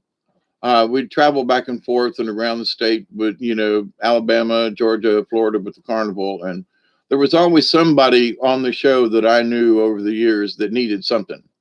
And I mean, come on, Dave, we're out of weed. If you go down and see such and such, he'll turn you on. And so I'd go pick it up and then meet him wherever they were going to play the next time, and deliver parcels like a like the postman.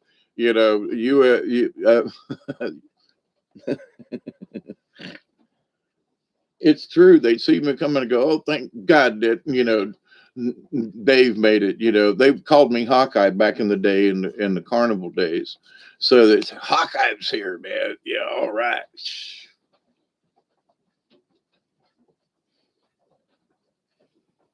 I had a reputation in several areas for being one of the best grill men in a hot situation.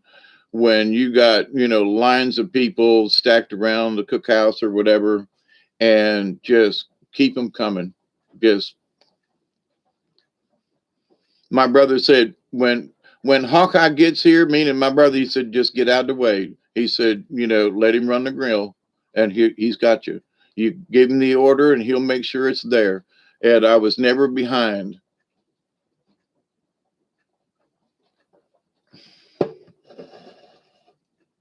Yeah, buddy, those were the days.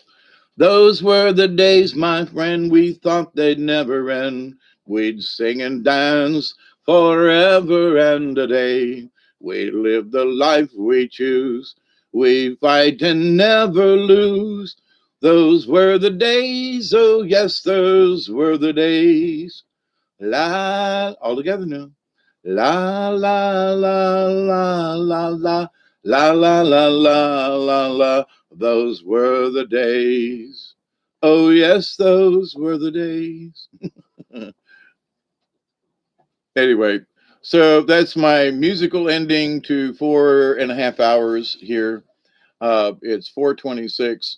Well, kind of smoked from 4:20 to 4:26. Yeah, 444. I see it, David. Anyway, it's been a nice, but it was easy for you to say. It's been a nice Saturday evening, Sunday morning chat, and get together with y'all. Um, Thanks for hanging out. Really, really, really, really. Um, you and me and rain on the roof. Uh, Always elderberry. There are times, like I said earlier, way back when, I didn't really have anything to chit chat about per se, except they wanted me to talk about the woo side of things a little bit. And it's sort of a poke, you know. There's a lot more detail I'd like to go in about things, but there are some people who are still need to just get the gist of certain things. You give them 4 or 5 aliens rather than 50, you know you keep some of the details to a minimum, but in talking, and this still has to do with it, but because when we get down to certain things, there are going to be some things that are going to be entirely ET related. Certain type of metals that were discovered, and how they were back engineered, and and how they learned how to do this, that how they got the science to do that, how they may not have been taught how to do it, but through crashes and this and that and the other thing, which too many people know about, though, not just the Roswell thing, but lots of other places. But in that the technology and the ideas behind some of these things, and the fact that CERN just discovered a new something over there. I mean, tunneled underneath the earth with all that power and stuff. And not only that, the information is not as open as it was before, but they cranked up CERN, and also what's happened to the planet. We've had a lot more earthquakes, a lot more volcanoes, a lot more shaking going on, but not so. They've found something new at CERN, but they're not saying what. So, what's all that magnetism? What are they running? What are they doing over there? And you gotta know it's affecting the Earth somehow. But ain't nobody talking about it, not a word. You know what I'm saying? So, some of this stuff we're doing to ourselves. But how do we stop those people from doing what they're doing when they've got so much, quote, power and control? Somebody's going to have to pull the switch and say, okay, that's enough. But I'm not the guy, and neither are any of us. But, we can think we could send this prayer out. Okay, whoever the guy is, or gal, or people who can throw the switch, we want you to throw the switch. For no particular, we don't care who you are. We don't care if you're alien, not alien, subhuman. We don't care. Whoever's in charge of the switch, we would like for you to put it in the off position, please. That's, there are simple prayers we can send out without having to go through a lot of stuff, Oh, the people inserted. Okay, let's just, whoever it is in charge of the switch, just pull it. That's all. It could be a person in a saying, okay, we're not going to do this and pull the switch, just saying. So we concentrate on pull the switch, nothing else. No, don't care what they're doing. Don't just pull the switch. So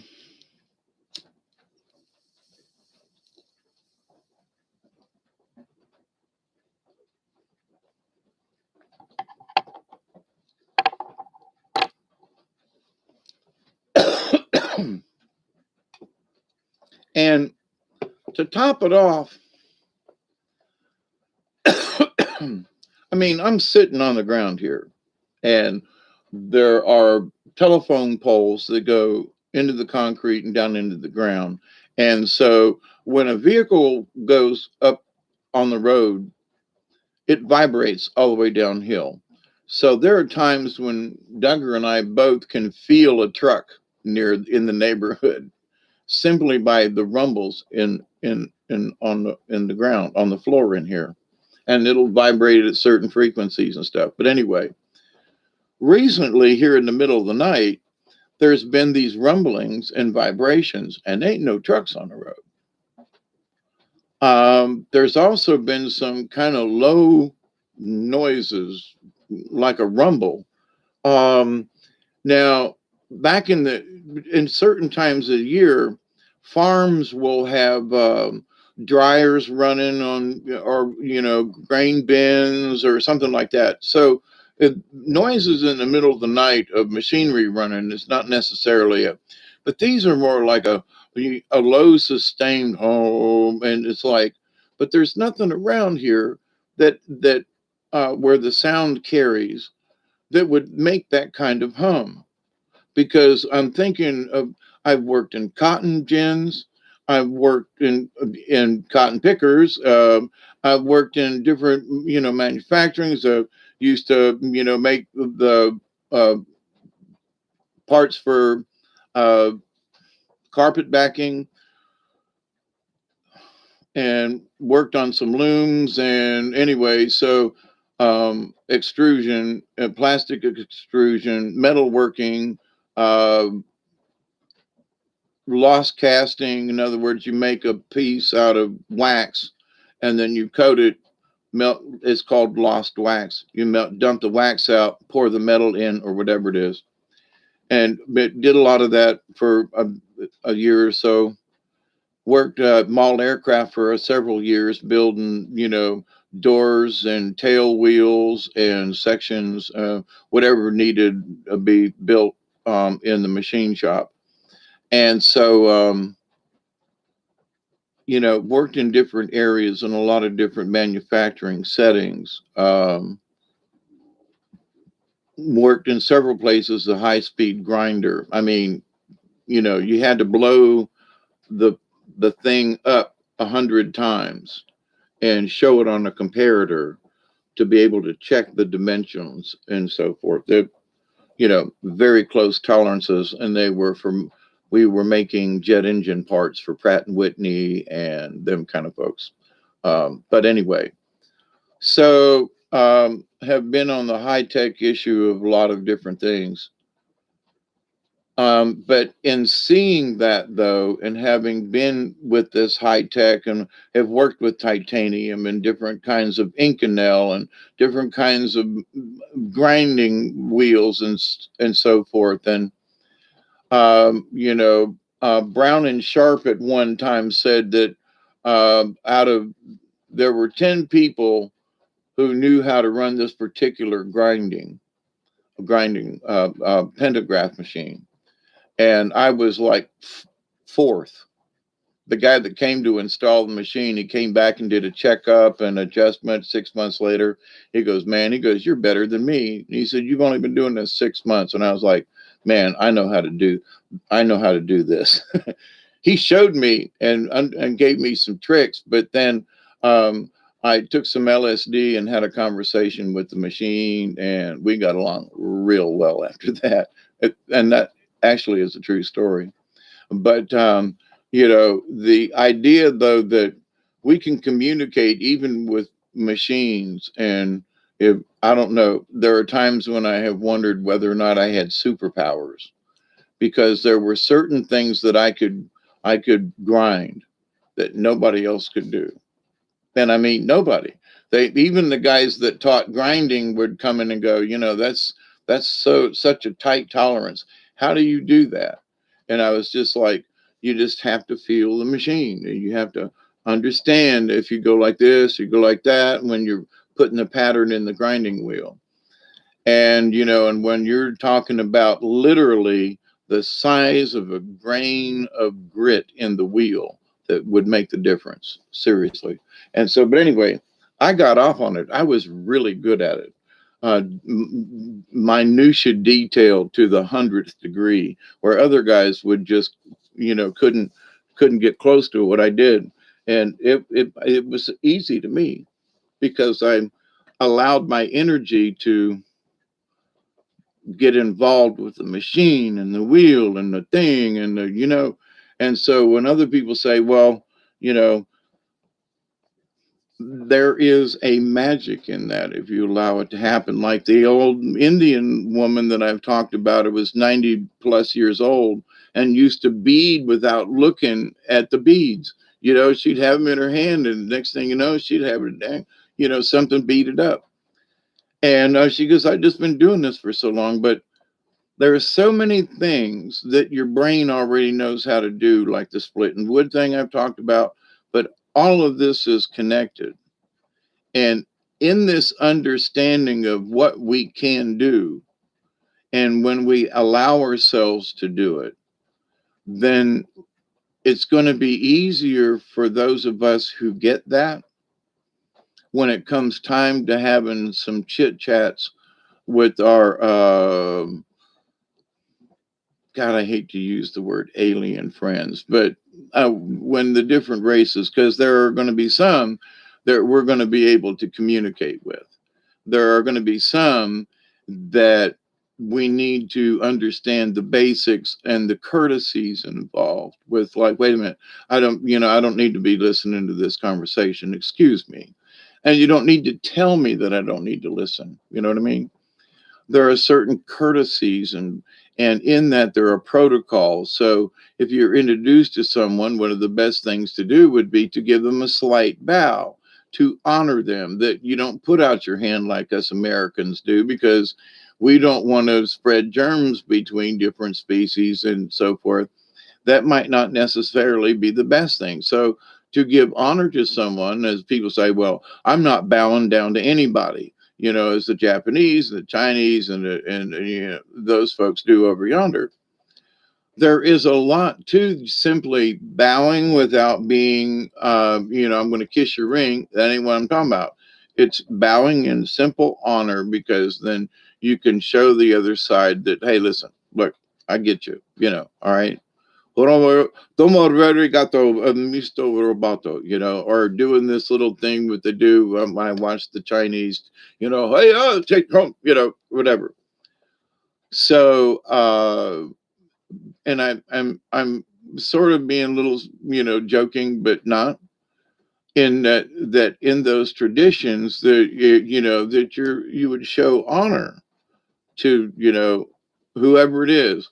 It could be a little kid, but if they show honor to you or whatever, so it's not about bowing down, in my humble opinion, like Americans look at it. Oh my God, he's bowing down to the Chinese. No, he's giving a custom, and he's, which is to give honor. Oh, did you see that? They're bowing down to them guys.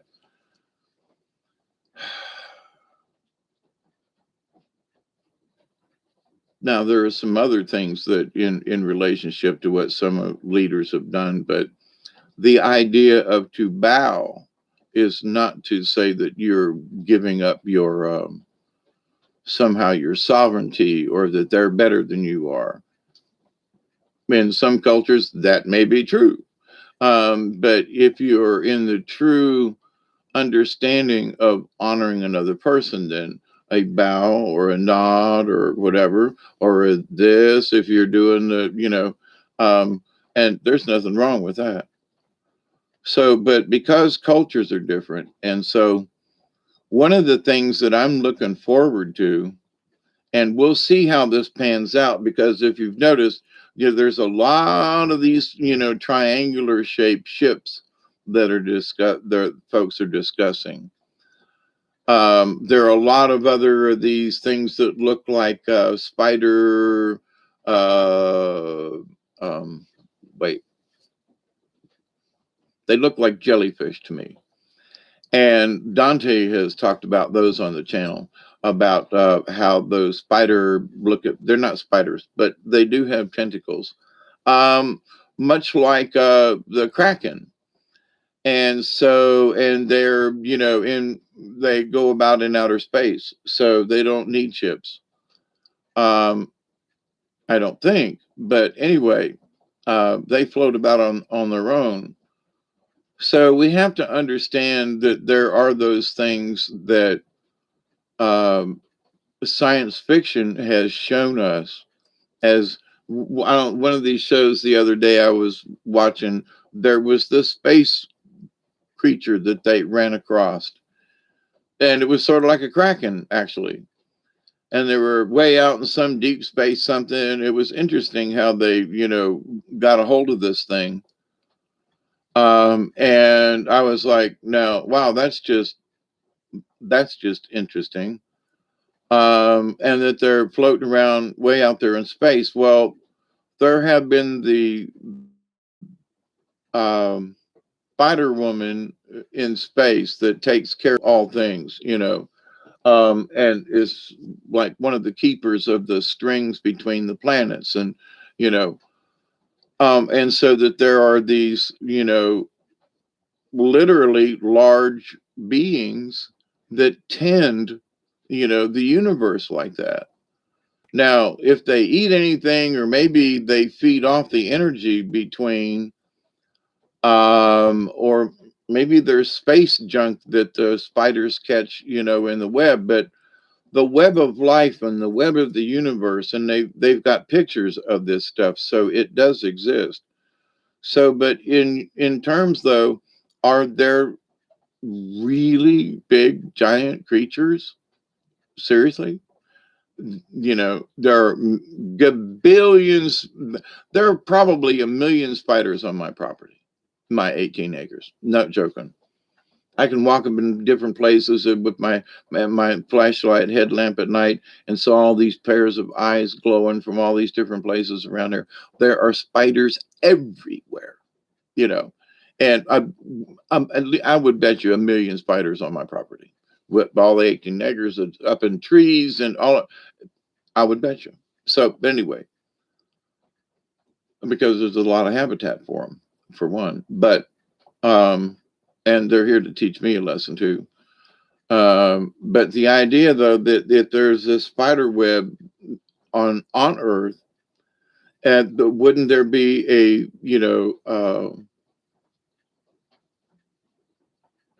a, a keeper of the net, if you will?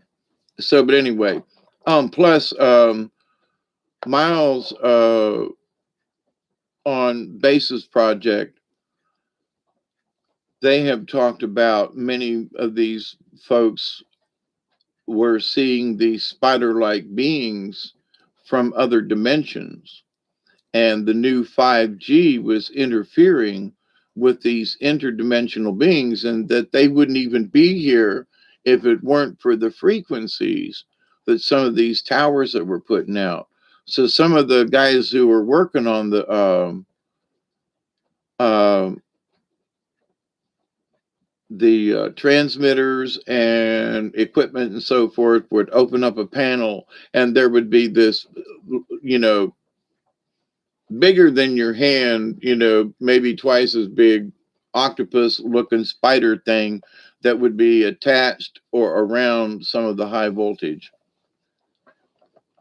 And lots of different people have said over the last several years that it wasn't just the 5G, but it was around the four, when 4G was in, and then five.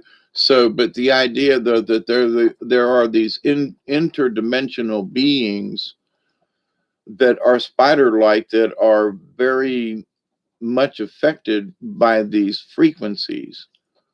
So I guess in my understanding of the spider thing, that of course they would exist in other dimensions, right? I mean, there are just pictures of this, and now there are these large sky beings that look like large jellyfish in the sky. Like, oh, holy crap! Okay, so whether or not it was a myth, whether or not it was some kind of story from the old days, but the fact that some of these things are being seen now, and it's not just one place there, but Mexico's got a bunch of them that go in and out of the volcano down there, which is interesting because it hasn't been rumbling a while. Maybe those aliens who have been seen, they're used to this flying saucers down there around volcanoes in Mexico.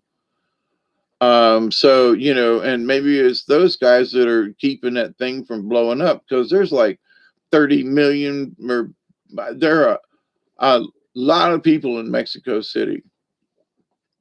A bunch. I can't, it makes New York City look sick, Um, so the fact that, if one of those volcanoes went off over there, it would really be a mess. Anyway, um,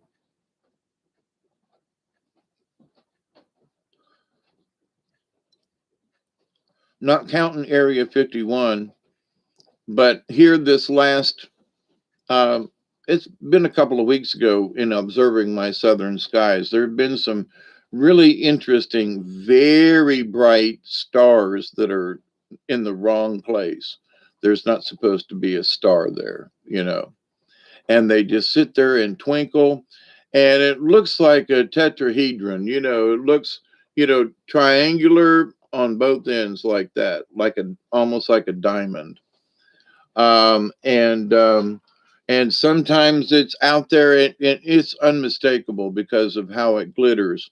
And I've got binoculars and a scope that I check it out with, and it'll just sit there and twinkle, and it might, over an hour's time, it might move a little bit to the left, which is the wrong way it should move, and sometimes it'll drift a little bit to the right.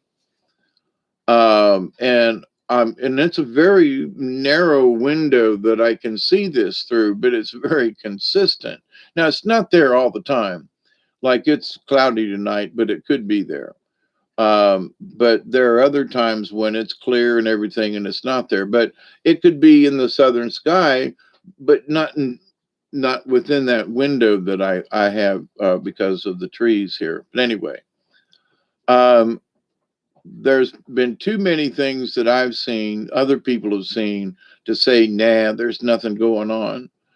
I always refer to One person I've talked about, or their channel is called Wire Eye Red, I think. And I think he may be in the UK, if I'm not sure. But anyway, he takes pictures of the solar stuff and does a like a minute and a half video, almost most days. So, but in that you can watch and see how many other spaceships and stuff that are flying around the sun and all this stuff that's going on. And all you got to just watch for a minute, which it takes snapshots, so it's over several hours or maybe a day, but there is so much activity around our sun, not counting all the sunspots. I mean, vehicular activity. To say that there ain't nothing going on around in our solar system. And when you see one of those spaceships go from here to here in the distance of one frame, in a matter of minutes, they'd be to the Earth at the speed they're traveling. I mean, they're hauling butt. 93 million miles is going to be nothing to these guys because they're hauling tail. So this idea that we're alone and that there's no technology, that we don't know what's this and that. Come on. So, and all of the religious people who think, regardless of who it is, I mean, Buddha was a prophet, grant you. Jesus and the Christians was a savior. Okay. But he was a prophet too. Let's kind of,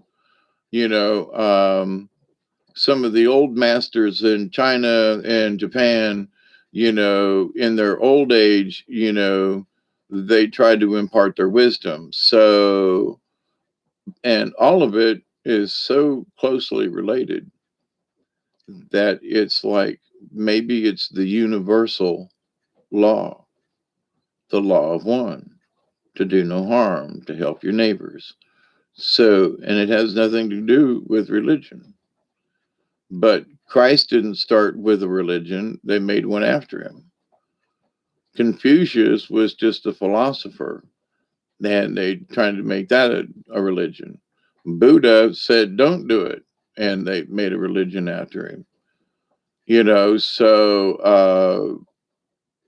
Like St. Francis, the real guy, did not want an order named after him, and they did it anyway. And now this fake pope is desecrating the name of Francis, because Francis didn't want an order, and also because this dickhead that's called the Pope is a Jesuit, so they cancel out. So it's like a really shove it up your nose to the real guy. So, but anyway, with that said, those of us who learn how to speak with the IFC channel, there's Three Stooges on. Oh man, I love the Three Stooges.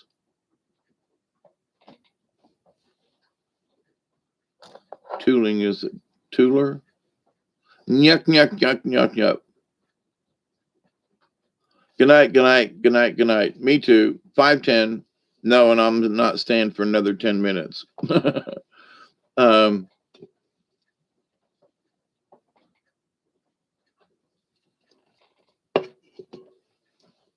Seeing it's all y'all's fault.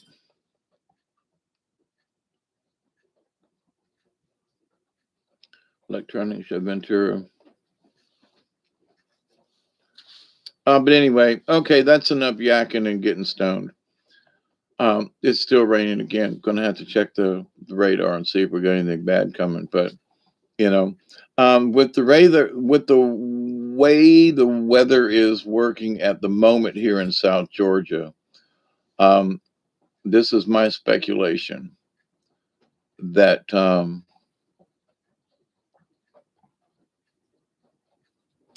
we're going to have a lot of Gulf activity a lot of low systems and things moving, because the way the things are rolling from the Gulf of Mexico along the bottom, and that's a pattern that usually it comes and goes. It is still coming. It has been coming. It's been pulling moisture all the way down from Mexico and up in this big loop, and it has nothing. It interacts with the stuff that comes normally from the northwest. But whatever's going on with the gyroscopic stuff in the Gulf of Mexico is it looks like we could have some really interesting storms uh, this season. Not necessarily with hurricanes, but with tropical storms, where like today, it's not raining real hard, but it's consistent. So it's cloudy for 2 or 3 days with this consistent rain. And, it's not over flooding anything, but in the long run, after 2 days, there's water everywhere, it's collecting. And the rivers will swell, so but the river was down a little bit, so we could stand to have it, bump back up a foot or so. Not a problem. But it's the idea that it's always raining, and somebody mentioned it earlier, that it's always raining, and it's like, and it's the sultry, and it's I rain, can't mix concrete in the middle of the rain like that, but with that said, so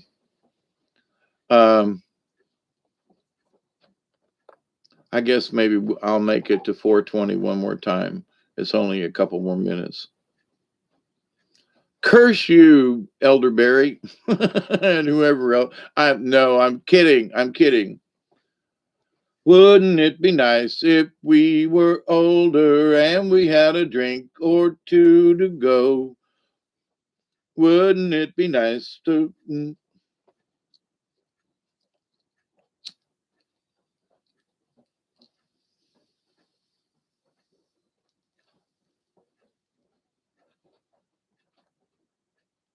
I've been trying to find...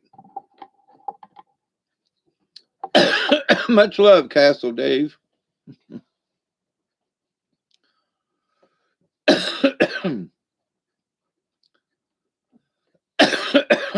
So many songs have been running in my head recently. And for whatever reason, I've had these, been having these dreams lately of like, it was almost like I was not necessarily a pirate, but a a buccaneer, which some of them were pirates, and it was just a really odd, like, I've always liked a good pirate story, a good buccaneer a swashbuckler, back to the days of Errol Flynn and the swinging across, loved it. Still do a good one, and not necessarily the pirates of the Caribbean. And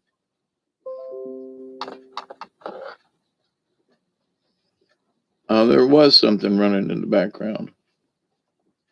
Damn Windows security crap and stuff. I do not, since I've lost my Chromebook and I've had this Windows book, I am not happy.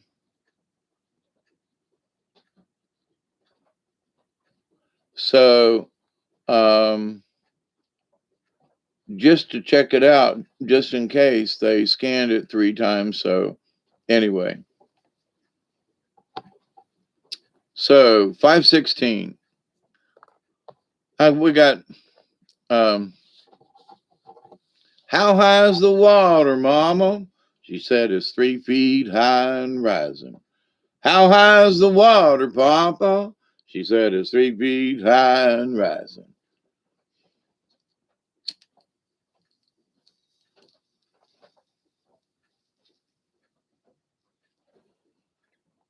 Johnny Cash.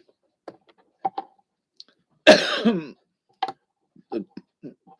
chickens are sleeping in the willow trees. The cows in water up past their knees. 3 feet high and rising. Because I was thinking about around here, you know, we've got all these chickens and stuff, but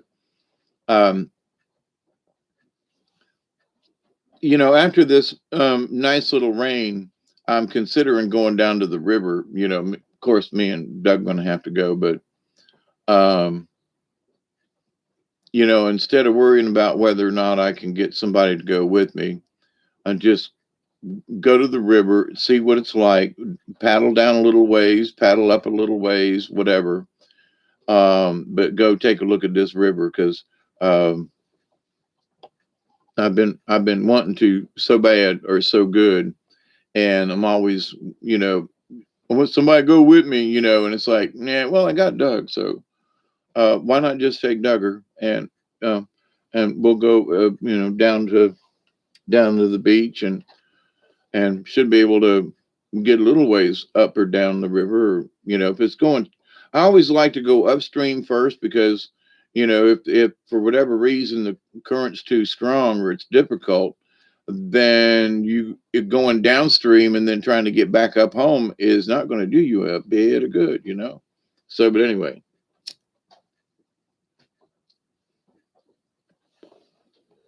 but I've waited for Mohawk Canoes to send me information back, and I haven't gotten it yet. So I'm going to have to make something up. But I want to pay. I want to pay to register my canoe so I can put my trolling motor on it. So if I have a strong enough trolling motor, I can go upstream and float down and not worry about it. Now I know that's not the same as paddling, but it gets you on the water. And if the water's too strong, and I can't go from bridge to bridge on my own, then I will do the next best thing and take the canoe and some batteries and a trolling motor and go up the river and float back down. I got my fishing license. You know, I'm an elderly person, and it only costs so much a year for, you know, I can go hunting, fishing, whatever. I can go on any state land with this, you know, elderly stamp that I got for like $10 a year. I'll pay it to help with the wildlife and everything for the state of Georgia. I have no problem with that, you know. Includes fishing, this. I mean, you have to get a duck stamp and some other stuff, but it covers a lot of stuff. 420, it does not cover a trout stamp. You have to get a trout stamp, but there's no trout down here. So, but anyway. So for those of you still hanging out with me, thank you. I love you all. It's been great. Um,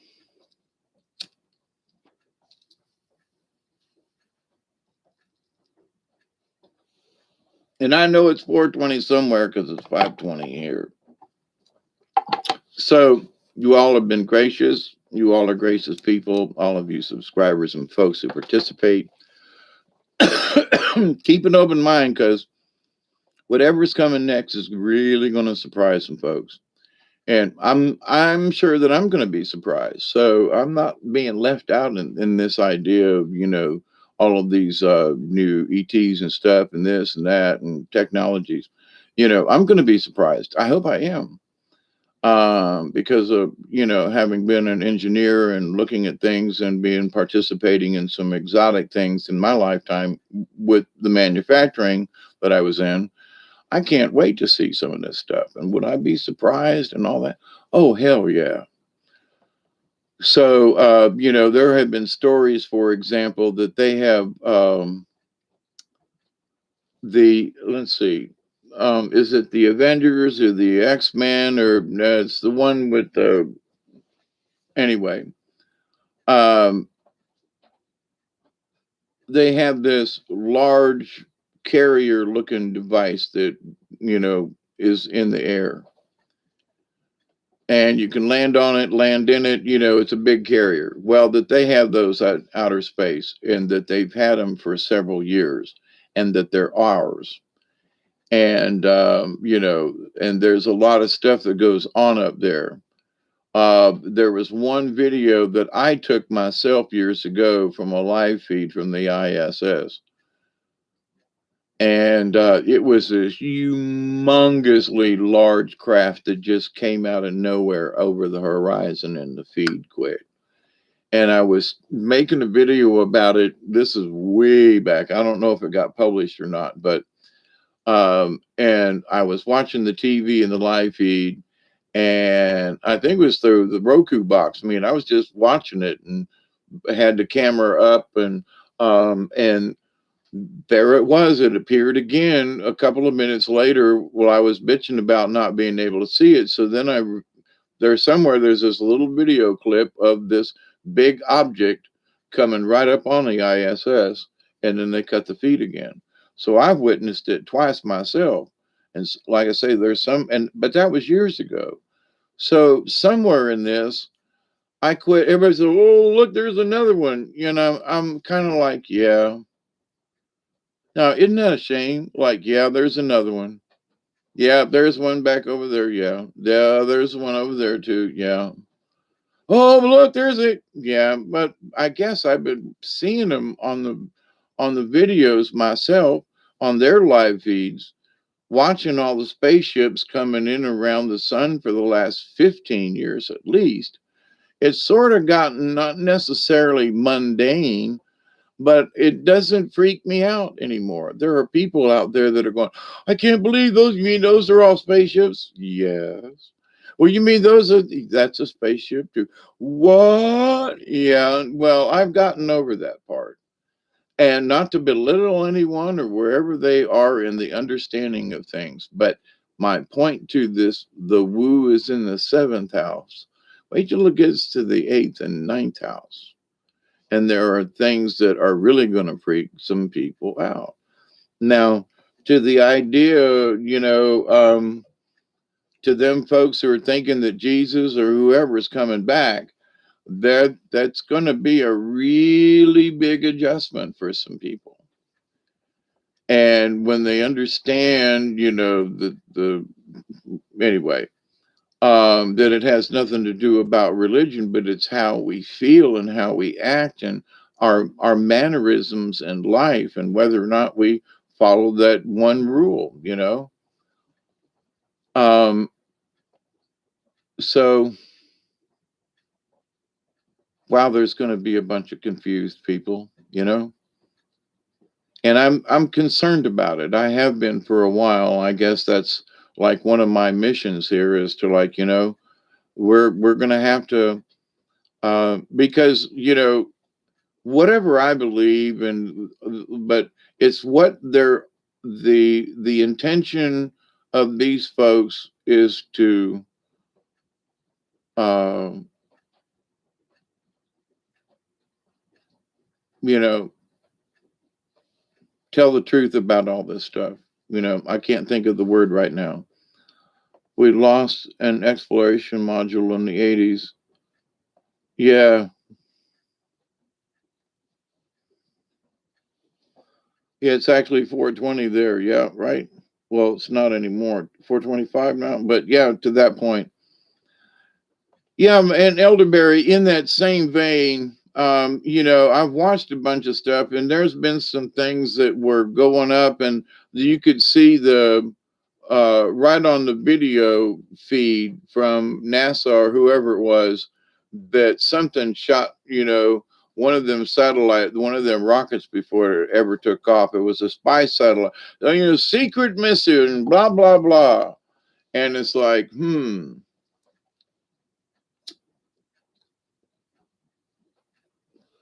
Now that big telescope down in Chile or Argentina, wherever that big one in the ground, and they'd put up the new cables and everything, and then all of a sudden it collapsed.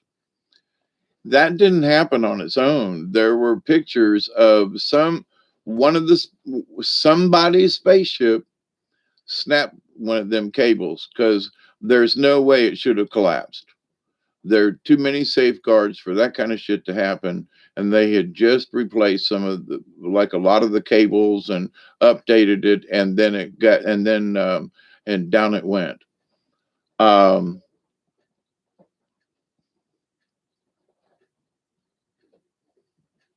there have been some things that have come that the Chinese have done, and also the Russians who don't always tell us the truth. But the Russians, it's interesting that the Russians, we've been using the Russians to get to the space station. Now, I think it's great because it gives, keeps them working. And I think there's a trust that should be bound there. And I think is between, at least in the space agency, they might not be 100% on board with everything, but all the Russians that go up to the space station, they can look out the window. You know what I'm saying? So if there's something secret up there, they can look out the window. I've seen it through the cameras. They can see.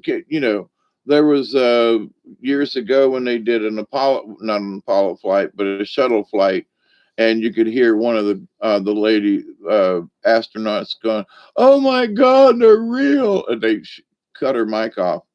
Because can you imagine coming, into orbit and there'd be a great big battle station up there, bigger than the biggest cruiser we got down here on Earth, floating above you out in outer space, and you go, and it might not be them, but at least some of it is us, you know. But a lot of these pictures that are being taken in different places, though, they are not ours, you know. And some of these folks, we have to be careful about what some of these uh, ones look like as to whether or not they're the good guys. You didn't hear what until now? Oh, about the astronaut going up and that kind of thing. Yeah, there's a.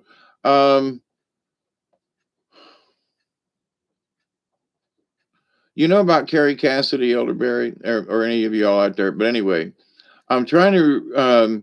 He was a pilot, and he knew Bob Lazar back in the day when Bob Lazar made his first. John Lear. Lear? Yeah, John Lear.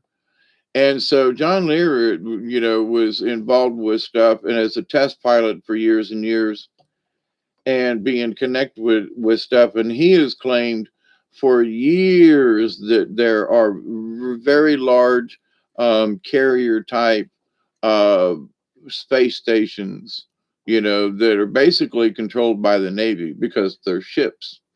Makes sense. Uh, down here, the Air Force is like the ocean, they're spaceships, not space planes. Just saying. But anyway, it makes sense that the Navy would be, bulkheads, similar types of stuff, I mean, be like a submarine in space, So why not the Navy?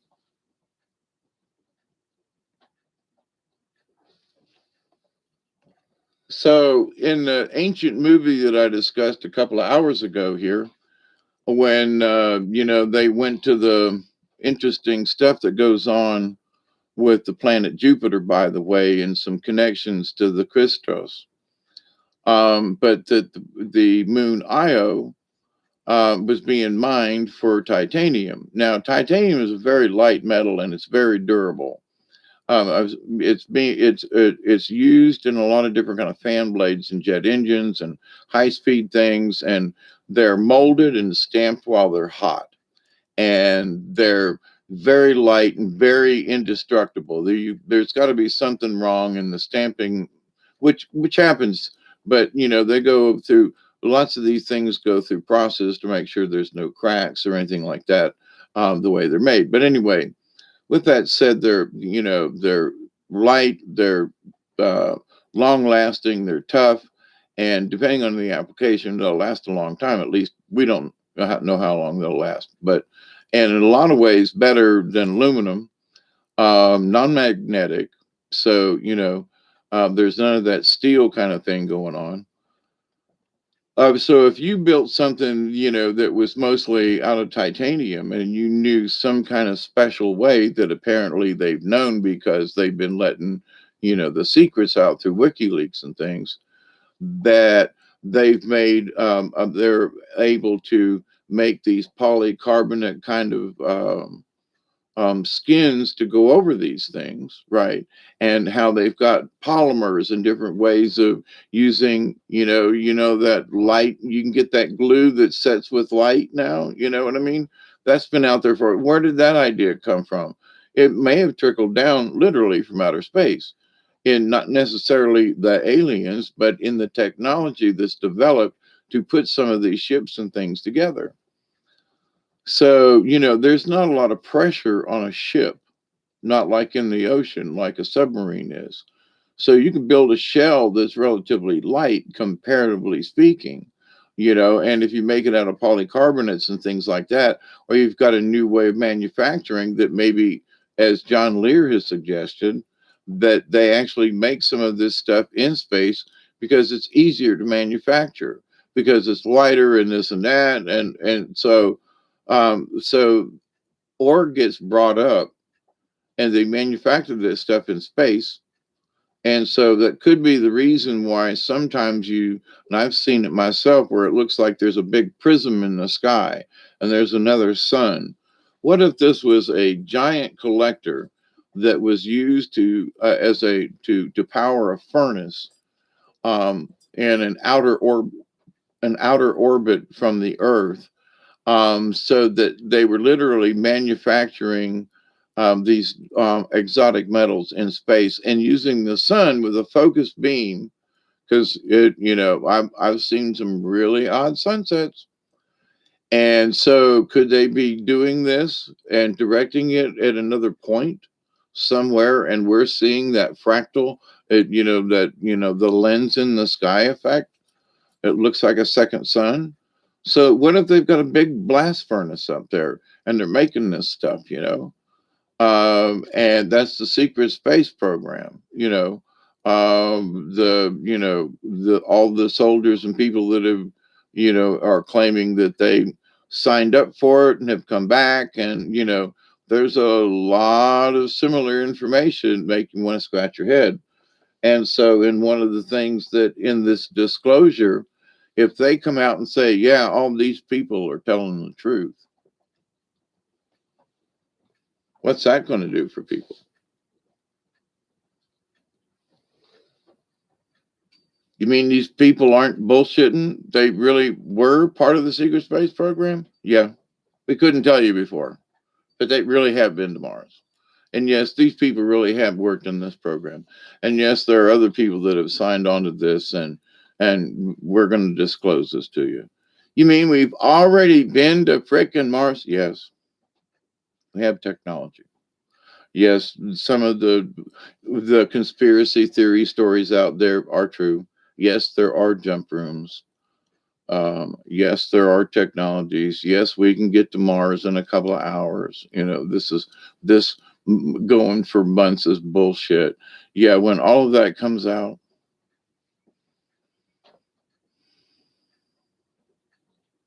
there's going to be some people going, "Oh, holy crap." Because this whole idea of rocket ships is just stupid. I mean, one of my favorite things, I know I'm on a roll here, but what the hell, right? I got nothing else to do and I'm stoned. But was Gary Anderson's, and he had Fireball XL 15 or something like that. He had all these different ones, right? And so in one of them, it showed that in order to get to space, and this has always been, why haven't they done this?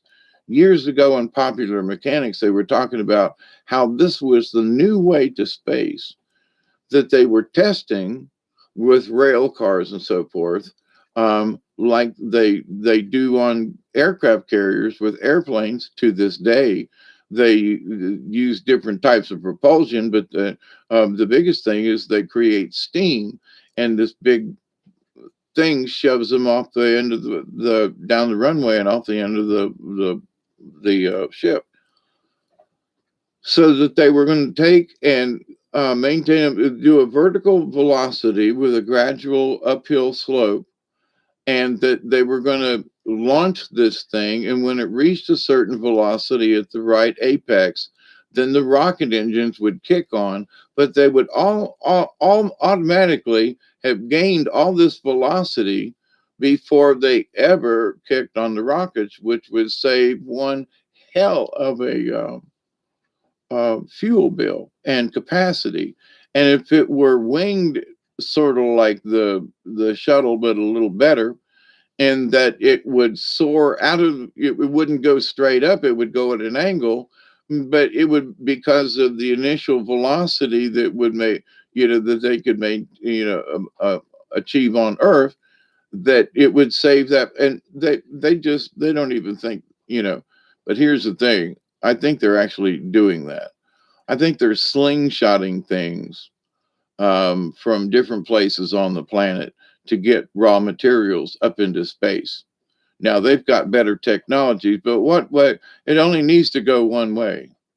So, and all they got to do is to catapult this stuff down a runway and shoot it up at a certain velocity, give it a little bit of kick in the pants to get it up into orbit. Something comes along and picks it up. Not a big deal, you know. And it would be efficient.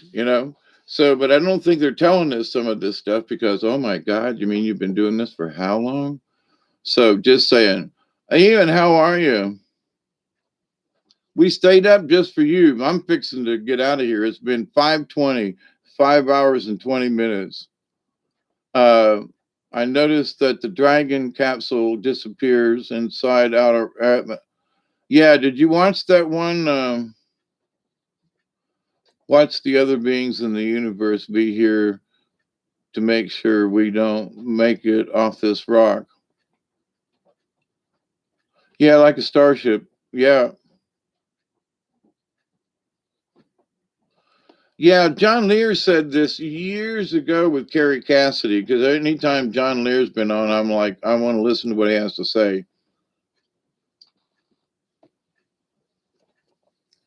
But he was out around Area 51 at the same time that Bob Lazar was. So everybody talks about Bob Lazar, but they don't talk about John Lear, which is okay. But for those of us who've been paying attention to this for a long time, I mean, at one time I had a VHS tape of Bob Lazar.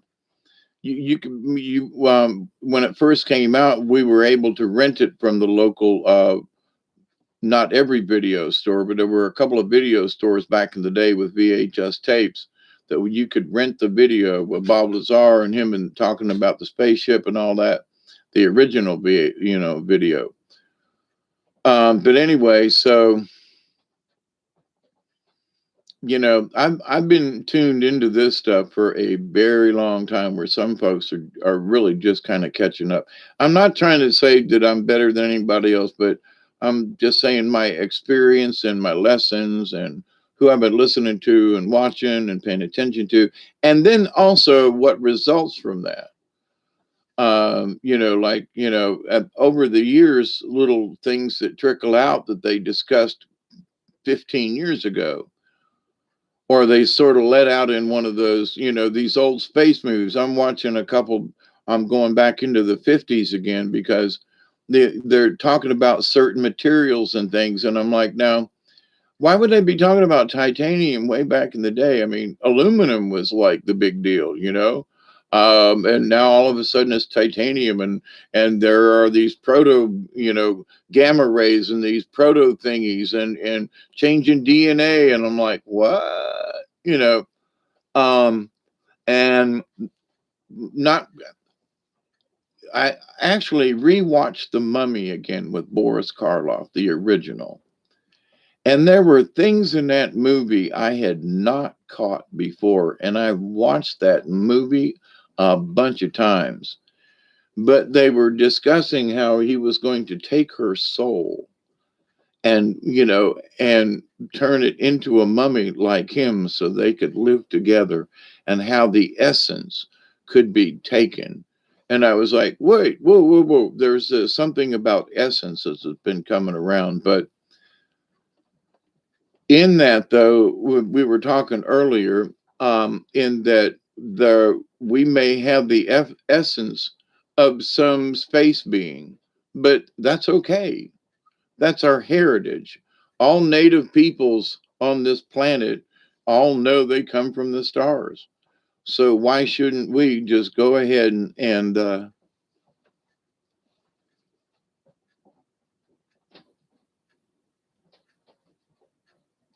they had a liftoff the other day. Was it the Dragon or somebody?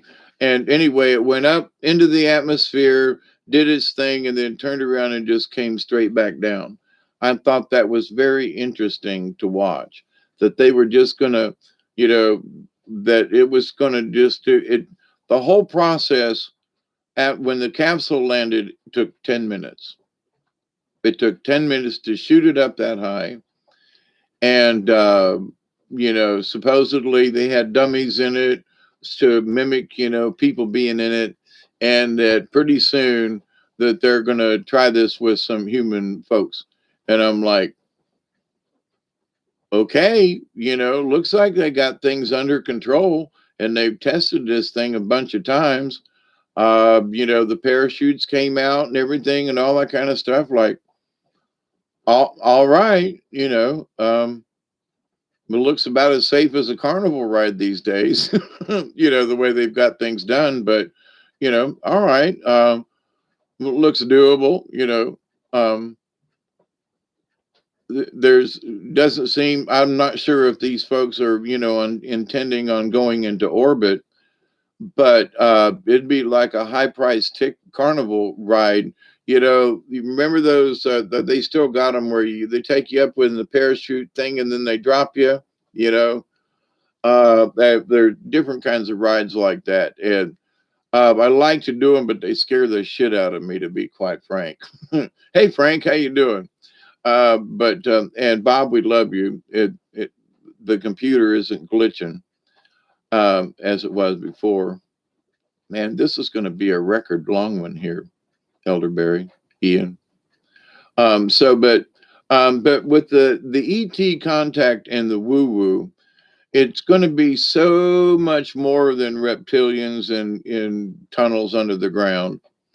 It's going to be so much more that there's more than one race. It's going to be that years ago I was all for full disclosure, and in the last 2 years I have changed my mind because I understand more clearly. Just some of this not necessarily freaks me out, but it's damn surprising. And I go, what? Are you kidding? Okay. So, I mean, I see where it's plausible, possible. I got a sci-fi mind, been reading it. Yeah, okay. So, but you mean you guys actually have something like that, or that it's, beyond, oh my God, really? So, but to people who don't have a clue, to the people who don't want to have a clue, to the people whose lives are just stuck in the mundaneness of whatever it is that they're doing. If they start disclosing this thing and their friends start talking about it, these folks are going to go, what? So eventually it's, and I think Cliff High has outlined a really interesting point of view about the woo factor. And that if they disclose this as they say they're going to do, that people's understanding and awareness you mean everybody's talking about seeing flying saucers now? Yeah. And now it's becoming more commonplace. Yeah. So more people believe more than ever that there are UFOs. Yeah.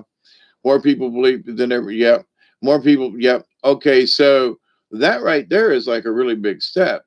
So they start talking about other things. And well, we've been knowing about this for a while. And some of those things are true. And it's not really Area 51, but we got a couple of places. And yes, the Men in Black, is we really do have, an intergalactic space station, and we do have people that come in and out from different areas of the galaxies, and we do have emissaries that go out. And yes, all that's true. And people are going to go, what? And they're going to go, it's not. We there was a movie about it called Men in Black 1 and 2, and we tried to show you that, what the possibilities were. And but basically, it's not as many as that, but it is true that we do have a place like that, a couple of places here on Earth, and yes, and one of them is located near, guess where, but Las Vegas, because some of these aliens love to gamble, and they love to go to the shows. Apparently, some of them. So, and that's through John Lear and some other folks, and underground tunnels that are, in and around Las Vegas and connected to places out there in the Nevada desert. And I've been through Nevada all the way from Reno, all the way down, all the way through Nevada, all the way to Las Vegas, drove it the whole way.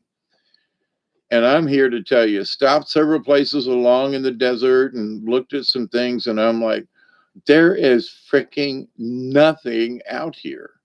If there was anything out here, I could see where it could be underground and nobody would give a shit. You know what I mean? It could be right over there. And somewhere in the middle of Nevada, we went through this place where it's a munitions dump. There are all these little huts and things on both sides of the road. The road went in between them. And I found out later on that they were munitions buried there, what kind or whatever, but they're, acres and acres and acres of these concrete bunkers, out in the middle of the desert. I was like, holy crap. And there was a bunch of them. And that was in 99 when we went out there, the summer of 99. But anyway,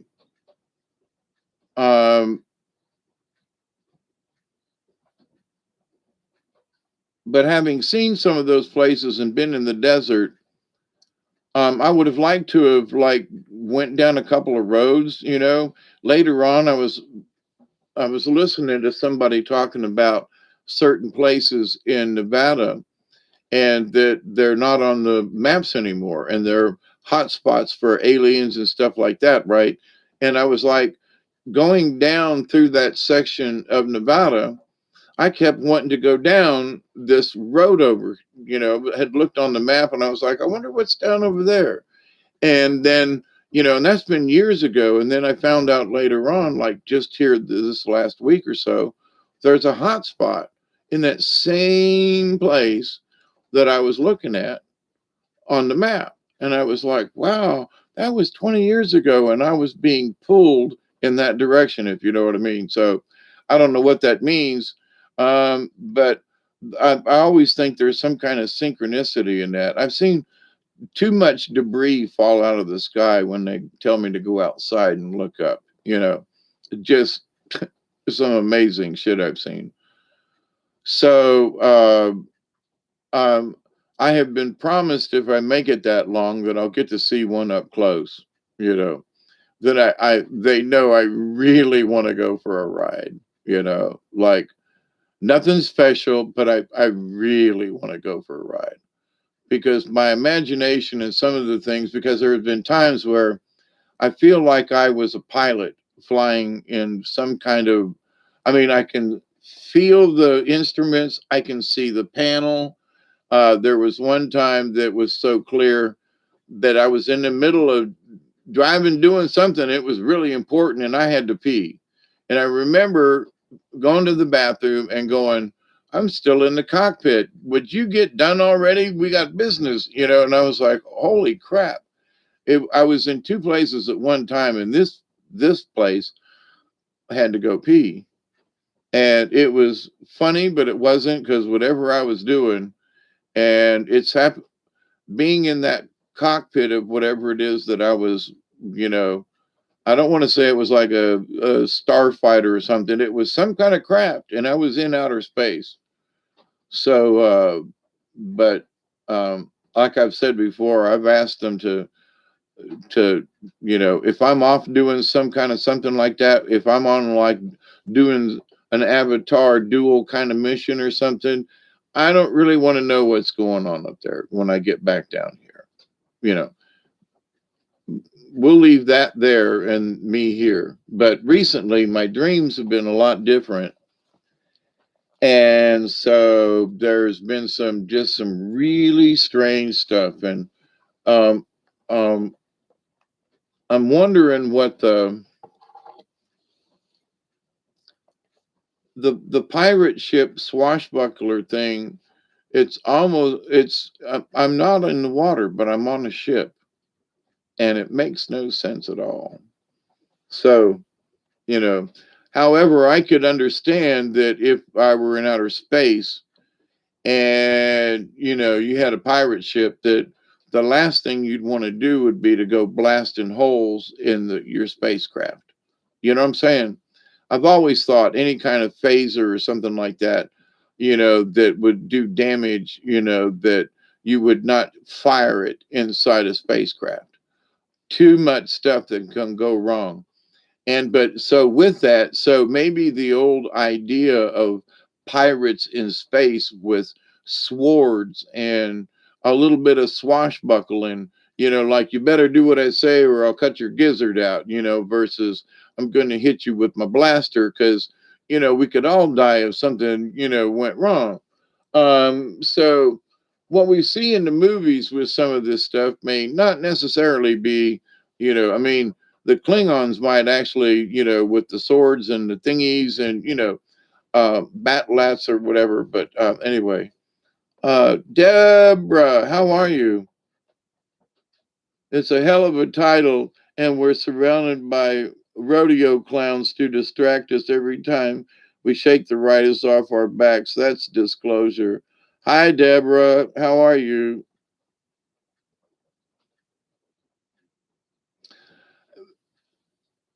Okay, Ian, I'm not part of their livestock. I'm out of the loop, but I get what you mean. Yeah, there are people who are livestock. Yep, and they're still being sold into the same stuff, but not me. And Ian, I don't think you are. I don't think any of us that come here are part of the livestock. They may think we are, but we know better, you know. So understanding the situation, we can camouflage ourselves and we go, oh yeah, sure, that's yeah, yeah, I'm right with you there, and we're like, nah, not really, you know. Hawkeye had a vivid dream about fighting an onslaught of an onslaught of arachnid creatures in or near. I gotta put my glasses on because they can really, it makes it so much easier. Oh my goodness. Arachnid creatures on the moon. I was hooking a power supply up to zap the hull of the ship, freaking out type dream. Oh yeah, Elderberry, have you ever seen Starship Troopers? So I just rewatched it, the part two, the other day. Um, Trader of Mars, I think is the name of it. But anyway, um, but the idea of the spider beings, and there are people who, like in real life, have seen some of these spider beings, and it's like what? And just understanding how many spiders just are on the planet I mean, that right there is enough. You could freak yourself out.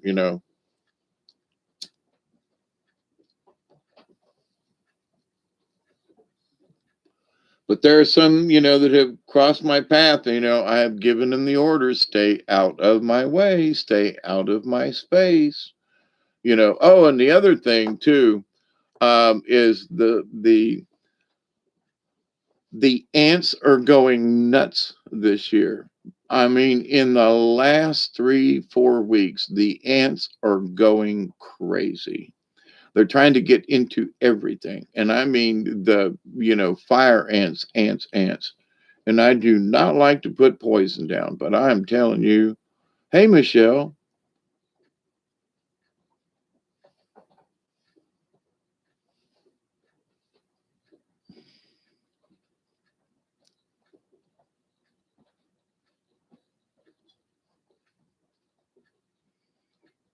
Well, Elderberry, I wasn't discussing Star Trek about the dream, but I'm saying about the spider beings. So that the arachnid thing. I remember there's a movie in the 1950s, or maybe the early. It was in black and white, about this spider in a cave somewhere in Arizona or something. After the nuclear thingy. And when I was a kid, because they went in, they had spun them up in this thing. And now we didn't necessarily have caves like that in Florida. But the idea of spiders, and there were granddaddy long legs, and they'd wake me up in the middle of the night and go, "There's a spider on the wall behind David," like I'm going to go back to sleep. And that happens so many times. I had a phobia about sleeping. I mean, it's that's why I always took a second or third shift job. So to some people, like, "Oh, you're up late." Actually, I used to work second and third shift, so not really. This is kind of sort of normal for me. But having worked on the carnival and just, you always got shift pay and nobody else wanted to work the shifts. And it was always easier. And the managers and the people were always different and had a different attitude. And, anyway.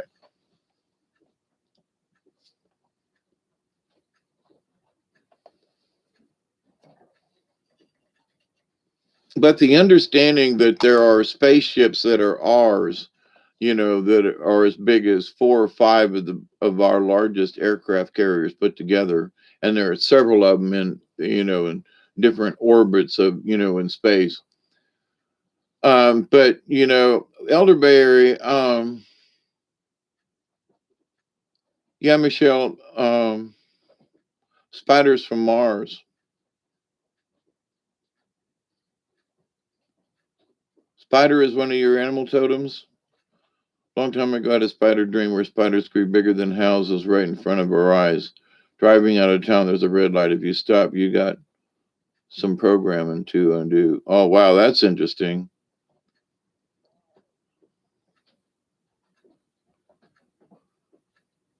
What kind of ship was it, Elderberry?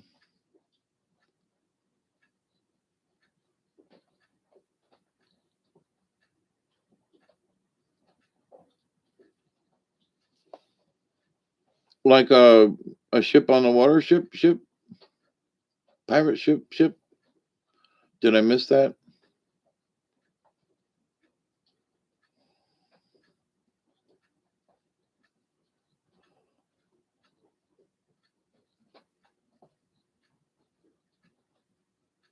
Oh, like a sub with windows. Interesting.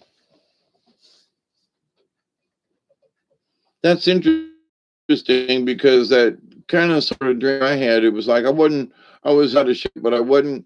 It. I don't know.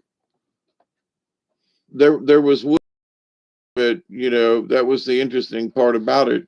It wasn't like a sailing ship on the water, but I was never on deck. So, but everything was inside of it, and this was just the other night. So, port windows.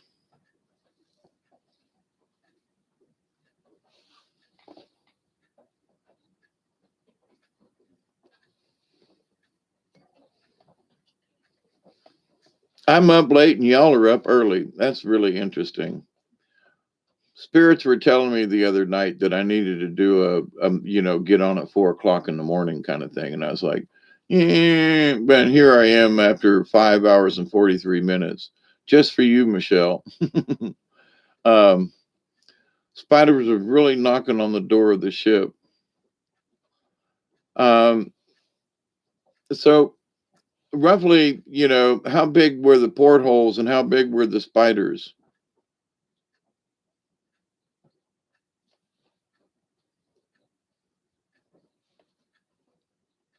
Were they like really big? I mean, like 10 foot or like 3 foot, 1 foot?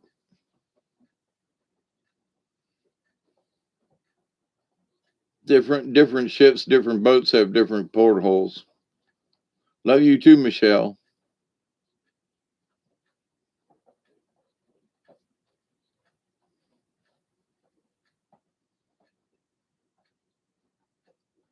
Okay. Well, so roughly, okay.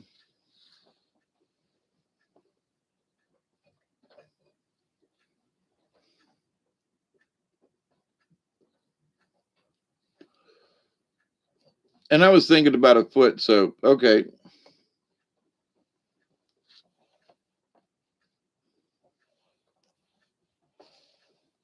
Yeah, I like spider symbolism. There's nothing wrong with that. But 30-foot words, yeah, that one from back in the 50s, that sci-fi movie.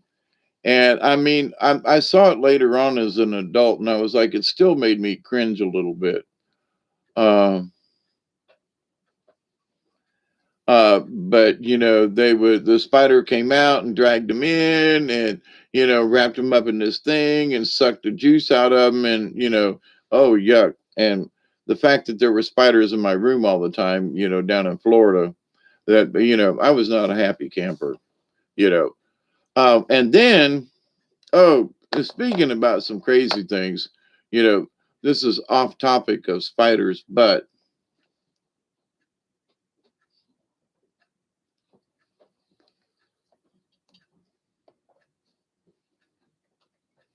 how many of you remember the Blob, Elderberry?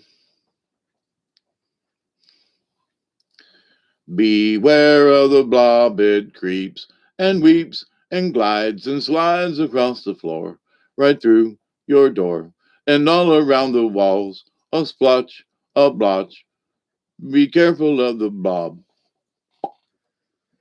Beware of the blob. And it went into different anyway. But that movie had just come out. And we weren't allowed to see scary movies, but we were there on a Saturday. And they had a Saturday thing where you could, if you took 6 RC cola bottle caps, and I don't know, a dime or a quarter or something, it was really cheap. They let you into the Sulphur Springs Theater, which back then they did Saturday matinees.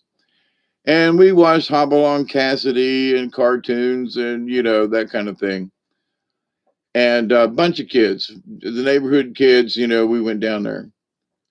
And since Granny ran a little store, we could get bottle caps really easy. So RC bottle caps, hey, would you like an RC? Because we would empty out the bottle caps back in those days, and and save the tops. But anyway, plus back then RC was better than Coke or Pepsi, but that's another story. And knee high orange drink, in a bottle. And that was back in the days when there was a cooler and you went in there and pulled your drink out and then popped the top and then paid for it. Back in them days, yeah. But the Blob came out and they showed this, the Blob coming next week, blah blah blah. So there's all these little kids in there, and it shows the Blob, going across the floor and creeping up the bed, and getting this person while they're asleep. And it for a long time, man, I between the spider and the blob, man,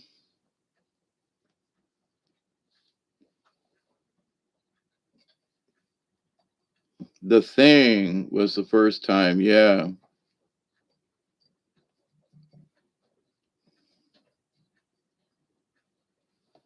And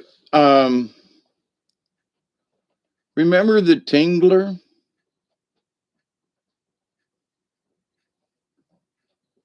That one, when it came out, was one of the creepiest movies to me.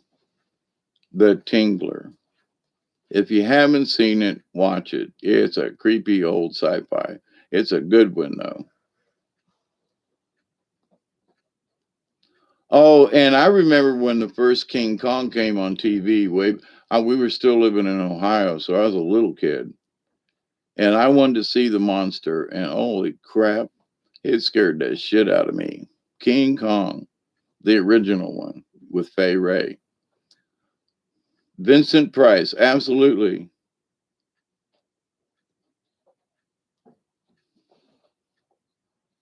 You just got startled by a daddy long legs. Can't make this stuff up. No, we can't. Listen, I'm really tired. I've been on here for 6 hours almost. And I really do have to pee this time, but I gotta go, gotta go. Um, I'm, I'm tired. But Michelle and everybody, Ian, it's good to hang out with you all this morning. Elderberry, it's always a pleasure. Yeah. But anyway, so they've been showing us weird stuff for years. And in understanding how the universe works, I'm thinking that maybe some of these people tapped into some real objects, not necessarily the tingular. Um, your animal totem coming to visit. Yep. But anyway, so I love you all, and I continue to pray each and every day that each and every day, each and every one of you will continue to learn how to accept and receive the knowledge, the healing, and the wisdom and the blessings from the universe. And each and every day that I put my feet on the ground, I continue to pray for each and one of you, your friends, your relatives, and all of your relations, that you will continue to learn to accept and receive the knowledge, the healing, the wisdom, and the blessings from the universe. And in that law of three that's important to me, I continue to pray that each and every day, each and every one of you will continue to learn to accept, receive, and to share that knowledge, the healing, the wisdom, and the blessings from the universe. So, good night, good morning, good evening, wherever you may be. My love always goes out to you, and be safe out there. And there's going to be some startling events that'll come up, and we just need to say, ain't that interesting? So, until next time, TTFN from South Georgia, keep it between the ditches. Cheers, everybody.